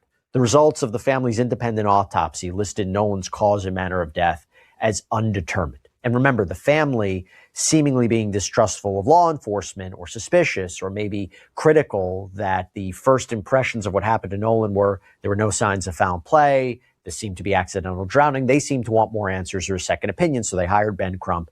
They ordered an independent autopsy. And this pathologist found that pieces of Nolan's body, we're talking portions of his neck, throat, had been removed by the state medical examiner, because the state medical examiner... That's normal, though. ...examiner did the first autopsy. Again, we don't have the results. So it'd been removed by the state medical examiner before this second autopsy could be done. So this second pathologist couldn't determine whether there was, in fact, injury or trauma to the neck. And that leaves many questions still on the table. It raises a question. If the state ME is doing further testing of those components, can the state ME definitively conclude there was trauma, that this was drowning accidental or not? Maybe it's tough to say if it's accidental or not, given those watery conditions. And then there's that red discoloration in the back of the head, which we talked about last time. According to medical experts I spoke to, it could be from decomposition. It could be a blunt injury before death, because when I spoke with Dr. Nada Rutherford, she said that the body doesn't bruise like that after death. But let's start unpacking that. Okay, so he's giving like this real wind up that you could be caught up to speed. The independent autopsy cannot rule out that he got killed, but it also can't rule out that maybe he's just drowned. There was bruising on the back of the head, or not bruising, it was red. That is something to look into to see if maybe he hit his head or something like that. Similarly, other than the bruising, they're thinking that, or some people have incorrectly thought that because his throat or, some chest cavity stuff was removed, that means it's a cover-up. But no, it's kind of like par for the course. When they do autopsy, they might, they think he died for drowning, so they might cut out a portion of either his lung or throat to try to figure out how his airwaves, were probably operating before the fatal incident. Now, what we're now learning, what's new? So the Mississippi Department of Resources released a recording of a distress call made on July 4th from a boat near Horn Island, which we believe Nolan was on at some point during that day. We don't know for sure who made this call, but it does offer us a look into what was unfolding out there on the water that day, including the boat sinking, the kids panicking, and again, where is Nolan? Now, before I play this audio, just something to keep in mind. I first saw this from TMZ, Charles Laboutier, basically said that there's a conversation happening online that in this audio, in the background, you can possibly, arguably hear, is he dead? Nolan, oh my God. Very difficult to make out. I leave it to you. Let me just play this. I don't know if it's going to be part of a conversation, but here you go. Detail assistance, Vicky speaking. How can I help you? And is everybody on board in good health otherwise? Yeah, everybody's How many? All right. Do you need the United States Coast Guard? What? Do you need the United States Coast Guard? No, we do not need that. All right. All right. Do you have your current GPS coordinates? Let me go look. 46.72. Okay, my coordinates are 30 degrees by 14.684 north, and then west by 88 degrees by 46.79. All right, how many adults and children on board? No, there's no children. So, is there anybody on board? How many adults, sir? That was the question. Gotta jump in and pull the plug while you're going. Hello, sir? Hello.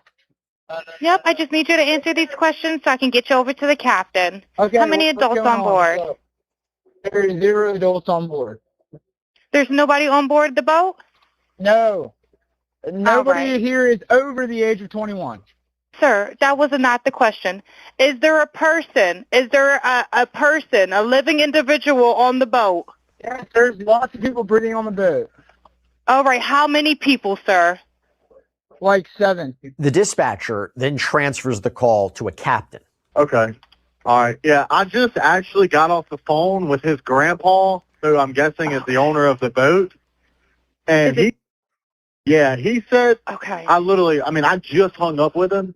He said that they don't need any help right now, but if something changes, he'll call me back. So I'm guessing that they may have figured it out, because that's what he said. So they're in a panic and their boat won't crank. Now, as I said before, we don't exactly know where Nolan was at this point. But according to reporting from WLOX, this distress call was made around 4 p.m. And according to the Jackson County Sheriff's Office and other accounts that we've heard, Nolan was apparently last seen around 3 p.m. So interesting. Yeah, that audio, I can't hear anything, Chad. How many adults, sir? And is everybody on board? I can't hear it, Chad. I can't hear it. In good health otherwise? Yeah, everybody's How on many? board. All right. Do you need the United States Coast? All right, I'll skip past it. Had eyes on him. But I want to talk about... Chad, by the way, I gotta go get some coffee, Chad. I ain't gonna lie. I don't know why I'm feeling tired. Goddamn. Let me get some coffee.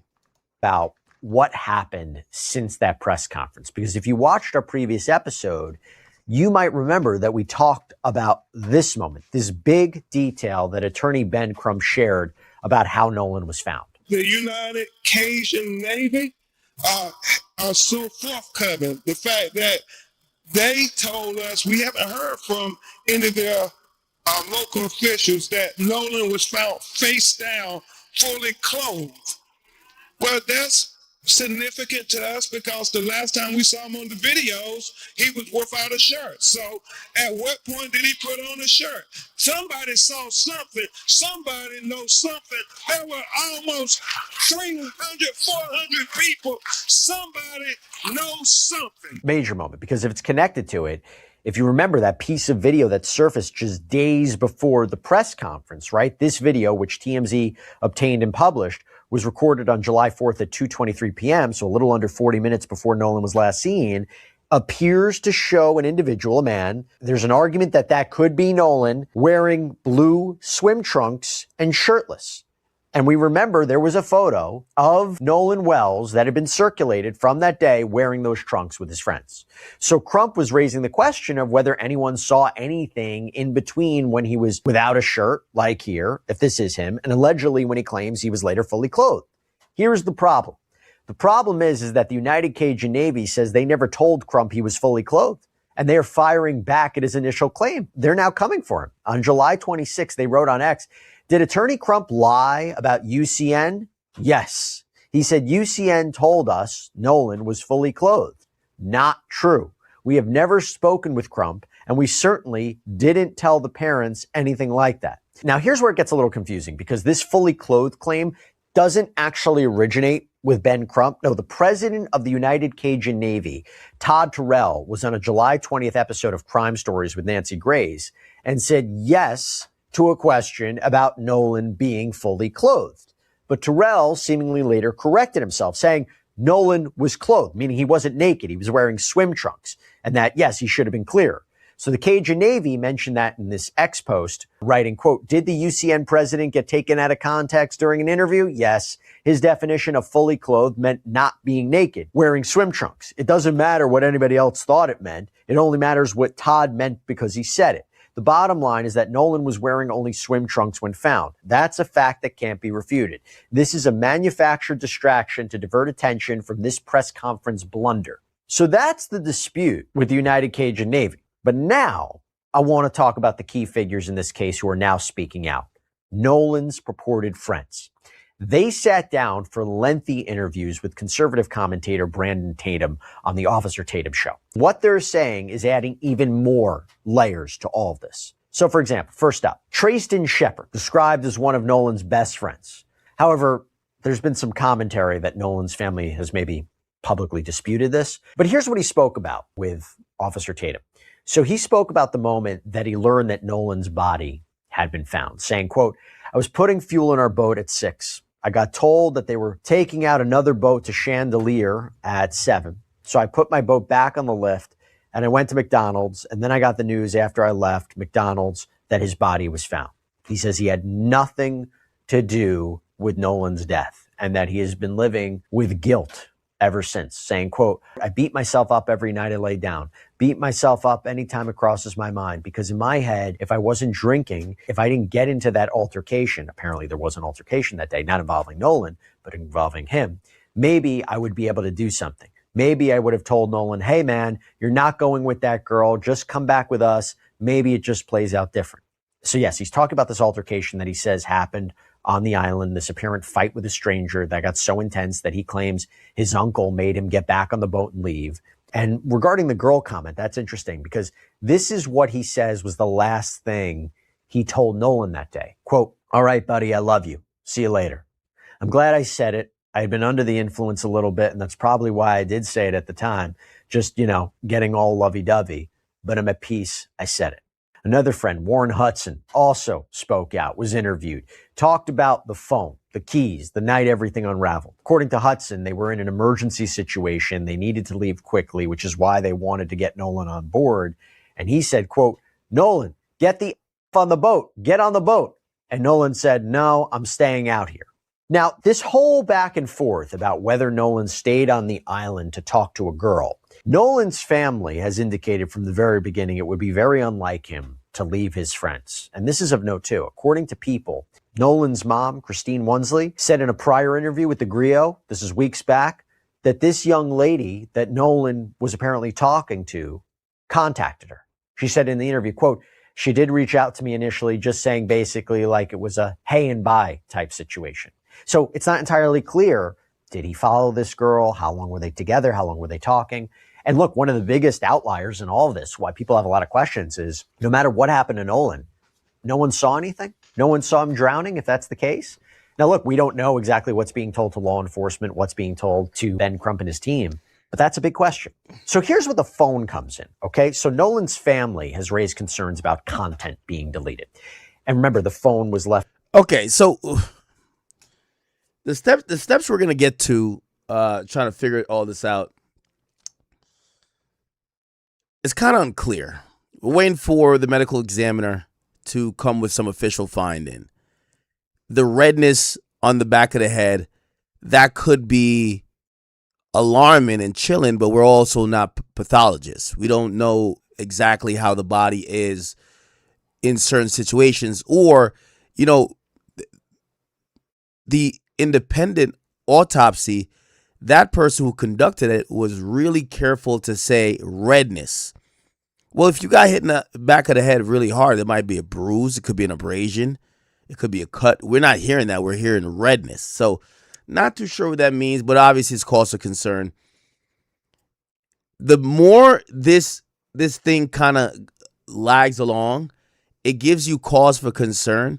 And I would hope that the, like law enforcement or whoever that's working to try to figure out if there was a crime committed here, they would act quicker than just kind of drag their feet, because with each moment that comes, that passes, and more things that come out that people have to decipher for themselves, is going to get to a point where people won't believe whatever the medical examiner or the cops say unless it agrees or aligns with what they say, what they already think.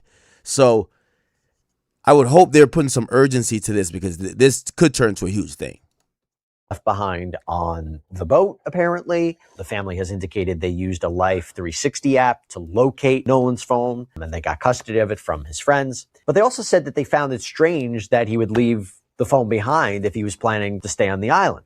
But Hudson said this, quote, "There was no reason for us to get on Nolan's phone. No one touched Nolan's phone. No one even was in contact with his phone until it was moved from the boat to the truck.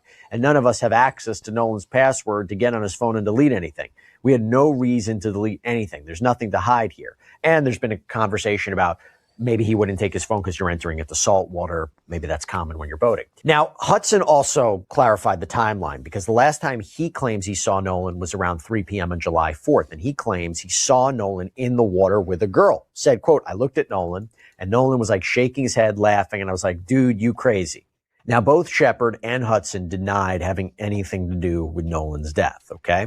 But now I want to talk about another update, major update that's impacting the investigation itself. Just last week, the DA, the district attorney, Angel Myers McElrath, made an announcement confirming the state's official autopsy report. It's being weighed. It won't be released to the public until a grand jury reviews it. That's significant. Grand jury being impaneled to determine if criminal charges are warranted. And the DA made this clear when speaking with... Wait. I missed that. Been confirming the state's official autopsy report. It's being weighed. It won't be released to the public until a grand jury reviews it. That's significant. Okay, so that's good. So there's going to be a grand jury that looks into this. Now, just like with the David case, the grand jury might be an investigative grand jury where maybe they have to subpoena a bunch of people because I don't know if this is just clearly, if the ME findings doesn't seem consistent with a homicide, what is a grand jury looking at? Significant. Grand jury being impaneled to determine if criminal charges are warranted. And the DA made this clear when speaking with WLOX, saying, quote, "Every death in the county, except those of natural causes and non-criminal car wrecks, is presented to your grand jury. Many people don't know that we have handled death investigations in this manner my entire career." She also said her office is handling the investigation the same way as all others, telling WLOX, "The pressure for answers does not change what the work requires. Our responsibility to Nolan and our community is to complete this investigation thoroughly and carefully without compromise, supported by the evidence and worthy of the confidence of the people we serve. Our restraint in communicating facts and evidence is not an effort to keep the truth from the public. It is an effort to protect the integrity of this investigation and the grand jury proceeding." And that would make sense because if you have information out there, will it affect other witnesses' accounts, witness testimony? Could they change the narrative at all? Could it affect potential grand jurors being impaneled? You want to keep everything as buttoned up as possible while this is an ongoing investigation. Now, she also addressed the flood of misinformation that has been swirling online, saying, quote, "If we sacrifice the integrity of the process in an effort to satisfy today's questions, we risk undermining confidence in tomorrow's answers." Here's the thing. DA says this is standard procedure. Nolan's family has been frustrated by the lack of transparency from the very beginning. They've called on local officials to be more forthcoming. They've made it clear they don't trust the investigation is being handled maybe properly. And as for when that grand jury will convene, the DA hasn't said. So for now, we're waiting to see what happens next. We've been on top of this from the very beginning. We will. Yeah, interesting. I'll play the audio again. I seen some breakdowns of the audio on Twitter where people said, no, if you isolate this and you pitch up this and you do that, you could hear the background noise. It's a 911 call. Here we go. Give me one. I'm trying to see if. Okay, here we go. This is the longer version. Yes. Are you on Horn Island? Yes. All right. Is the boat sinking or you have it aground? We were sinking, yes. Is it aground is the question? No, we're not aground. We are in 17 foot of water. We're in 31 foot of water. All right. Have to ask. What do you want to do? Do you want to be towed back? I want to get this boat unsank and towed back, yes. Do you need the United States Coast Guard? What? Do you need the United States Coast Guard? No, we do not need that. All right. He says he thinks about 7. I'm guessing they're all under 18. And I'm not trying to be rude. He wants you guys to go out there and unpump the boat and then tow it in. But that's all he can give me. Okay. All right. Yeah, I just actually got off the phone with his grandpa, who I'm guessing is the owner of the boat. And he said that, Jerry, yeah. He said, I just hung up with him. He said that they don't need any help right now, but if something changes, he'll call me back. So I'm guessing that they may have figured it out. Cause of course. How far is the water coming up, sir? Can you give me a description? Ankles? Hello? Hey. Yes, how far is the water coming up, sir? It's coming up. We're just sinking. I don't know. Like, we're going down now. Okay. Now there's an enhanced version. Here it is.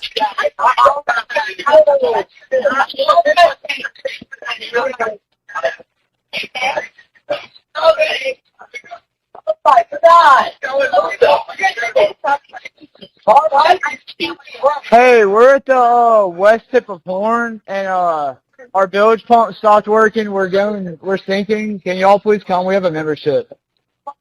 Shut up! Shut the fuck up!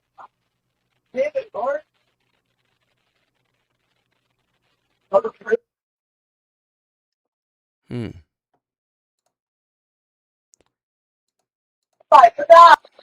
Tip of Horn. Hey, we're sinking. Please come. Shut up! Shut the fuck up! So they're saying that they think, oh, you killed him. He's what? So this is like 6 seconds in.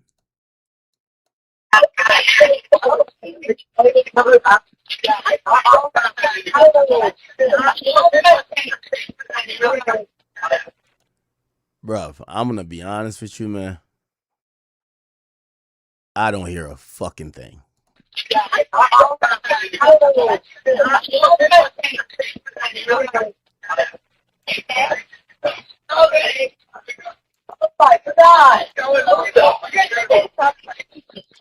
Yeah, I can't hear a thing. I can't hear a thing. Do y'all hear it?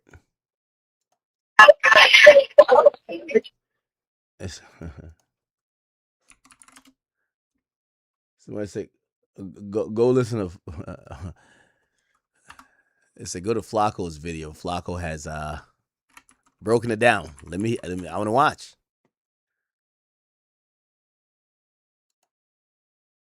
Here we go. One thing I like about Flacco, Flacco does his journalism where he gives you the answer. Like he don't just ask the questions. He tells you what he thinks, nigga, or he tells you what, you know. Here we go. This new evidence in his Nolan Wells murder is probably the biggest piece of confirmation that something really, really, really bad happened to Nolan. So Warren, who's one of Nolan Wells' supposed friends who rode out to Horn Island with him, he did an interview, and during this interview, he revealed something that kind of lines up everything else that we've heard since then. Now, what he says is a direct contradiction to everything they want us to believe about Nolan Wells. Nolan was sitting by the boat with that Katie girl, and my buddy yelled for Nolan, get on the boat. We're leaving. The boat's having issues. And like, no, he didn't say that, but he was panicking. Nolan, get the F on the boat. Get on the boat. And Nolan said, no, I'm staying out here. I'm going to ride in with somebody else. And it's not uncommon to hear, but it's not like my buddy asked him one time. My buddy asked Nolan multiple times to get on the boat. Nolan, get on the boat. Get on the boat. We're leaving. If you're coming, you got to come now. And Nolan made a decision to stay out on the island. It's not like we just left him there, or my friends just left him there. Nolan made a decision to stay on the island after my friends asked him multiple times and told him to get on the boat, and he decided to stay. And I heard the girl that he was with, Katie, had text somebody that she heard people yelling for Nolan to get on it. Is that true? And I have a picture of that. She texted my buddy, and the next day everybody was panicking and everybody's texting Katie, because she was obviously seen with Nolan the whole day at the island. Katie sent a message. Finally we know the girl's name, Katie.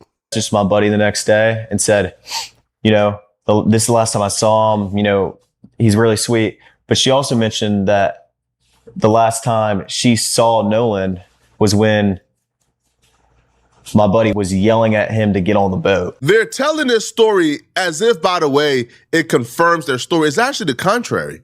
Now, he said this before the audio got released, and the audio is horrific. The audio confirms to me something really, really, really bad happened to Nolan. But he said this as if this is a confirmation and not a debunking or contrary to his story. if you're saying, hey, we left Nolan on an island, we don't know what happened to him. Yo, chat, that I went and got an espresso shot. That shit is working, chat. I was just feeling so tired. I'm like, fuck. I look up at the time. I'm like, 2 hours and 30 minutes. They're about to like throw me off the boat like Nolan. Nah, bad joke. I'm like, yo, chat about to kill me if I get off stream because I'm tired. I'm like, all right. So I got a little bit more energy. I might have to go up and make, it's a double shot espresso. I'm about to go do another one. And our proof of this is we see Nolan cradle up with Katie in his arms. It was a joke, nigga. God damn, look at y'all. Somebody said canceled. They got been canceled. And we was calling Nolan over to get on the boat, and Nolan said he's staying, and Katie can confirm this. And then Katie says, according to you guys, Katie confirmed to you guys the last time she seen Nolan was when y'all was calling him over. Well, she wouldn't say that if Nolan stayed. Wait. Run that again, Flacco. Guys, the last time she seen Nolan was when y'all was calling him over. Oh, okay. Okay. So look like, remember, he's staying for this girl, Katie, but she supposedly said how he stayed for me when the last time I seen him was when y'all was telling him to leave. That's a problem. Well, she wouldn't say that if Nolan stayed. We got to give my man Flacco a badge, man. Give my man Flacco a badge. Yo, Flacco solving murders. Yo, Flacco's solving everything, bro. I fuck with Flacco, man.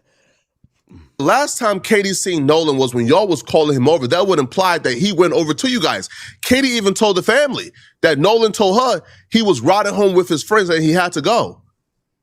I love y'all too. See, y'all get my humor, man. Y'all get my humor. It's a little ill time, but yeah, you know I love y'all. Very story confirms exactly what we suspected, which is Nolan went on that boat.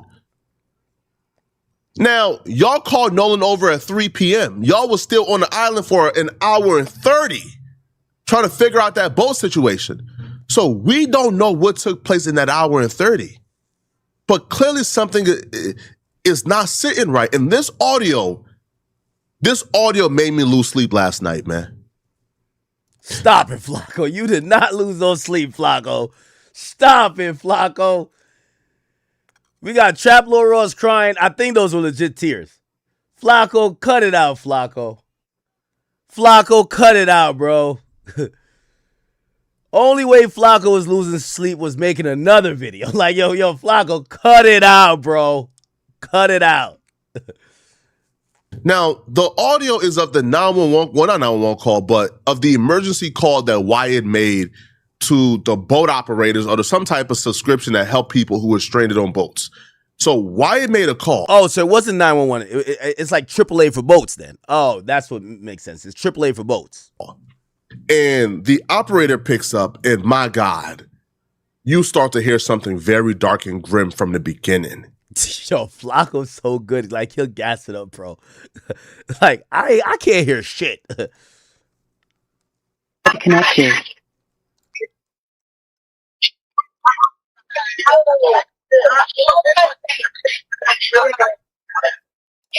Wait, what?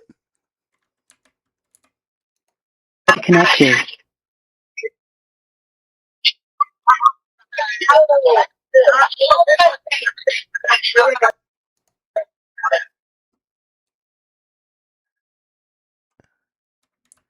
Yo, do niggas got like a little bit better ears, or I got that, you know what I mean, that new earwax in my shit? Pause.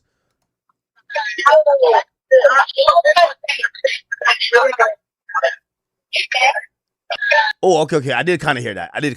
Yeah. I don't know if it says he's dead or it's dead.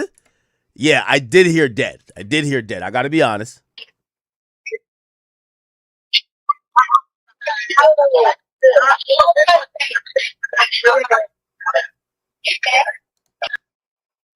Yeah, I feel like I heard that. I feel like I heard that, chat. Right? I feel like it's not clear, but I feel like that last he's dead or it's dead. It could be it's dead. Remember, they're panicking over the boat, so it kind of could make sense for them to be talking about the boat, right?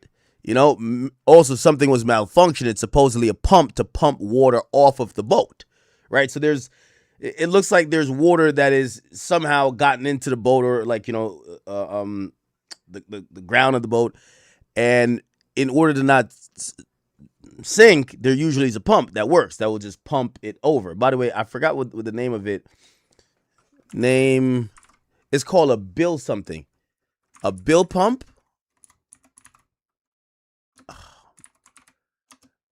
What is it called?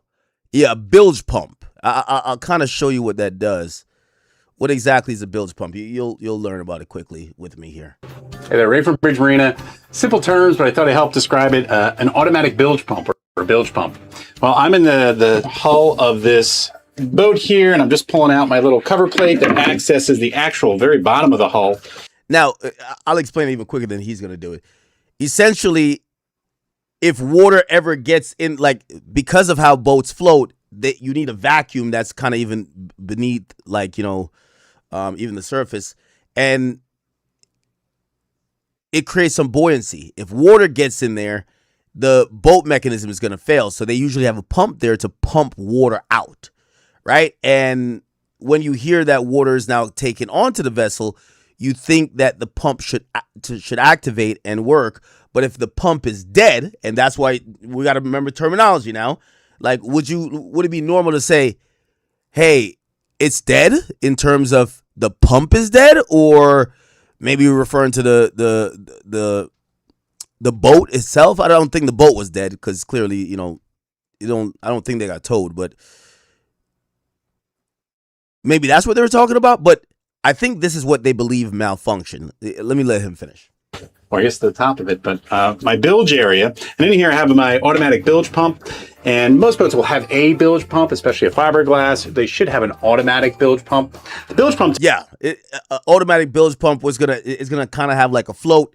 As soon as it detects water and it rises, the pump is gonna just activate and just pump the water out, right? Like it's again, I don't know too much about boats, but that makes sense if we're thinking about just modern technology, how boats work. Maybe a malfunction. You don't want a bunch of sinking boats. You have these pumps that at least it could give you some time that boat could get back to shore, or at least get back to safety. You get what I'm saying? So I believe this was the failing mechanism. Takes any water that's found in here and pumps it overboard. Somebody said W spin act. No, it's not a spin. It's not a spin.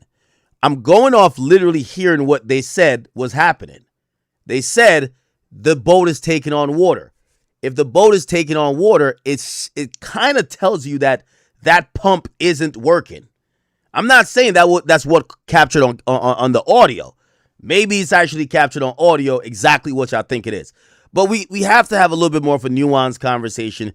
Bro, like, if you just want me to say, yo, nah, that's them saying, yo, throw his body overboard. Like, if that makes y'all feel better, cool. But, like, bro, this is the Academy over here, bro. We're going to at least think this through a little bit, bro. Okay? This is not like conspiracy theory 101.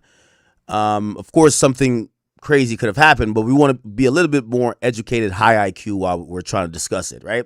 So just give me 30 more seconds. This will be done, and then we get back to Flacco video. If it were manual, you'd have to turn a switch on. This one is automatic, so that means it automatically will push the water out of here. And folks ask how that works. You can see this little piece right here. It's a float, and water builds up in the hull, and it lifts that float up. You can hear that it turns the motor on, and it pumps the water out from the hull, and then when the water drops down, the float falls down and turns off. So it's automatic in that I don't need to worry about it.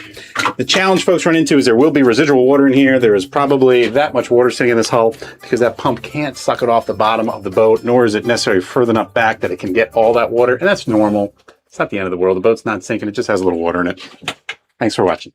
Okay. Hey there, Ray from Bridge Marina. All right. So now you understand why maybe this boat was malfunctioning. The pump probably wasn't working. Also, remember, as per the audio, they said we call the grandfather of the person with the boat, and they said, no, it's fine. It looks like this got to be a problem that they have seen before. If you're telling the assistants, right, like the assistants is saying, hey, y'all need us? Do we need to come out there? And be like, no, they'll be fine. Something tells me that the owner of the boat, who's like the father or grandfather of one of these kids, knows that, oh, okay, yeah, we've been having a problem with this pump. Nothing too crazy, but, you know, whatever. We don't need to be told, or it's not an emergency, right? Now, I'm not saying that means Nolan didn't get murdered, okay? Because I think there's some people who are watching me doing these updates, and they really, it's 1 or 0. They're really analog with this. They're like, well, it's either he completely got murdered or no. We're trying to explain things in a way that makes sense, that we could figure out a obvious conclusion, or the conclusion that makes sense, or at least we're thinking along the right path to figure out what happened. Okay, so that was probably the source of the malfunction. So we're going to put it in context with this video with the quote-unquote enhanced audio. They call the AAA of boats, and they basically say, hey, we're having some issues. Now, we hear some stuff in the background. I'm confirming that I hear something like dead, right? I hear something like dead. I'm not going to lie. However, I'm going to also open my mind to say that also could have meant they're talking about the pump or the boat. But they could be talking about Nolan as well, right? We're going to have to use more information to figure out what the hell they were talking about. That's all. Let's keep it going. Yeah.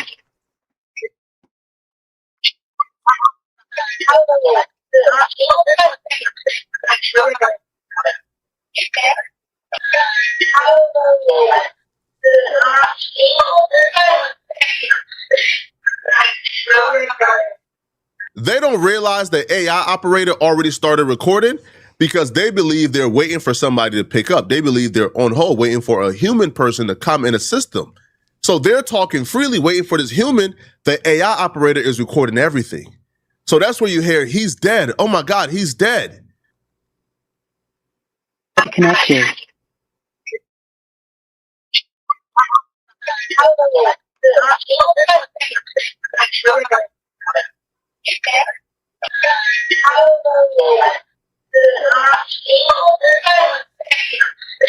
Now, chat, there's something here, and I don't want to explain this phenomenon. I don't know the name for it, so I'm going to sound like an amateur explaining it. You know, when we first heard the audio, this is how the brain works. When we first heard the audio, it sounded like a jumbled mess. The thing is, the brain is a very rational supercomputer. When you're told to look for something, even in chaos, and you're given it, the more, I don't know if it's happening to you, but it's happening to me. The more I listen to the audio, the clearer it becomes, because my mind is already saying, oh, I'm reading the transcript. The more I listen to it, oh, okay, of course it's saying that. It's like confirmation bias in a sense, if that makes any sense to you.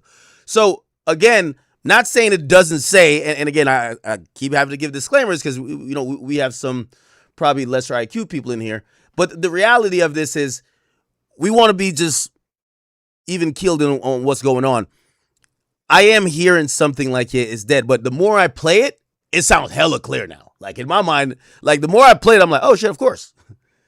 But you should realize that you're a little bit clouded by the fact that you have a caption and you're listening now for that. Waiting for a human person to come and assist them. So they're talking freely, waiting for this human. The AI operator is recording everything. So that's where you hear, he's dead. Oh my God, he's dead. Connected. Also, we should also be clear. I know we're hearing that, oh, this is panic and chaos. These are a bunch of kids, and unless y'all tell me these are trained killers, I don't even think, you think a girl is just like, oh, he dead? There's screaming going on. I would think. Oh shit. Oh my God, you killed. I would think it would be a little bit more hectic than that. This kind of seems like, it comes across to me like a boat problem. Like, they're not like freaking out like that's a dead body. Have y'all seen a dead body? Have y'all ever thought your friend killed somebody? Like, nobody screaming? I'm just adding a little nuance here. Like, if you think that that's the demeanor of people saying, oh, he's dead? Okay, these got to be killers then. This got to be killers, right? Like, oh, everybody's just chill. Oh, he dead? I bet. Cool. Say less. I know he dead. Cool. Fuck it. Yo, pass me a Coors Light. Huh? Like, I would imagine a little bit more his. And also, here's the thing. This he dead thing is like, nobody's trying to do nothing. It's like, we're just like, okay, you made sure he's dead? I don't know. Again.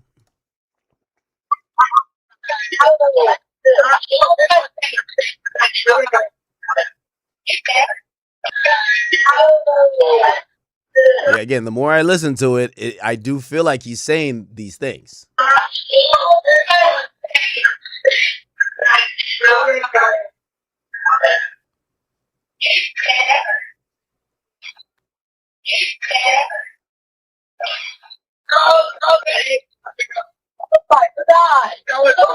Detail assistant, Vicky. Okay, hold on now. Okay.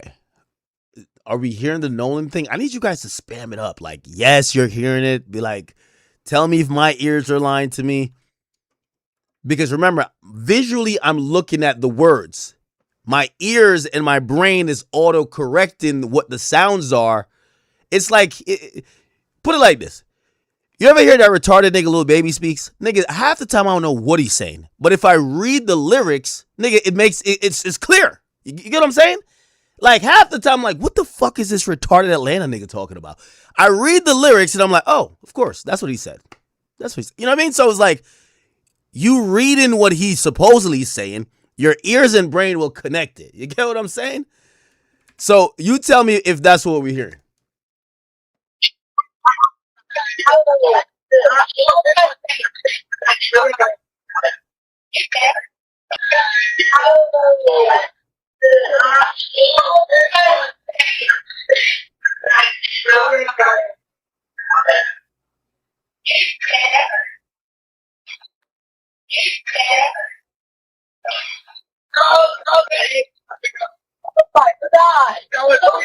Detail assistant, Vicky speaking.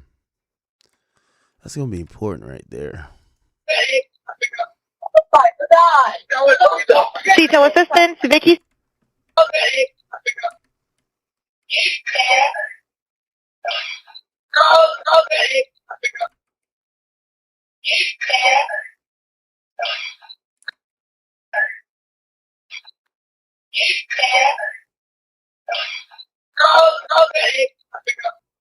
I don't know if that says no Nolan, but Detail assistant. Vicky speaking. How can I help you? Hey, they were not aware that was already being recorded. So they get to speaking freely. The operator picks up. Now everything changed. Now, this is where I think I deviate a little bit from. By the way, I love Flacco. You know, Flacco is really entertaining. And I think what he does is really good because, you know, he has his own lane of, it's kind of like he's going to lead you down a path. And I've seen him do it with a bunch of other stuff as well. I hope if he's ever like wrong, he'll double back and be like, you know, we got that one wrong. Otherwise, he's headed towards straight Alex Jonesville. I'm gonna be honest with you. Like this nigga solves the murder like first day. Like first day he solves the murder. And sometimes you can be wrong. So okay. All right. All right. I'm kind of flowing. I'm kind of following him though. Changes. Everything changes. So they're panicking. Oh, I was gonna say I deviate from his thinking because he says they're speaking freely. I mean, we kind of still hear background noise. He kind of makes it seem like this is a concerted effort. Like this is almost a stage thing. Like, oh no, I'm on the phone. Don't mention the murder. Stop. It kind of feels like everybody's just kind of doing their own thing, but I could be wrong. Oh my God, no. Hey, operator, everybody on mute. But they still let a couple things slip through. Now, what proceeds to follow is one of the strangest calls I've ever seen in life. This is one of the strangest calls I've ever witnessed in life. What? You've never seen anything stranger than this before. We're at the west tip of Horn, and our bilge pump stopped working. We're sinking. Can y'all please come? We have a membership. Okay. Maybe my job is to play a little bit counter to what Flacco is saying. And again, I'm not defending the white people. It's not about that. If you just said that they're saying, number one, the boat is acting up. Number two, the guy is dead. Be like, oh shit, is he dead? So I'm guessing the guy is somewhere close by being dead. Why do you call authorities or help to say, pull up here where the dead kid is? Listen, I know what y'all want it to be, but we got to use our brain. You don't call the cops and be like, yo, cops, could y'all come here? If y'all trying to cover up the murder, you don't be like, yo, hey, cops, hey, we're at 15 West Elm Street. Could you guys come over here? Like, our car won't start. Somebody said they canceled? All right. All right, of course. How far is the water coming up, sir? Can you give me... Ooh, hold on.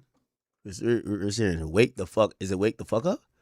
Our bilge pump stopped working. We're going. Oh, yeah. And just like I said, it's the bilge pump. So whoever that person is knows about boats. I'm guessing it's his pops or his grandpa who owns the boat, because he says and identifies the actual technical problem. Our bilge pump does not work, which means the boat is taking on some water that could compromise the buoyancy, all right? Let's hear what this other person says in the background. The west tip of Horn, and our bilge pump stopped working. We're sinking. Can y'all please come? We have a membership. Okay, we have a membership to this AAA thing. You guys fix our stuff or help us out. Our pump doesn't work. Help us now, right? All right, of course. How far is the water coming up, sir? Now, when I first heard this fully, without this caption, I never heard wake the fuck up. But even then, why would you, if y'all saying there's a dead guy there, you're shouting at the dead guy, wake the fuck up? But that could be true. Maybe you think he's unconscious and, they're trying to like, nigga, wake up type shit, whatever. What I heard when it was in regular speed, uninterrupted, no caption, I heard shut the fuck up. And I took that to be there is people talking and this guy's on the phone trying to get help. Shut the fuck up. That's what I heard. Okay? Now again, I think my brain is moving with a different type of frequency than many people's brains, because I'm not trying to make it something that I want it to be. I'm just trying to evaluate whatever it is. But I didn't hear wake the fuck up. I heard shut the fuck up. Am I wrong? Our bilge pump stopped working. We're sinking. Can y'all please come? We have a membership. All right, of course. How far is the water? Yes, it says shut up. He didn't say wake up. Let's play it uninterrupted here. You see, you hear people chirping. There's a lot of people talking in the background.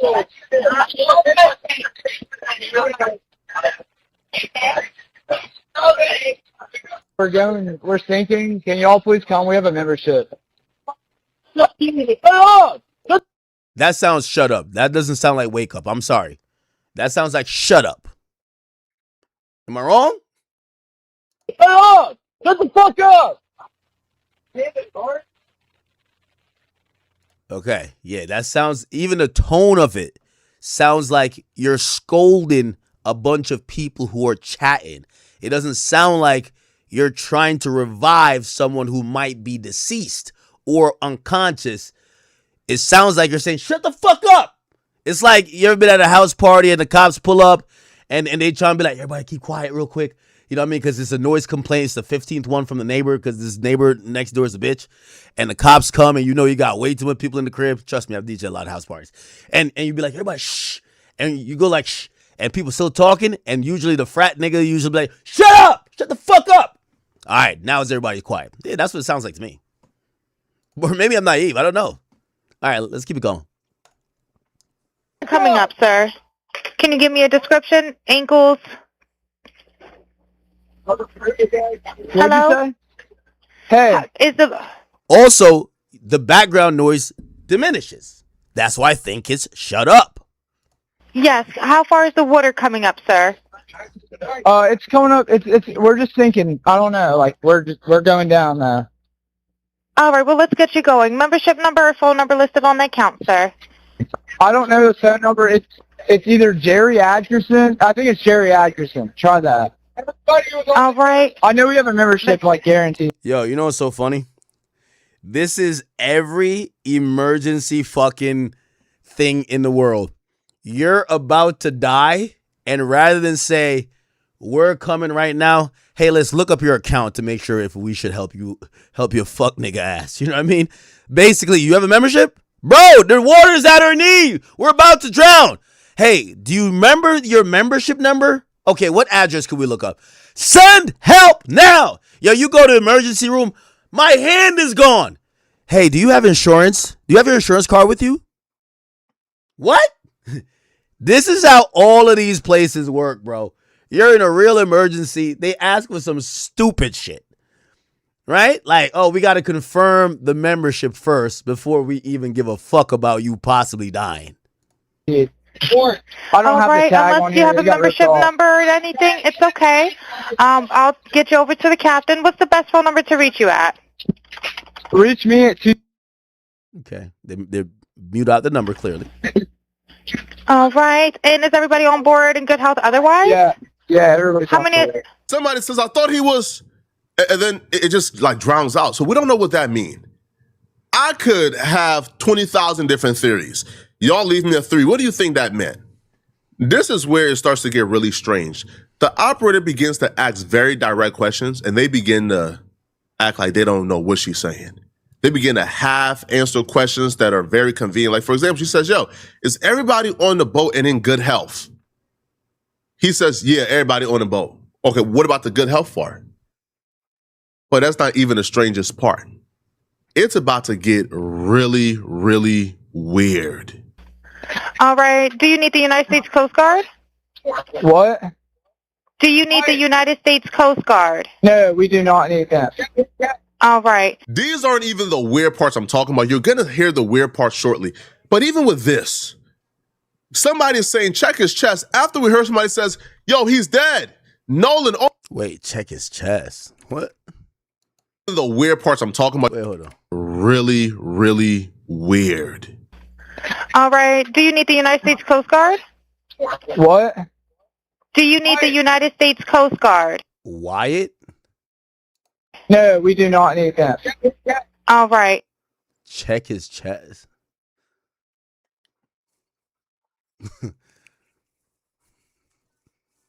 Okay. These aren't even the weird parts I'm talking about. You're going to hear the weird parts shortly. But even with this, somebody is saying, check his chest. After we heard somebody says, yo, he's dead. Nolan, oh my God, Nolan, check his chest. The lady says, y'all want the Coast Guard? No, absolutely. No. That was the most hard. No Coast Guard. Why don't you want the Coast Guard out? And you're about to hear, like, the people that they wanted to come out, they're unavailable. So then, okay, all right. I'm in conspiracy land at this point. Check his chest for what?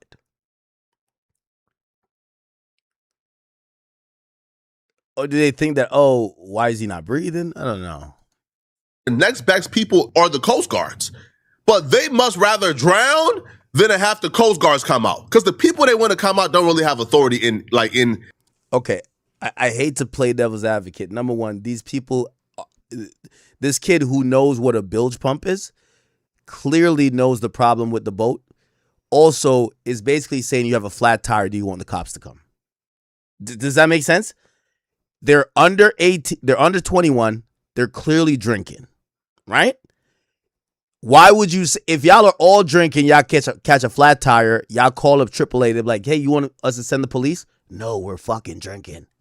No, don't send the cops. Just send the shit to fix our problem. That's it. These are kids. Like, they went to the island to all get drunk. So I'm using that brain, but again, there's going to be a portion of my audience that's going to look at it and be like, yo, you're just being naive. They clearly killed him. That's why they don't want you would, if you have a bilge pump problem, you wouldn't call the Coast Guard. Okay, I'm just being honest. If you have a problem with they clearly know about the boat that this one kid does, that he knows exactly what's wrong. You don't say, "Hey, my tire blew out. Send the cops."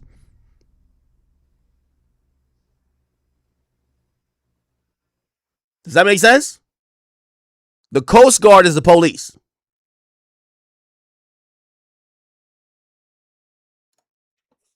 Like in anything. The Coast Guard is going to show up.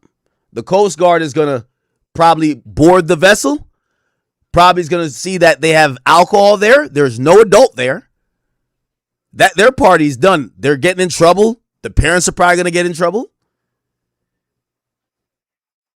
But if you want to think that, oh no, it's not because of that, you don't call the Coast Guard because somebody's dead on the boat. Why would you? If you have a body in the trunk of this fucking car and you blow your tire out, do you call AAA? No, you don't. You don't call AAA with a body in the trunk. Yeah, of course you don't call the cops either, but you don't call AAA. If y'all are saying, yo, check his chest, y'all don't be like, yo, don't call the cops, but call the guys to help us, like, fix the boat that we could take the body. So either way, to me, I'm like, it's hard for me to believe. The Coast Guards are damn near law enforcement. The Coast Guards will come out. The Coast Guards are law enforcement. And get to investigate and get to prowling around. No, why don't you want the Coast Guards out? If the people who are supposed to assist you. Somebody said, oh, we already solved this? Who said that? Thank you for the donation. Hold on, let me open this so that I could read it. Can't even come up. But at the end, you get to hear they called for no reason. Right? Because his grandfather would admit, hey, we don't need help anymore. Sorry.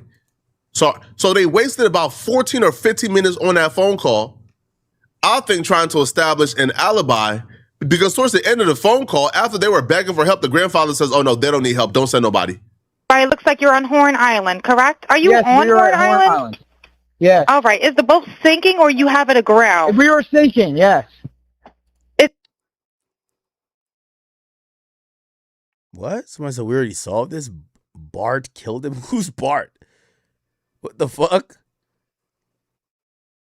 What? They say Tisa Tells have the best audio? I mean, sure. We could go watch that.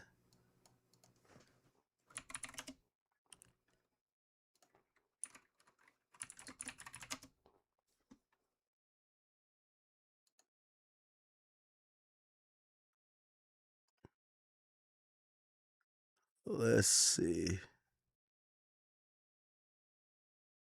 Damn, everybody's. Where's the audio?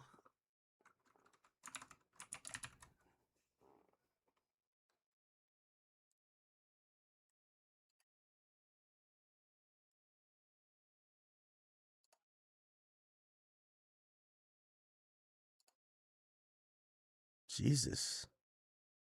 Is it this?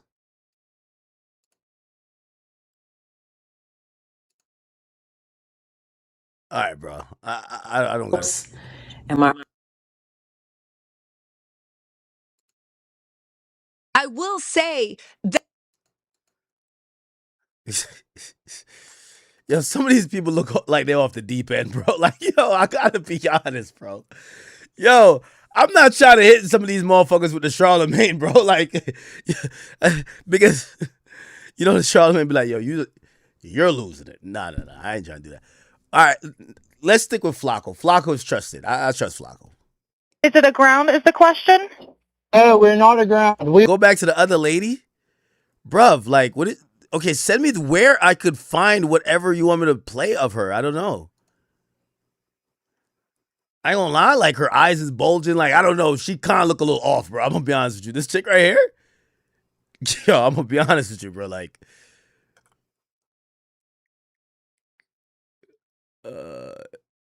where's the audio, bro?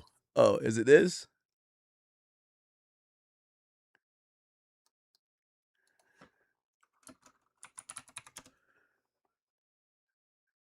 Expert cleaned up the what?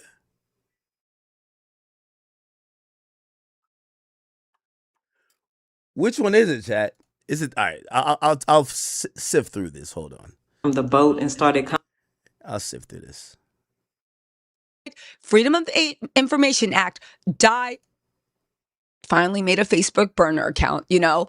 Also, for all y'all on Facebook, no idea how popular I was on Facebook. And my girlfriend was telling me how good the ad revenue. Oh, y'all, yep. All right, man. Too much chatting, man. Too much blood clot chatting, you know? All right.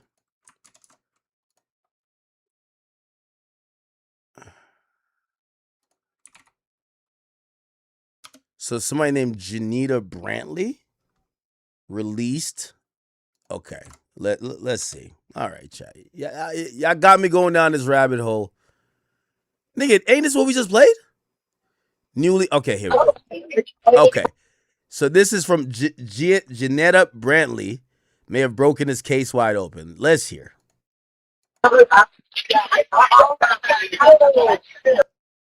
Wait, hold on. They actually say, can we cover it? My bad, chat. The first words is, can we cover it up? Verbatim? Like, yo, can we cover it up? Nah, this is insane. Nah, this is insane, chat. Oh, hold on. Nah, that being the first words of the movie is crazy. Can we cover it up? Hold on, let me hear this.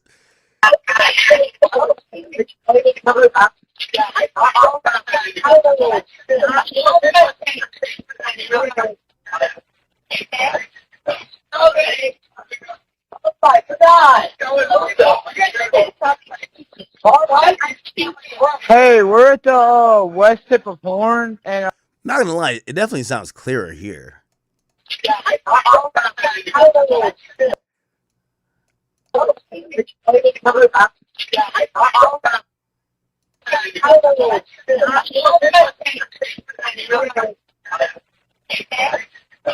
Now, I hate to add nuance because I feel like y'all don't want to hear nuance.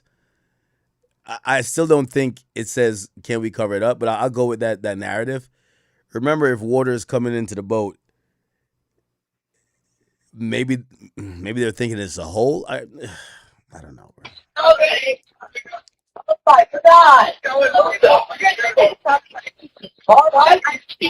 Hey, we're at the west tip of Horn, and our bilge pump stopped working. We're sinking. Can y'all please come? We have a membership. Shut up! Shut the fuck up!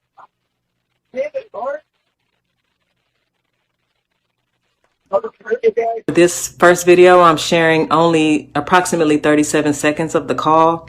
I originally intended to continue much further, but once I separated the dispatcher from the boat and started concentrating exclusively on the background dialogue, what I believed I was hearing became extremely difficult for me to process emotionally, and I needed to take a mental break.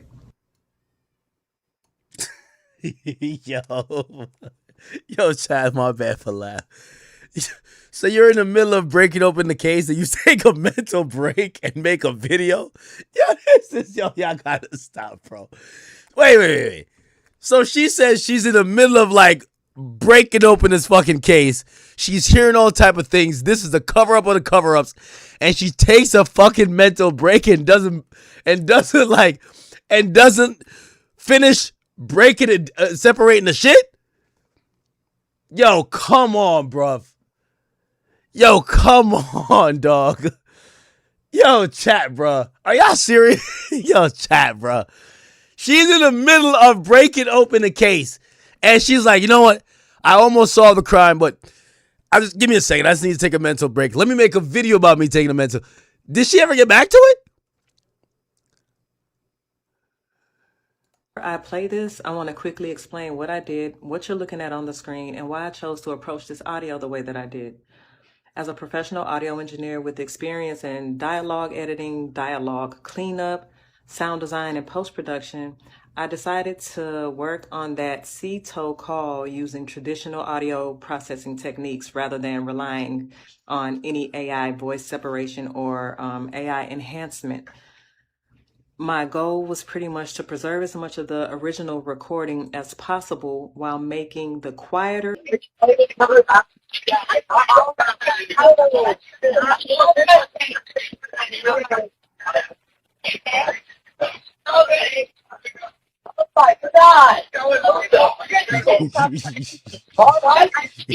Hey, we're at the west tip of Horn, and our build. Yo, let me make a video about the mental break is insane.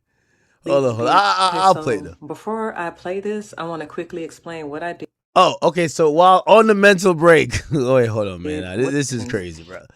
While on the mental break, she got time to make some TikToks. All right. I mean, that's usually what I do when I take a mental break because I feel like I just heard a cover up and I'm traumatized. And okay, that's cool. Aki Bono. I'm pretty much providing it as a listening reference. Okay. Let's go to her TikTok. Let's give her the views. TikTok.com at Akibono893. Is this it? Okay. All right. Here we go. All right. The mental break is here, bro.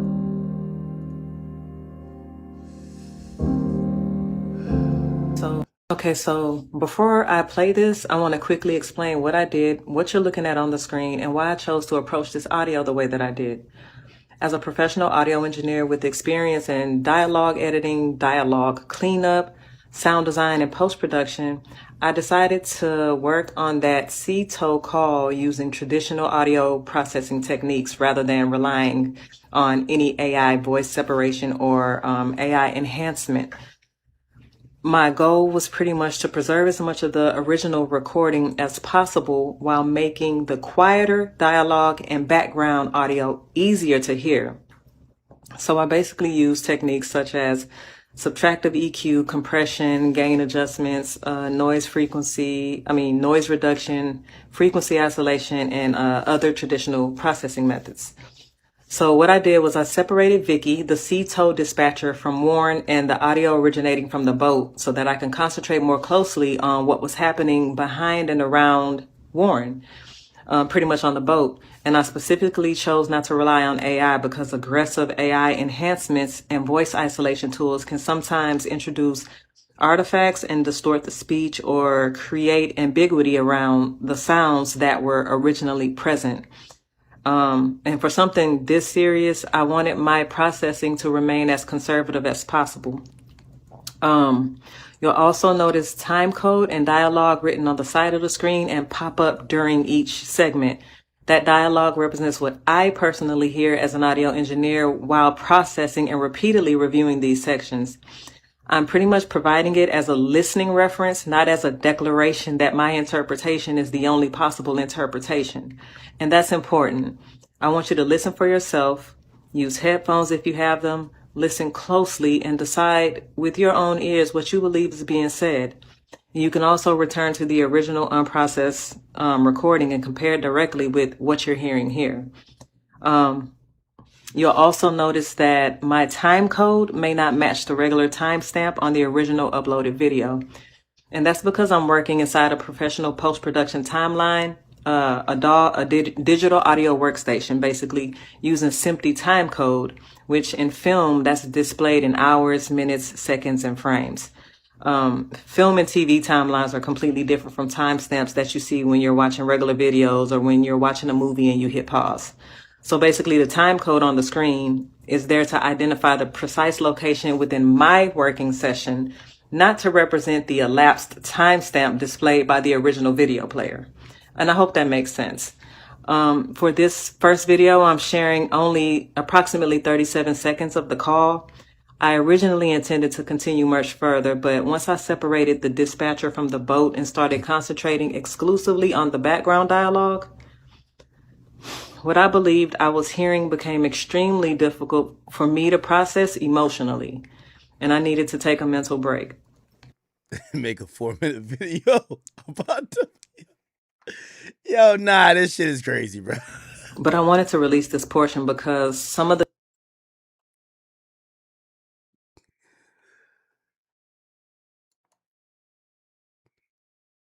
the details. How you gonna do half the job and be like, yo, I need a mental break, bro? That stood out most to me occur very early in the call, like right at the top of the call. And so I'm gonna let the audio play. Read my transcription if you want to reference, but don't allow it to determine what you hear. I want you to listen first, listen again, compare it with the original recording, and then judge it with your own ears. I hope this breakdown helps. Yo, chat, her free trial ended, bro. Like, that's what it is, nigga. She used one of them little AI programs, bro. They only give you 30 seconds, nigga. After that, you got to pay for the trial, bro. Let's keep it a beat, bro. You got to pay for the trial. I'm like, yo, you got to put your credit card in, bro. Yeah, you got to put your credit card in this bitch. Like, yo, stop playing. Oh, nah. All right. Somebody told me, they said, y'all got to go watch Chris who? No. Chronicle Speaks. Supposedly got the best audio. All right, bet. I get it. Everybody got the best audio. Let's go to this one. This is the audio. Newly isolated. Now, many of you have had questions about the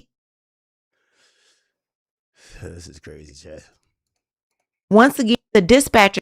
I don't know if that stopped working. Here we go. Focus more clearly on the background conversation. This audio works best if you use headphones.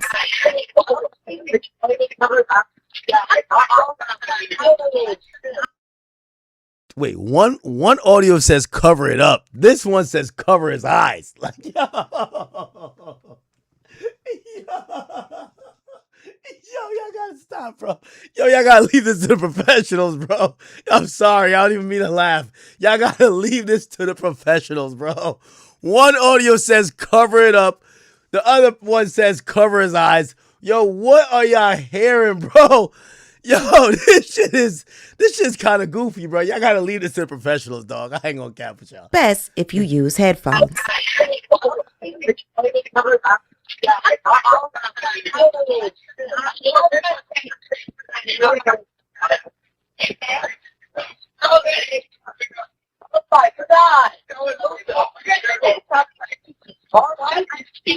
Hey, we're at the. Oh, this over here.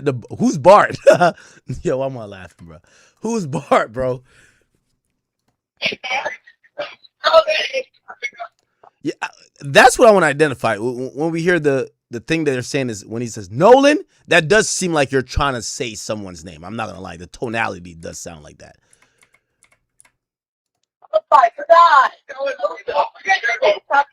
Nolan don't die?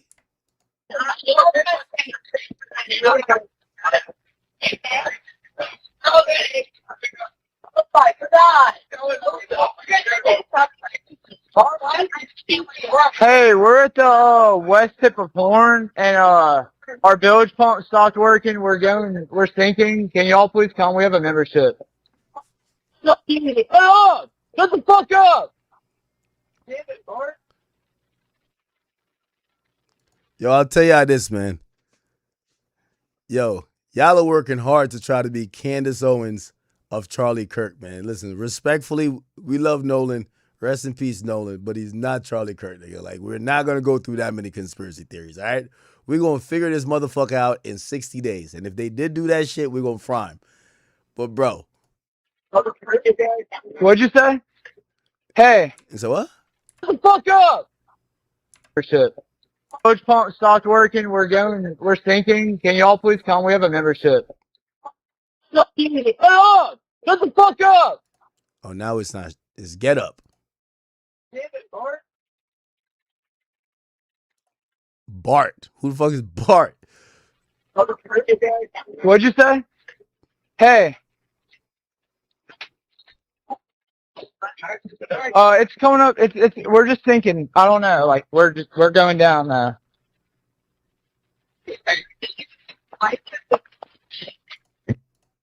don't know the phone number. It's either. I think it's. Try that. I know we have a membership, like guaranteed. I don't have the tag on here. It got ripped off.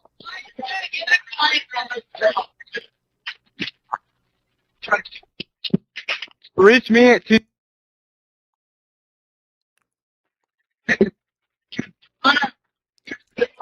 By the way, let me add one obvious thing, and I thought the sound engineer or the audio engineer was going to mention this. Let me tell you something about phone calls, especially when you call from a cellular device. The iPhone does it, and it's trying to optimize your call. There's something called so in audio, right? I'm not an audio engineer, but I've really y'all probably like, you sound horrible on your mic. But I have engineered my own songs. Anyway, here's the thing. There's a threshold in the gate.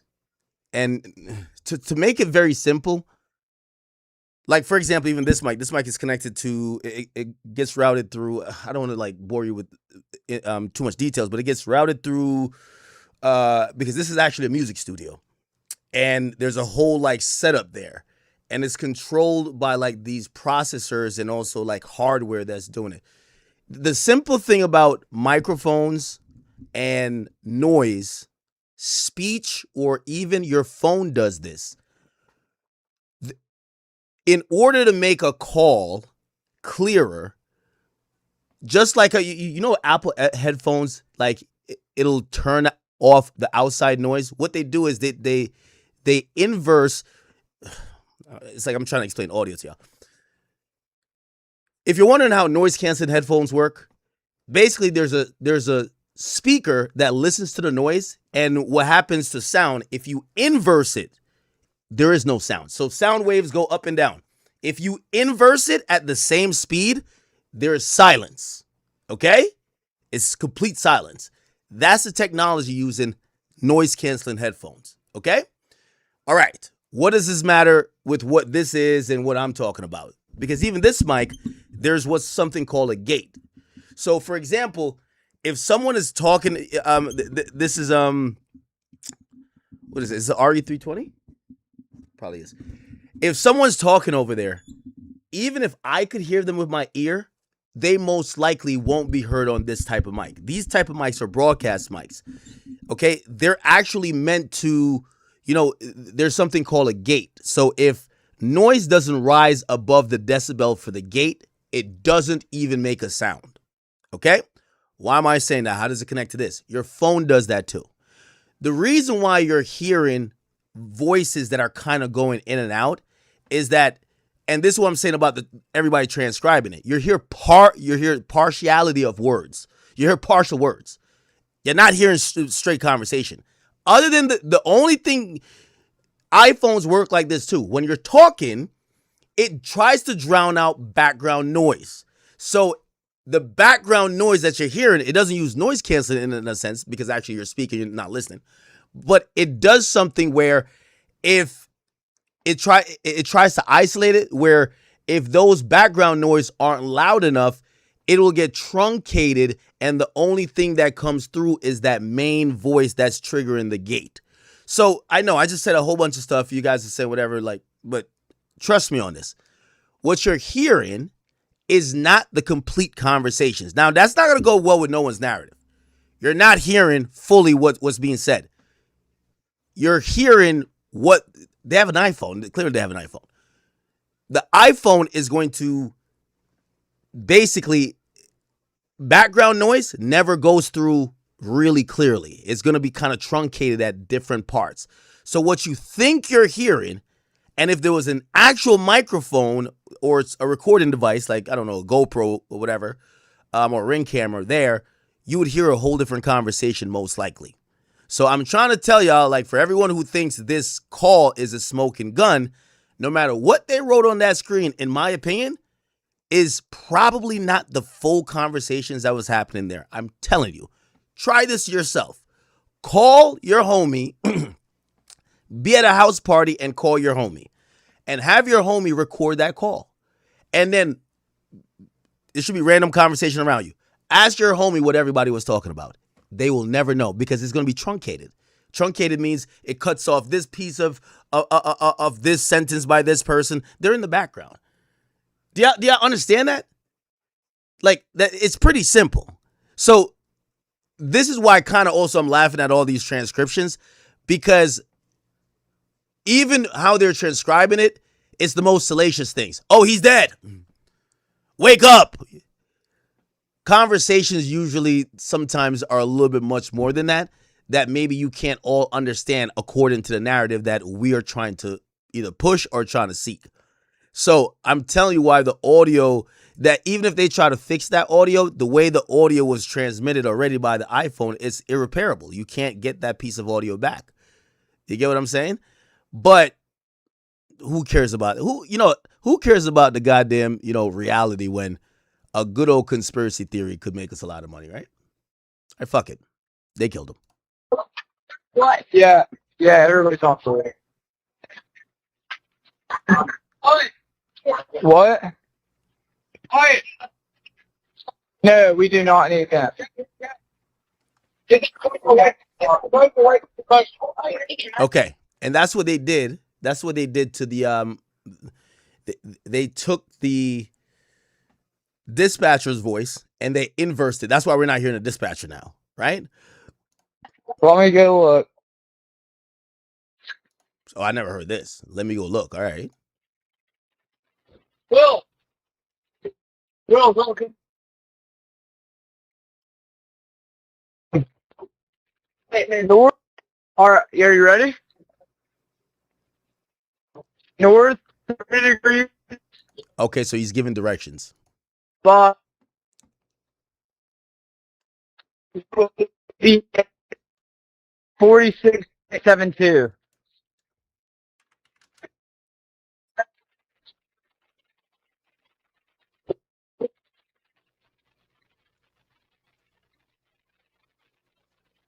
Sorry, look. What do I need to send you? Yeah, what?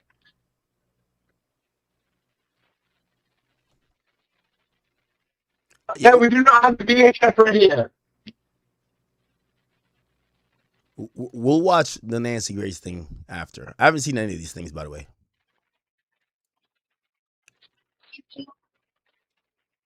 Okay, my coordinates are 30 degrees by 14.684 north, and then west by 88 degrees by 46.79.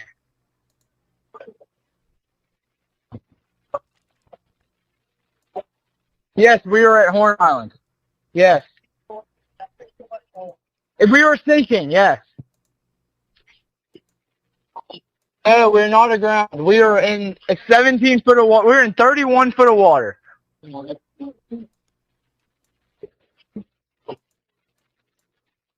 I want to get this boat unsank and towed back, yes. You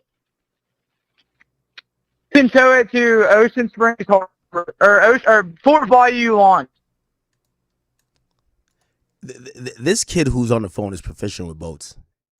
He knows how to read, obviously the meters or whatever, like the displays or whatever. He knows how deep the water is.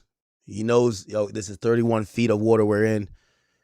He knows quite a few things, and I think he has a calm demeanor.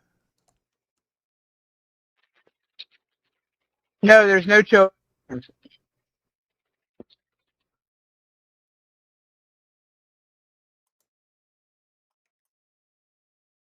Hey, Lord, drop in the water.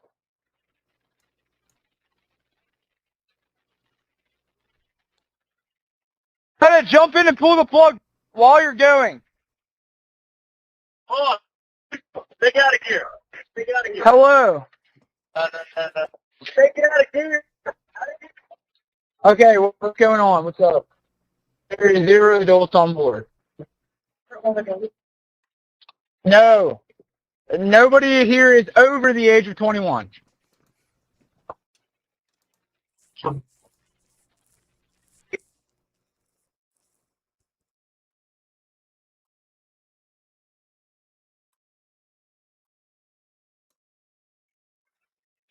Hello?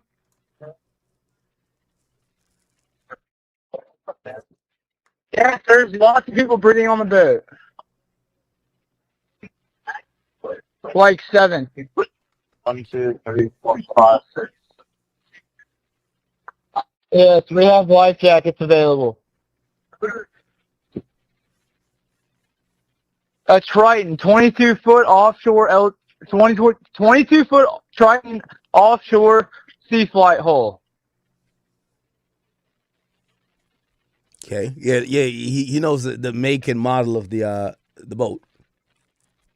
Yeah, thank you. I reached out to Ben Crump and also to Miss. Pretty calm call, if you ask me. At least by the guy who's on the phone.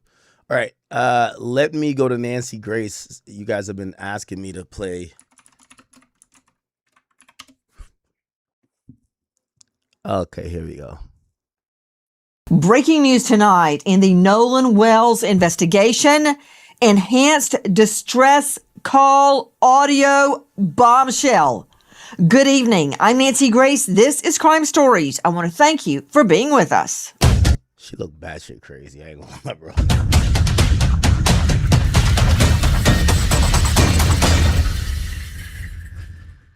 He was face down on the beach right at the water's edge.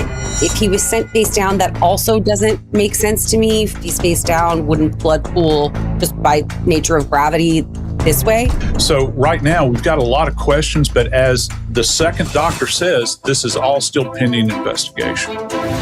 If this were your child, wouldn't you want to know what happened?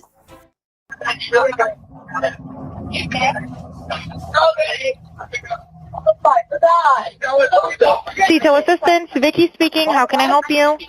Hey, we're at the west tip of Horn, and our bilge pump stopped working. We're sinking. Can y'all please come? We have a membership. All right, of course. How far is the work coming up, sir? Can you give me a description? Ankles? Hello? Is this the enhanced one again? Yes. How far is the water coming up, sir? It's coming up. We're just sinking. I don't know. Like we're going down now. What did we just hear? What was that? One more time, please.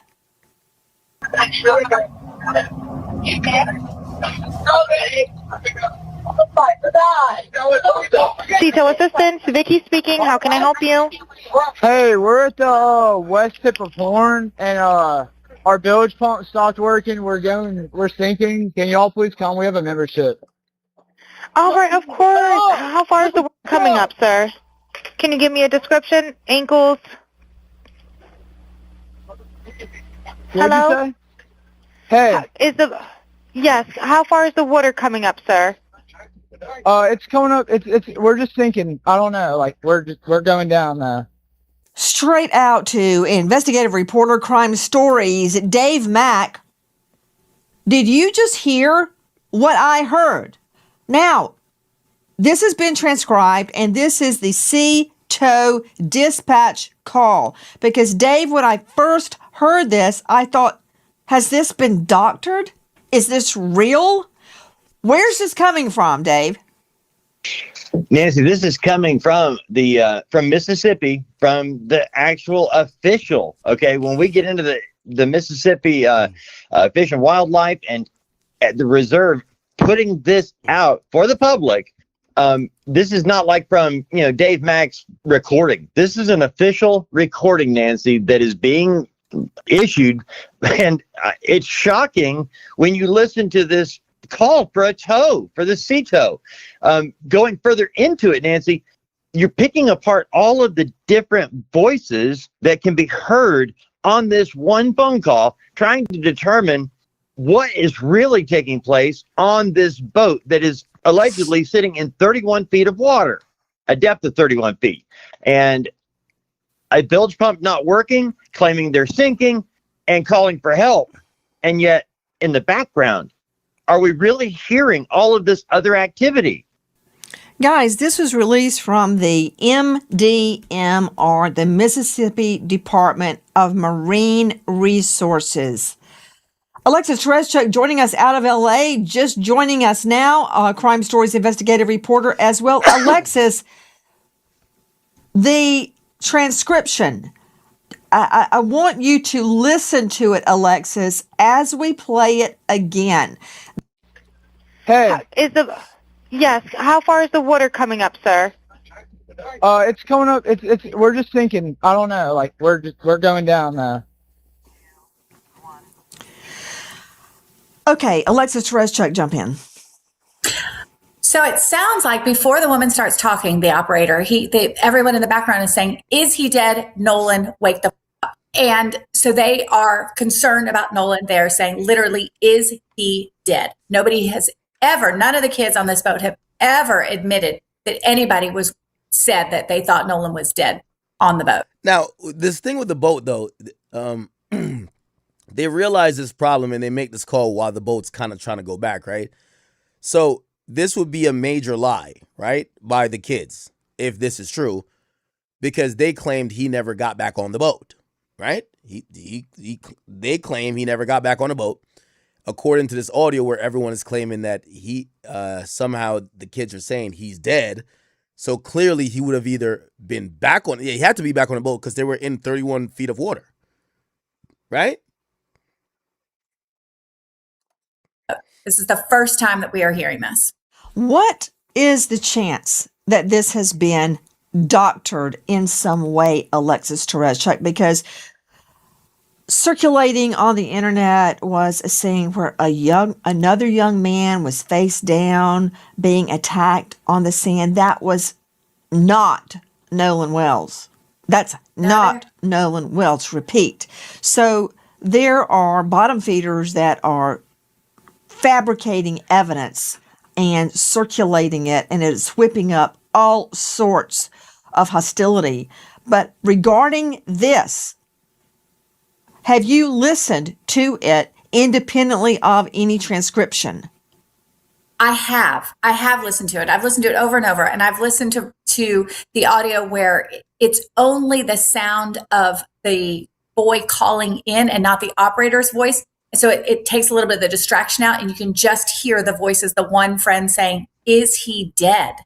And we are hearing somebody very worried. They're saying, "Is he dead?" Somebody, you think you might have heard them say Nolan right before that. Somebody then says, "Oh my God." So the thing is, there have been a lot of false videos. People have said there was a video where Nolan was screaming, saying, "Give me my phone back." His friend says, "No, that's me in the video." There have been tons of AI generated videos and images and things, but this is the official audio from the organization. Okay, let's hear the audio to which you are referring. Listen.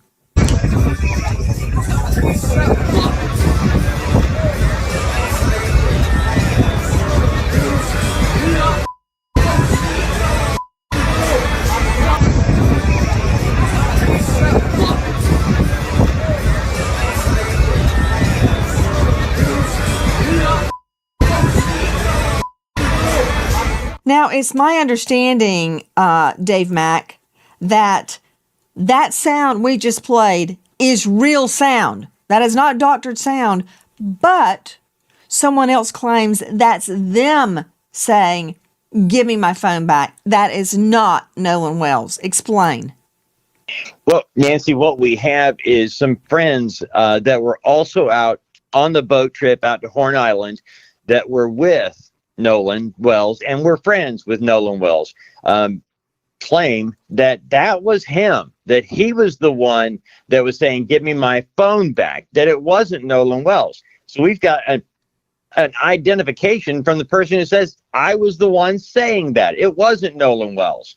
And when you listen to the audio, Nancy, it does seem like it is not Nolan Wells saying, "Give me my phone back." It sounds like the guy claiming it. Guys, a lot of confusion surrounding the audio that has been released by the Mississippi Department of Marine Resources. This, as we are also learning about an offer made by the United Cajun Navy to Ben Crump, who is representing Nolan's family, to Todd Terrell joining us, the president of the Cajun Navy. Todd, thank you for being with us tonight. Todd, explain to me the offer that you guys made to Crump. Well, first of all, I want to make sure that I really am specific about the words I use because I don't want things taken out of context. Me personally, as president of the United Cajun Navy, made a call to Mr. Crump and offering him our services for dogs. Cadaver dog. All right. We'll leave that there. Let me pull up my man Podcast with Soul.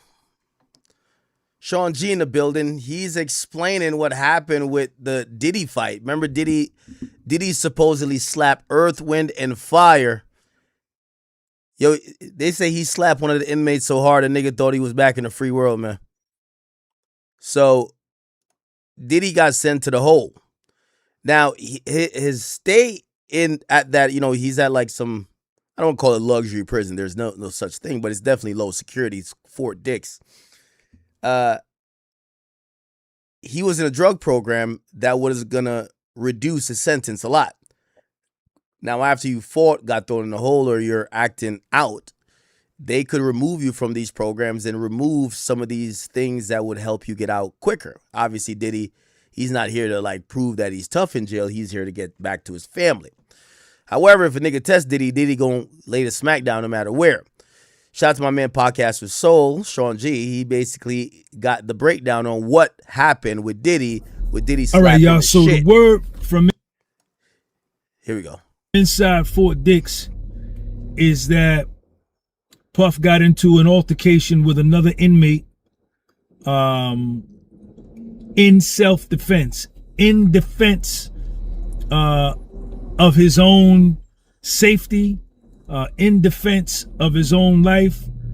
Puffy was provoked. From what I understand from the reports from inside of Fort Dix is that the inmate had been stalking Puff. So this was a situation where Puff was defending himself, right? So you got to understand that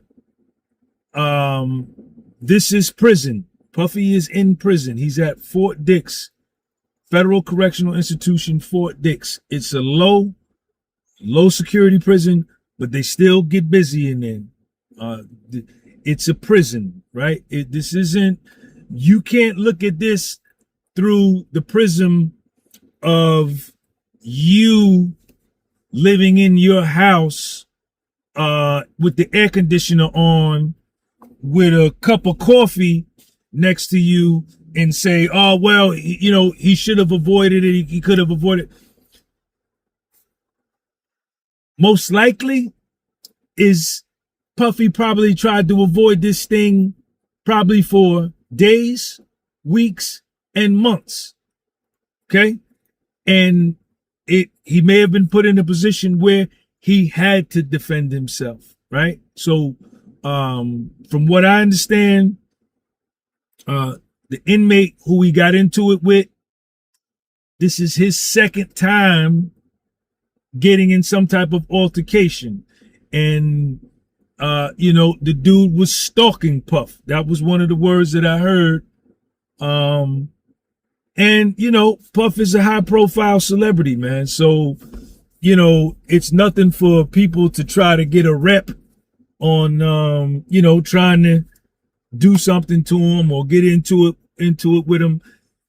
But I want to stress that this was purely self-defense. Okay. And in prison, these are things that have to be done. It has to be done. And, I know he's short and almost getting ready to finish the RDAP program. What I hope and what I think is most likely to happen, we'll see over the next couple of days, is, maybe they'll let both of them guys back out onto the compound, allow them to go back into the program. Puff has been a model prisoner. He has had no incidents, no write-ups, no disciplinary. So he's basically saying that Diddy's getting punished and he got sent to the hole, even though defending himself, apparently he won the fight. So he slapped Earth, Wind, and Fire out of this nigga. So, that's just how it's going to be in prison, right? They're not going to be like, oh, you defended yourself, so you're good. They're looking at you because if you beat the other dude up, you're involved in the fight. They're not here to figure out who started it, blah, blah, blah. They're just here to say, you both are in a fight, you both go to the hole. actions since he was in MDC Brooklyn. When he was in MDC Brooklyn, he started a program to help the inmates that were in MDC Brooklyn called Free Game with Diddy. That was sanctioned by the BOP. Inmates that were in MDC Brooklyn wrote letters on his behalf for the judge for sentencing, telling the judge in their letters how much impact Puff had on them while they were in MDC Brooklyn. That there was no fights in the zone, in the unit where Puff was in MDC Brooklyn. That guys had hope, that he had spoke life into a lot of the guys, man, and gave them hope that they could change their lives. And from what I understand, the same thing was going down at Fort Dix. Puff was labeled a model prisoner, playing leadership roles in a lot of dudes' lives, providing hope and an inspiration. Okay. All right. So Diddy apparently was in a fight with a North Carolina inmate. And according to my man Sean G, it looked like the inmate may have been like stalking him, probably a little bit trying to be on that groupie vibe or whatever. However, it turned into a physical altercation. Diddy supposedly defended himself, but he still got sent to the hole. There is confirmation that he's still in the RDAP program. The RDAP program is a drug program that he actually qualified for because of the special circumstances of they admitted that throughout the time that he was doing all the crimes, he was under the influence of many drugs, and thus he qualified for the RDAP program. The RDAP program gives you significant reduction of your sentence if you complete the drug program, and it adds on to all the other things that get you reduced time. Wait, so now TMZ and everybody else are posting a story about Diddy in solitary confinement that I dropped last night. They late, but they don't even got the whole story. Let me tell you the whole story. It's crazy. Now, last night, if you follow me, you already knew about this, but now everybody talking about it. Let me tell you what happened with Diddy. They're saying that it was a fight, but nobody knows what the fight is over except me. The fight that Diddy got into it with one of the inmates that got him put in the hole was over two things: cigarettes and cell phones. Let me explain. First, the cigarette. Of course, yeah. That sounds like a stock reason, huh? Cigarettes and cell phones. Like, what the fuck were they going to fight over? Baby oil? People say, well, you could have cigarettes in Fort Dix and all that. Yeah, but you can't smoke in certain areas. And what did he do? He smoked in the area where other inmates were at and got in trouble by the officials. And guess what that caused? That caused the prison officials to lock down that area and search the area. When they searched that area, they found 3 cell phones. Now, I can't confirm for sure if one of those cell phones is Diddy. They saying it was or not, but one of those cell phones was for sure the inmate that Diddy ended up fighting. The inmate got pissed at Diddy because he was smoking in that area and got everybody in trouble and got his cell phone took, so they got to fight. Now, if you listen to TMZ and the rest of the blogs who don't get it, who don't have the information, they just say the guy dissed Diddy. Now, it's deeper than that. So as a result of being put in the hole, you know, they have zero tolerance of fighting. Diddy is kicked out of that program and will be doing his whole sentence. Make sure you follow me if you want to know what the hell going on, because they taking my stories and they giving me credit, and I don't like it. What if I told you? Wait, so now All right, man. Baby, you got me? Mm-hmm. All right, so look. My man Sean G got a little bad thing with him filming him? I did federal prison time, and cigarettes is considered contraband. It was not allowed on the he's saying that guy's lying. Compound. You were not allowed to smoke tobacco. They did not sell tobacco on the commissary. And you could not smoke cigarettes. There was no designated area where you could smoke cigarettes. Yeah, that kind of make more sense. Like, imagine be like, yo, listen, y'all could smoke cigarettes, just not over here. Yeah, this is jail. It's not. I know it's a soft. Suppose it's like a softball like prison that he's at, but not this soft, right? I did my time at FCI Morgantown in Morgantown, West Virginia. I don't know about Fort Dix if there's a designated area where you can smoke cigarettes. There may not be. But I doubt that the BOP would have different rules for different prisons. Usually with the BOP, they lay a rule down and it's across the country. Number two, I spoke to somebody that worked with Puff at Daddy's studio.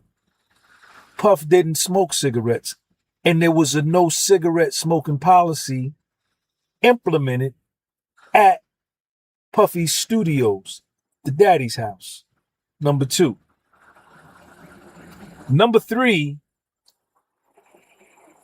Puff is still in the shoe. Number four, a determination has not been made whether he is kicked out of the program or still in the program. No decision has been made. Was that number five? This would be number five. Number five. Did I just get off the phone with a nigga? Yes. I just got off the phone. By the way, I looked it up on like ChatGPT. They're saying usually in federal prisons, cigarettes or any type of tobacco products are pretty much like considered contraband. So he's kind of right. Maybe that other guy was capping. Speaking to somebody inside Fort Dix, an inmate. Not gonna tell you his name. Sean, 3 niggas went to the shoot. Puff, the nigga Puff grabbed, and there was another nigga from New York that saw Puffy grab my man. The dude was up in Puffy's face. The dude's been sweating Puff. And got up in Puffy's face. Puff grabbed him. They had a tussling match. Another nigga from New York swung on the nigga from North Carolina, missed him. They broke it up. All 3 got sent to the shoot. That is from an inside source at FCI Fort Dix where this went down. It did not, as this guy, I don't even know this dude's name, it did not take place outside in some designated cigarette smoking area. It was inside the building, inside RDAP.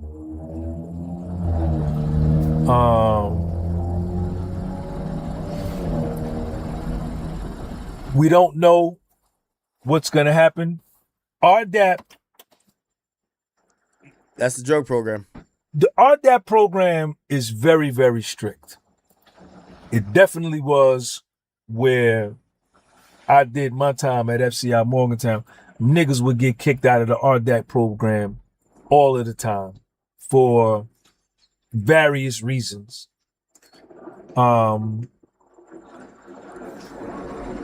Is fighting a reason you can get kicked out of the RDAP program? I would imagine. Absolutely. Getting drunk, getting high, whatever, getting caught with a cell phone. Huh? Okay. Smallest little thing. Niggas used to get kicked out of there.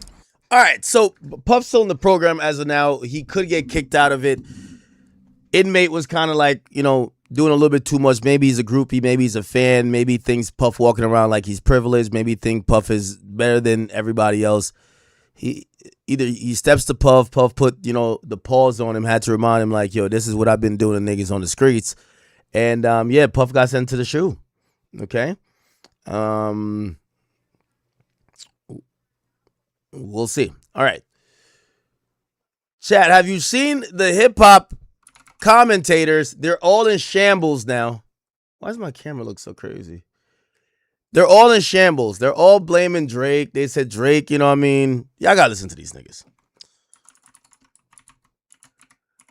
These niggas, the amount of copium these niggas are using these days. Check this out. Listen to this bullshit. You gotta hear these guys, man. Yo, Ebro and his cohorts, they're the real sickness in hip-hop, bro. If you hear these men, bro, these niggas is whining. Listen to this shit, Chad. Listen to this shit. Are you saying that the algorithm is against Rick Ross? I Is would that say, what you're saying? yeah, I would say so. And so that, and you're saying that because he talked about Drake, the algorithm is against and it. And because he talked about a lot of things that just weren't geared towards the project as it should have been. Why are you smiling, Nick? Am I bugging? Man. Why is the algorithm and Drake being brought up, man? It feels, It's real though. It feels no, but pointed. it's a thing. It's a real thing. Even like when he went to the Joe Budden podcast this past week, that was a thing that got clipped. I think people are watching Rick Ross to hear what he's gonna say about Drake, but a lot of the clips that I've seen aren't really talking about Drake. Right now. Okay. So Rick Ross sold about like 18,000. They're blaming Drake for that. All right. I'm listening to everybody like, you know, it's maximum copium right now. Like just maximum. Like I listen to I hear Joe Budden talk about why his album didn't do good. And listen to this cope right here. They're all coping, Chad. I ain't even gonna lie to you. Listen to this. Yeah, there's a lot of talk going on about whatever he sold on his album. What he I sell? don't know what he sold. 2,000? I don't know if that was. I don't know if that. I don't know. Like, that doesn't sound realistic. But Look, Was Ross ever the type of artist though, where it was like big numbers? You always thought Ross is somebody who is more like he continues long game throughout. Yeah, elongated. He plays the long game. Yes, I'm gonna put this out. I'm gonna do my car show. I'm gonna do 26. In this climate, to me, that's no. The projection said under 26. They don't have the exact number. That's But very still- different from 2000. Right. To me, where he is now, just it's hard to keep people's attention span. How social media and Man, these people ain't calling a spade, man. If this was Drake catching a flop, man, Drake, Joe Budden would be on the ground like Rey Mysterio doing the worm dance, my nigga. Like they'll be having a good old time. This nigga flopped. It's over. Yo, get him out of here. He thought it was bigger than the program. He thought it was bigger than UMG. Kendrick killed him. Like, yo, certified lover boy. They be dancing. Yo, you ever seen? Man, we gotta start calling a spade a spade. Y'all ever seen when Not Like Us dropped, bro? They was celebrating that shit like it was a funeral for Drake, nigga. Look at this. Look at this shit, nigga.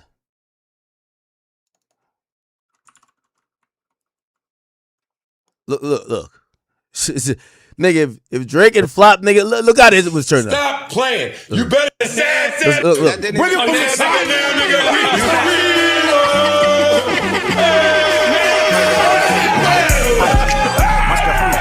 Yo, these niggas in Jersey crip walking. Like, these niggas was ready for it to be over, bro. Them niggas was like, yo, dig the hole now. Yo, dig the hole, man. Just throw that nigga in there, bro. These niggas is crip walking, all that shit. Yo, I ain't gonna lie. I've never even seen Joe move like this. Like, yo, bro, I ain't never seen Joe move like this. Yo, this nigga look like he in Crenshaw right now. What's cracking? Yo, these niggas was ready for Drake to be done, bro. Yo, trust me, if Drake had flopped, them niggas is not doing none of this. None of this like, actually, what numbers did y'all? They would have killed him, nigga. They would have been dancing like this, too. Look.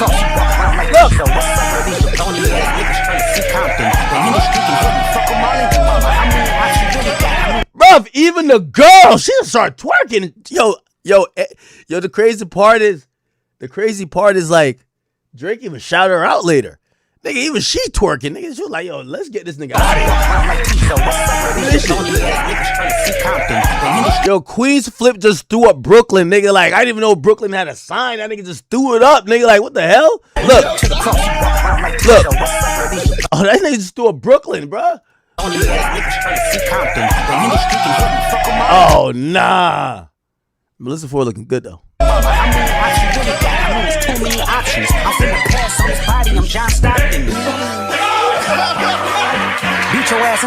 This nigga doing the robot. This nigga, yo, Joe is so lit. He doing the robot. Yo, they were ready for this to be out of here, bro. Let's be honest, bro. Yo, let's be honest. Yo, now it's funeral mode. Everybody, like, I love Ross, but, like, niggas don't want to. Yo, if it was Drake, y'all just be like, yo, this bum-ass nigga flop, get him out of here. Kendrick killed him. Yo, when everybody else is catching their flops now, just keep the same energy. Be like, yo, Ross, right? Yo, that album ain't really sell like that. Y'all over here like, is 20K bad? Nah, it ain't that good. We like Ross, but it ain't that good. Oh, you have the bozo E-bump talking about, oh, it's the algorithm. Nigga, ain't no algorithm, nigga. Bro, cut it out, man. Y'all niggas need to, like, yo, get back to reality, man. Y'all niggas gotta get back to reality, man. Like, hip-hop media is in shambles. They don't even know what dick to ride. They don't know what it is. They don't know if they should hate Drake, try to apologize to Drake, stand another rapper. Like, they're confused right now. They talking about algorithms. Like, bruv, yo, I'm just watching. I be just having a good time, nigga, just watching them trying to explain. Listen to this shit. Everything else, he's doing fine too. And he got a lot of other shit going on. When you I love Ross and everything, but, like, since when we got the excuse of, yo, yeah, fuck the sales, he got a lot of other shit going on. Like, yo, I wish Drake would get that. Y'all think if Drake flopped, they'd be like, well, yo, you know he got a lot of shit going on. He just had to knock the retreat. Like, he got a lot of shit going on. Hell nah, nigga. They would be like, yo, this nigga's finished. Finito. You know what it'd be like? Like this, nigga.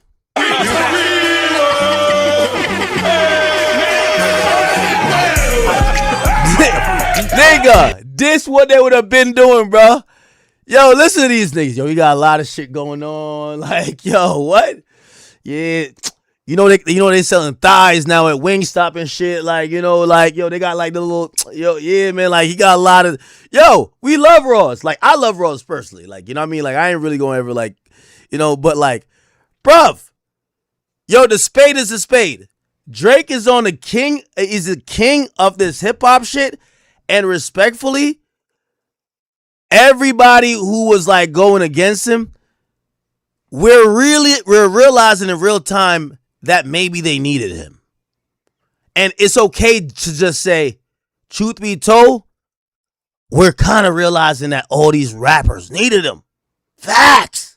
It's okay to say it. He's doing fine too. And he got a lot of other shit going on. when you diversifying and you not having Yo, niggas talking about diversifying the portfolio now, bro. Yo, this is ridiculous, bro. Yo, why when y'all was dancing not like us and be like, yo, Drake's actually diversifying right now. Like, you know, like right now, like, you know, he's doing, no, nobody give a fuck. Oh, yeah, eggs in that basket. Yeah. It's going to work out. He's going to get a lot of bookings and things to perform. Yo, Drake had the highest gross in hip hop tour of all time. They told me, yeah, nah, Rick Ross gonna get some bookings off of this. Like, what? Yo, did anybody perform this? He's gonna get a tour off of this. He's got nah. Drake gonna get like none of that. We had no nuance. Fuck that. Again, and it goes back. And this also the goes back. songs will be used for licensing. Yo, they're making all type of excuses. Niggas said diversifying his portfolio. You know, all his eggs can't be one basket. You know, he got other things going on. Bruv. Just knowing him and he gonna get more bookings. He will absolutely be okay. That car show will keep going. Oh, the car show? What the fuck? Yo, what? Niggas like 8 different things. They're like, yo, yeah, fuck the sales. Like, nah, fuck music. Like, yo, like, the car show is popping. The car show is popping. No, I ain't gonna cap, but like, yo, they making up every excuse, huh? Of course, and this also goes back to that pick a side culture again. The new shit that's like diehard dividing hip hop. Outside of the 50 beef, again, Ross was on the opposite side of Drake. Nah, listen, man. All right, the JBP, like, they got egg on their face. They can't give it up straight no more. Come over here to Big Act got y'all. Yo, listen up, rappers. All y'all listen up. Let me tell y'all this. Y'all see how LeBron just went to Philly? Half of basketball fans went to Philly, nigga. Because LeBron is LeBron. Like LeBron got fans in every city. There's people that just like Bron. He could play for a goddamn WNBA team. When y'all dissed Drake, erase 80% of your fan base. And I do mean that. Because the people who love Ross, they love Drake more. Drake is Bron. That's facts. I'm saying this not to, like, I know y'all gonna be like, it's dick riding, but yes, these days, Drake fans who also like Ross aren't gonna fuck with Ross. So everybody sales who used to have mutual fans with Drake, bye-bye to at least 50 to 80%. Facts. That's just what it is. Y'all don't want to admit it. That's what it is. I guarantee if Ross and Drake never got into it, Ross sells 40. Guaranteed. Promise you. Guaranteed, bro. So maybe 50%. Let me not say 80%. 50%. But now, I'm going to be honest with you. You got, as I said, everybody, listen, this is hip-hop as a whole. 70% of hip-hop is Drake fans. There's like 15% that's Ross fans. Out of the 15% that's Ross fans, every Ross fan is a Drake fan. Not every Drake fan is a Ross fan. That's why this pick a side stuff, it hurts y'all more than Drake. Because now, your fans that's also Drake fans, they're going to like, well, if I got to pick a side, I'm going to pick the guy I like more. All right?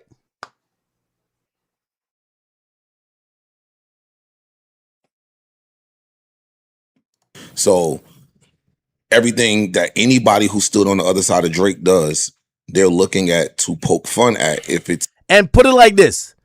The Kendrick fans don't show up for nobody but Kendrick.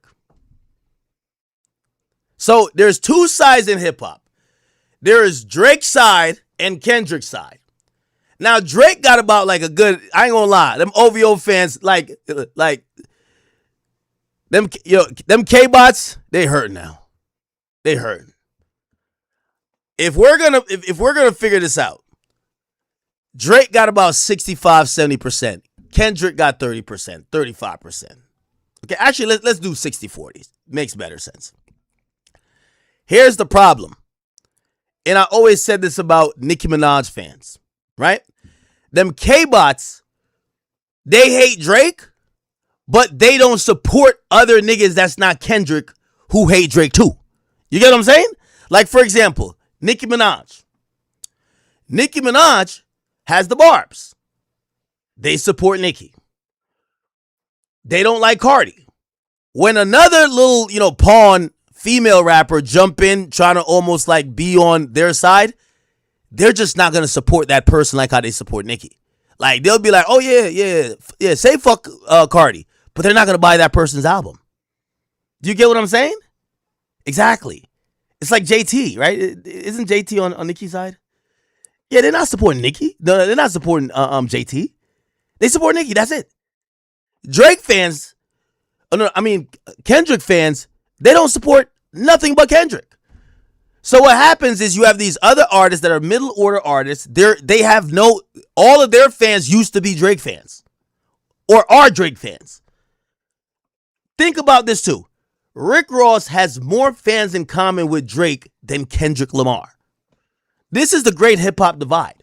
It's either Kendrick or Drake. And most of these artists, other than Kendrick, their fans used to be Drake fans and fans of them. So Drake and Ross fans. Drake and French fans, even though supposedly French say you ain't got no issue.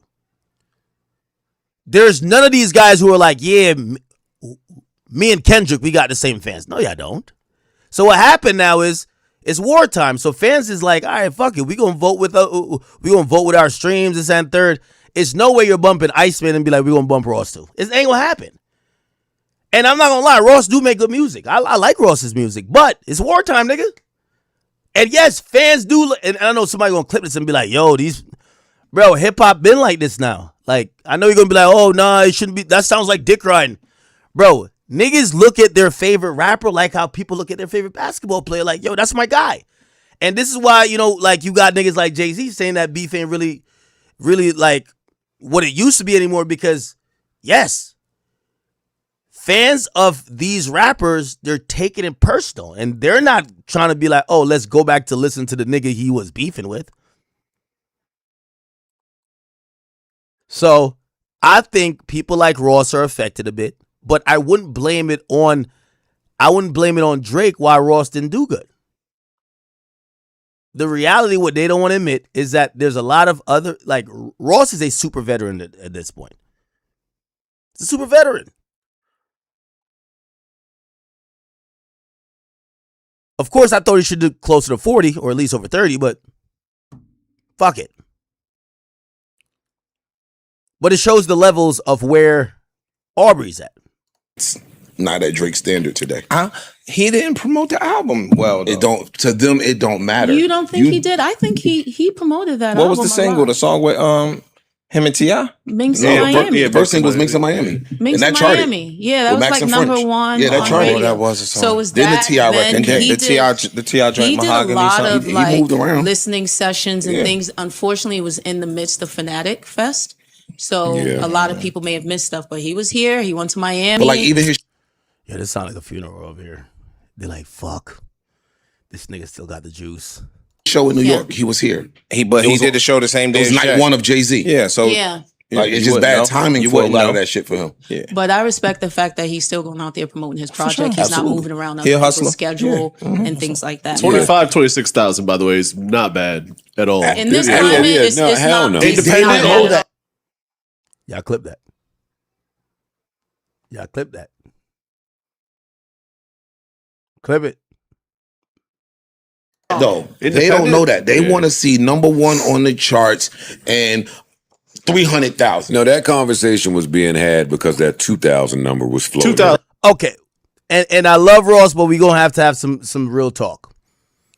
Ross got on an interview and said that Drake dropped trash music and basically said that he was hotter than Drake. Did we forget? And this is what I'm saying. I guess they just had Ross up there, so they're not trying to disrespect him, you know. But Ross was on PBD podcast talking brazy, bro. Rick Ross, Drake, PBD podcast. He was talking too crazy, my nigga. He said it was mid. Would you put It Drake was at your overhyped. Listen. You're not putting Drake at your level. No, see, you might be. I could see it in your eyes. So you said Drake ain't on his level. Like, you see the JBP forget all about that shit now. They're like, oh, wait, what? Wait, what? Might be confused with the numbers and all of the fake numbers. So we gonna keep it a beat. You see? He says, oh, the fake numbers, this and third. Ross got to be accountable a little bit for his sales. We can't be like, oh, no, he got Wingstop. We like Wingstop. It's cool. But he was talking down. This is 2 months ago. 2 months ago, he was talking down on Drake's sales when maybe if he was like, I don't want to talk about that, man. I got my album coming out. Flood the marketplace 50 something. That shit ain't nothing. Remember what I told you? The streets are the streets. If Drake was what he thought, what you think he was or what he thought he was, he would have been able to clear all this shit up, address it, and been moved on. He's still suing the label. That's like him. He might sue you for speaking of him on this situation. He might sue you. He might send you a cease and desist. That would be a compliment. It's a nice alley-oop. That's a nice alley-oop. Let him know. But if it does, I'll definitely text you and I'll say we got to share the legal fees together. Shit, no. Because we would share legal fees together. We get the same lawyers. No, we won't, man. He might sue you. He sued Lucian Grange. What did Lucian say? I'm not sure. Lucian is a heavyweight, though. Lucian is. I know, but he's got a little bit dark side to him. When you diss certain people and they can't deal with it emotionally, they're embarrassed, they're humiliated. That's when they sue all of these people. Did you listen to Iceman, the new? I listened to some of it. My engineer it was horrendous. What do you give it? 0 to 10? Oh man, it was. I mean, Pitchfork gave it. I said it was mid. Mid meant 5. Pitchfork gave it a 4 point something. I don't know, but it was like No one's my friend. You left me alone. Oh my. It's that type of shit. You got to be a boss out here, man. So nothing that would be in your new playlist that you were showing. Was it anything in my recent playlist? I didn't hear all of them. I don't know if you got a, I mean, but have you personally listened to every single one of the tracks in the new album? No, I couldn't do it. You couldn't do it? No. By which one did you stop? 5? I'm not did sure. you make it to 5 or 6? I'm not sure. You got to realize when it was going, it's music people that's on my team I allow them to be you could be a Drake fan if you like his music. I'm not going to tell you, no, don't put, we not on that type of shit. Listen to it if you want to listen to it. And I had people that listened to it. By the 5th song they came out, they was like, damn, this shit whack. And they went back in, listened to it. I'm like, it's not nothing that's dope. You don't hear nothing like Jay-Z and Alicia Keys in New York. I say you don't hear none of that. This a motherfucker who always bringing up Michael Jackson. What a Billie Jean at? What a Thriller. And my homies actually sat there and they lost an hour of their life for this shit. Listen to it. Yeah. Are they recovering? Yeah, trauma. It's tough. It is. It's tough. Yeah. Now, by the way, when you've been waiting after you seen people put ice blocks in the middle of places and promoted and marketed, and the world knew what day it was coming out, and the shit came out and really, folded. How is it performing on the charts, Rob? Here we go. Who? I'm not tracking how Iceman. I'm not sure. Performing on the chart. Rose don't. Yeah, well, let's see. Iceman recorded 140.2 million first-day Spotify streams, officially making the biggest album debut in 2026 so far. The figure has placed immediately pressure on competitors and set a new benchmark for opening. Drake's Janice has reached #1 on Apple Music. So that shows it's doing okay. That's showing it's doing pretty good. I don't know what you're reading, but do me a favor and pull up Spotify. Let's go to the real streaming. Pull up Drake's Spotify. That didn't even have a logo, which you was just reading. So you might be an Iceman fan. I'm not listening to it, just so you know. Okay, so how do you go to see where it's ranking? I'm not sure. I'm talking about the articles. That look like the stream. I don't know. So, Rob, why don't you type in Drake, Iceman, then go to news, reviews. You like Drake. You like Drake. You've been talking about him 20 just so you know, I will tell you, this is the fun fact about me. I stopped, my hip-hop stopped in early hip-hop. 2000. This not hip-hop. His not hip-hop. No, this not hip-hop. I like how he used the Michael Jackson glove right around the time the Michael Jackson movie came out. You ride that wave. He know how to ride a wave, but it ain't working. He does not succeed. Pitchfork gives Iceman a 4.8 out of 10. Okay, that's not good. Fans react. That's Pitchfork gives Drake. How important is Pitchfork, by the way, when they score you? I don't get into scores. My music I've always made was in the streets. You quoted them, though. You said you gave it a mid, but Pitchfork gave it a 4.8. Facts. So then that means Pitchfork has got credibility in the market. No, I just told you what was online. Okay. I said mid, which was higher. 5. So you were being 10. nicer than Pitchfork. Oh, consider it. Okay. So let me ask you, to you, what is the last hit? Like you said, we haven't had a Michael Jackson, we haven't had a New York with Jay-Z and no, we haven't had it for when a while. Talking about big records. You got to understand when you're comparing yourself to Michael Jackson, when you're comparing yourself, deliver it. He compares himself to Michael Jackson. And when you listen to people and play me the best 5 songs you heard, this or that, and you hear it, blah blah blah blah blah blah. Does it show ranking on Spotify? I'm actually curious now to see where it ranks on Spotify, how it's done. Oh, they scored it by 54 out of 10. Clash, 54. So based on weighted average score, 50 out of 100 from 7 critics score. When Nigel, I think it was Nigel that brought it in, right? Shout out to Nigel. Nigel somewhere out there.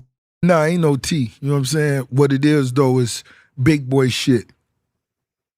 Back on the throne, Ricky Rose. They know what I bring, sound-wise, production-wise, collaboration-wise. And then my the points that I make. And once again, it's set in stone.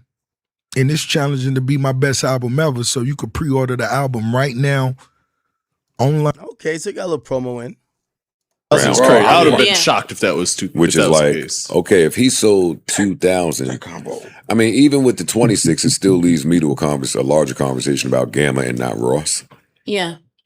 I just don't know that Gamma. Man, this is crazy, man. If Drake had flopped, ain't nobody talking about Republic and Universal, nigga. They would have said, Drake, you fucking flopped. It's over, nigga. Has shown the ability to take an act above 60,000 copies. Do they need to? Yes. Why? They're big artists. Bully did over 100,000, and Bully dropped on Gamma. You're in the multimedia business. I'm saying, How long has Gamma been around? Call it. All right, man. Yeah, the copium was going crazy.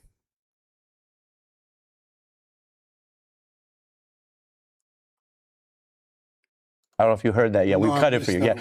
Where is Rick Ross getting all of this money?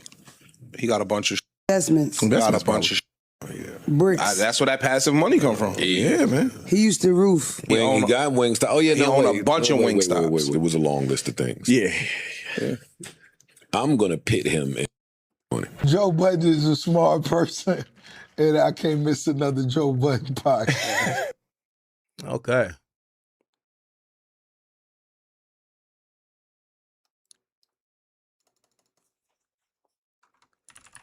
Anyway, I think that's it on that topic. I don't have to try to drag that anymore. The podcasters are seething. They're making shit up. They're now claiming the algorithm favors Drake, and if you don't, I don't know what they're even trying to say. The algorithm is making people flop, but it's Drake related. Interesting. Very interesting. Okay, everybody's talking about this LeBron shit. Is there nothing else going on in hip hop?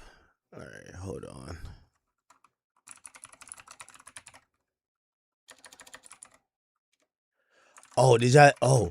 So did y'all see Charleston White, who responded to Jay Prince? Okay, so Charleston White has now responded to Jay Prince, who wrote a very cryptic message towards him. And the cryptic message basically said, hey, listen, for the people who are campaigning, you will be elected. This is like a saying that he uses a lot, but it's usually saying, if you're trying to get fucked up, eventually you will get fucked up, or that's how I've taken it. Anyway, this was his message. I'll read it. It says, never allow a maggot to draw you down to his level. A maggot will always beat you at being a maggot. Eventually, maggots become flies, eating shit, agitating others, and spreading contamination until their last days. I've lived with roaches, rats, and flies most of my life, all trying to eat off my plate. Eventually, the universe rewarded them all, and no weapons formed against me shall prosper. To the human rats, roaches, and flies who keep campaigning, eventually, you be elected. Congrats. Charleston White reacted to this. This was his reaction here. And by the way, this was clearly aimed at Charleston. James, fuck all that shit, nigga. You used to be bad when you were talking on cassette tapes. Say, somebody tell James Sr. James, you can't scare nobody typing, nigga. You used to scare us talking. You got to put a Ghetto Boys album together for us to take you serious. Don't nobody take your old ass serious on the internet, fool. I run the internet, nigga. I went to your neighborhood and I was campaigning, bitch ass nigga. Y'all set me up there. I just didn't bow down. Charleston White up too, bitch ass nigga. All that tough guy talking, you ruined your mystique, James. We used to think you was bad at the Wizard of Oz when didn't nobody know you was short. No, nigga, you can't talk that bad, nigga. No, hell no, nigga. And ain't nothing ever good came around you. Now that we done proved evidence that this was a setup, the shots were fired, Dr. Candace knew I was coming because I was invited by Dr. Candace. Nobody knew I was in Houston with Dr. Candace. Ooh. I rescheduled my flight for Dr. Candace. James, you can't get mad now. At first, when I said it was y'all, Junior came out and lied. Then you came out and said, now you want to get mad and send your goon squad in your hits? That's what we're hoping you do. That's exactly what we're hoping you do. That's why I'm antagonizing you, nigga. They just need one more thing for the RICO. But I want another one. And I think this is it. I think they're shooting with those politicians because they're trying to sweep it under the rug. It's go put a stain on Dr. Candace Matthew because I lied for Dr. James. Now, it sounds like he's saying he feels he got set up. Because he says only one person knew, and clearly he feels like they may have had the drop on him. Even though, when you think about it, it is his daughter's restaurant. So Charleston White went to Jay Prince Jr.'s daughter's restaurant. So I'm not that shocked to see people who rock with him there. Now, I think he believes that Jay Prince sent those guys. I'm thinking that those guys could have been there already, and they stepped outside and called and be like, yo, Charleston White's here. And I thought Charleston's story matched that at first, where he was like, he saw somebody on the phone after looking at him. So maybe let me not call it a hit, but it was order then.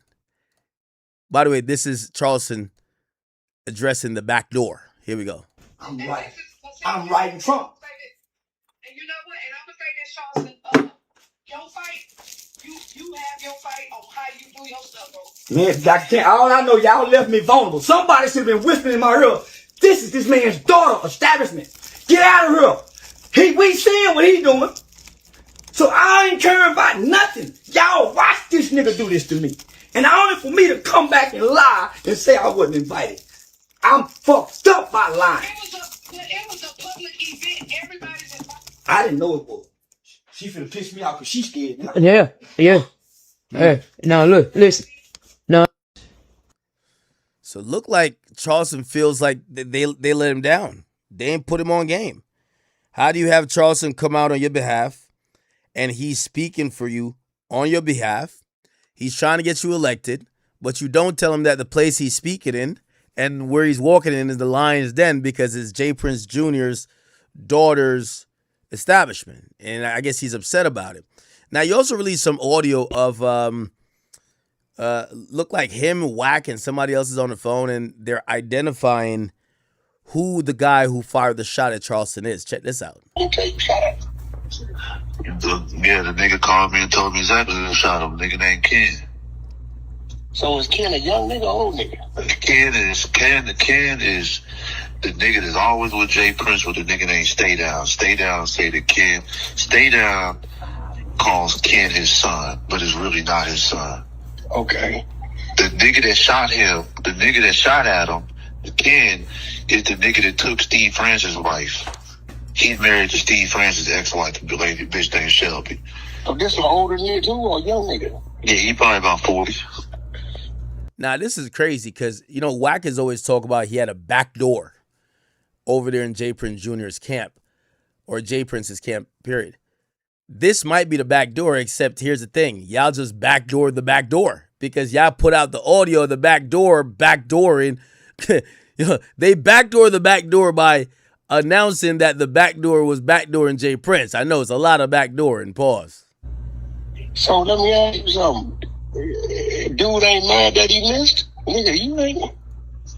Well, I don't think he tried to. I don't think he actually tried to hit him. I think the nigga was outside showing out, and then just shot at. I don't know if he, tried to shoot. I have no idea, but that's who shot though. Nigga named Ken. The nigga I sent you was social media, bro. That's who shot him. Shot at him. Are you sending me? What's his Instagram? You what you sent me? I just sent it to you. 713 Ken. 713. Oh, wow. We got the identification now. 713 Ken. Supposedly this is a guy. 713 Ken.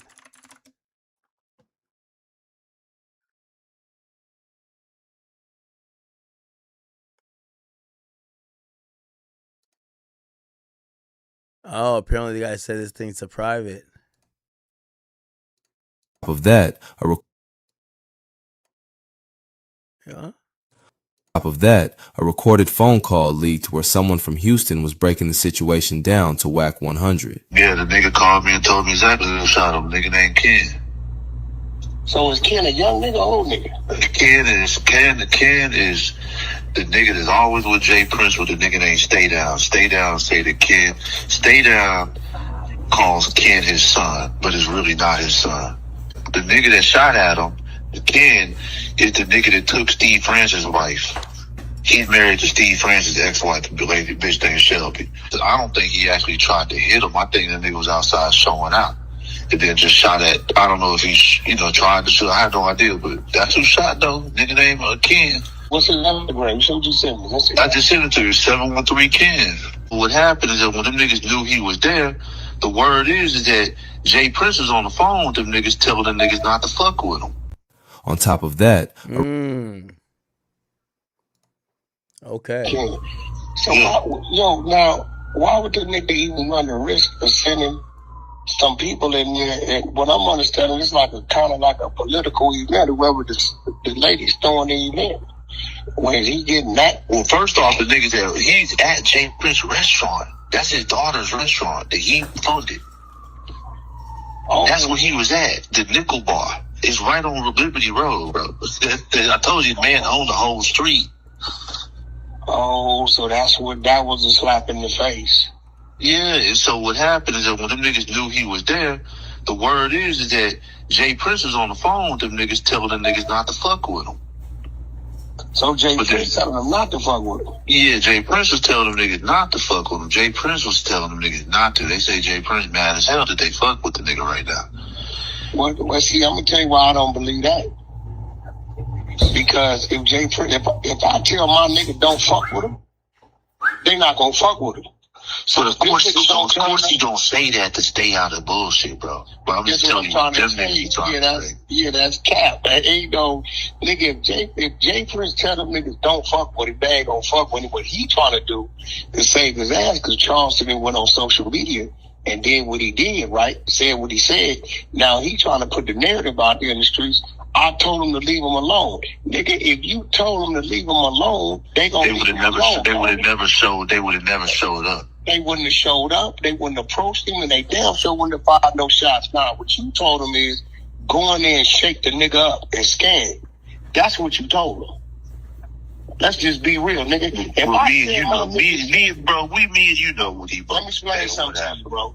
I have been places where niggas with me, and Charleston don't even know this. Cause Charleston just be popping this shit, right? Charleston then diss these niggas. He don't even know these the niggas who hoodie just cause they crip niggas, right? With me in Florida. And they eyes lit up when they saw Charleston. And I simply took my hand across my throat and said, it ain't happening. And them niggas went and sat down, and Charleston never even felt a bit of tension.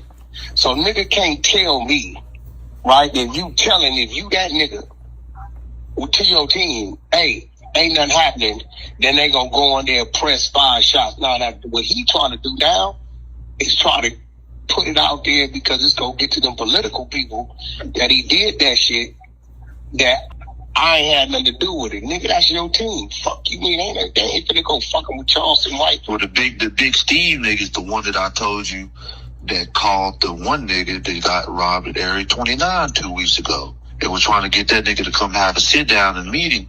Them niggas trying to go around and control everything, dog. That's who the nigga that confronted is Big Steve, bro. Big Steve one went and did with that DJ Eric shit. Yeah, you the one that like. Listen, one thing about Charleston's setup, and we tell you why Charleston is one of the most dangerous niggas on the internet running the streets. A, you can't call him a snitch. Why? Because he's telling you what he gonna do. You just a dummy for going over there pulling that type of shit. B, he ain't scared to talk his shit. So now, Man, they said that nigga talk so bad to them niggas outside, dog. They called them all niggas like all type of bitches and hoes. Who did Charleston did? Yeah, bro. They said 30 niggas surrounded the nigga, dog. And they said that niggas talk bad to every last one of them from the door all the way to the car. Why they surrounded? They said they didn't shoot at the nigga until he stand off of the car. Then they shot at him. Dumbass niggas, and them people all still there. And the camera. Just been like 5 niggas already identified who did the shooting. That's what I'm trying to tell you. You know, my phone call, but phone was ringing. Yeah, bro, you know, Ken was shooting that. The main nigga that I know that hates Jay Prince, that's in the hood, that used to be a heavy nigga. That's the first nigga that called me, told me everything, and I know what he tells me is good as That's gold. what it is. We're going to sit back and watch the show. Charleston called me, told me they approached the nigga, big old nigga, and told him that his orders that he's got to make a public apology to Jay Prince. Big Steve is Jay Prince's Big U of the hood in Houston. Gotcha. Yeah, well, that's who he uses. That's who he uses to go shake down. And the nigga that shot at him is basically like he would be, if this was some mafia shit, he would be like a captain. You know what I mean? And what's that name again? The nigga that shot at him? Ken. They just called him Ken. Yes, Ken on Instagram. Yeah, you gonna see he thinks he Jay Prince. He takes pictures and points his finger like Jay Prince, and he's a Jay Prince dick sucker for sure. Yeah, well, you know, Jay Prince don't know we got 2 tapes shot at. The nigga called me and told me exactly who shot him. Okay.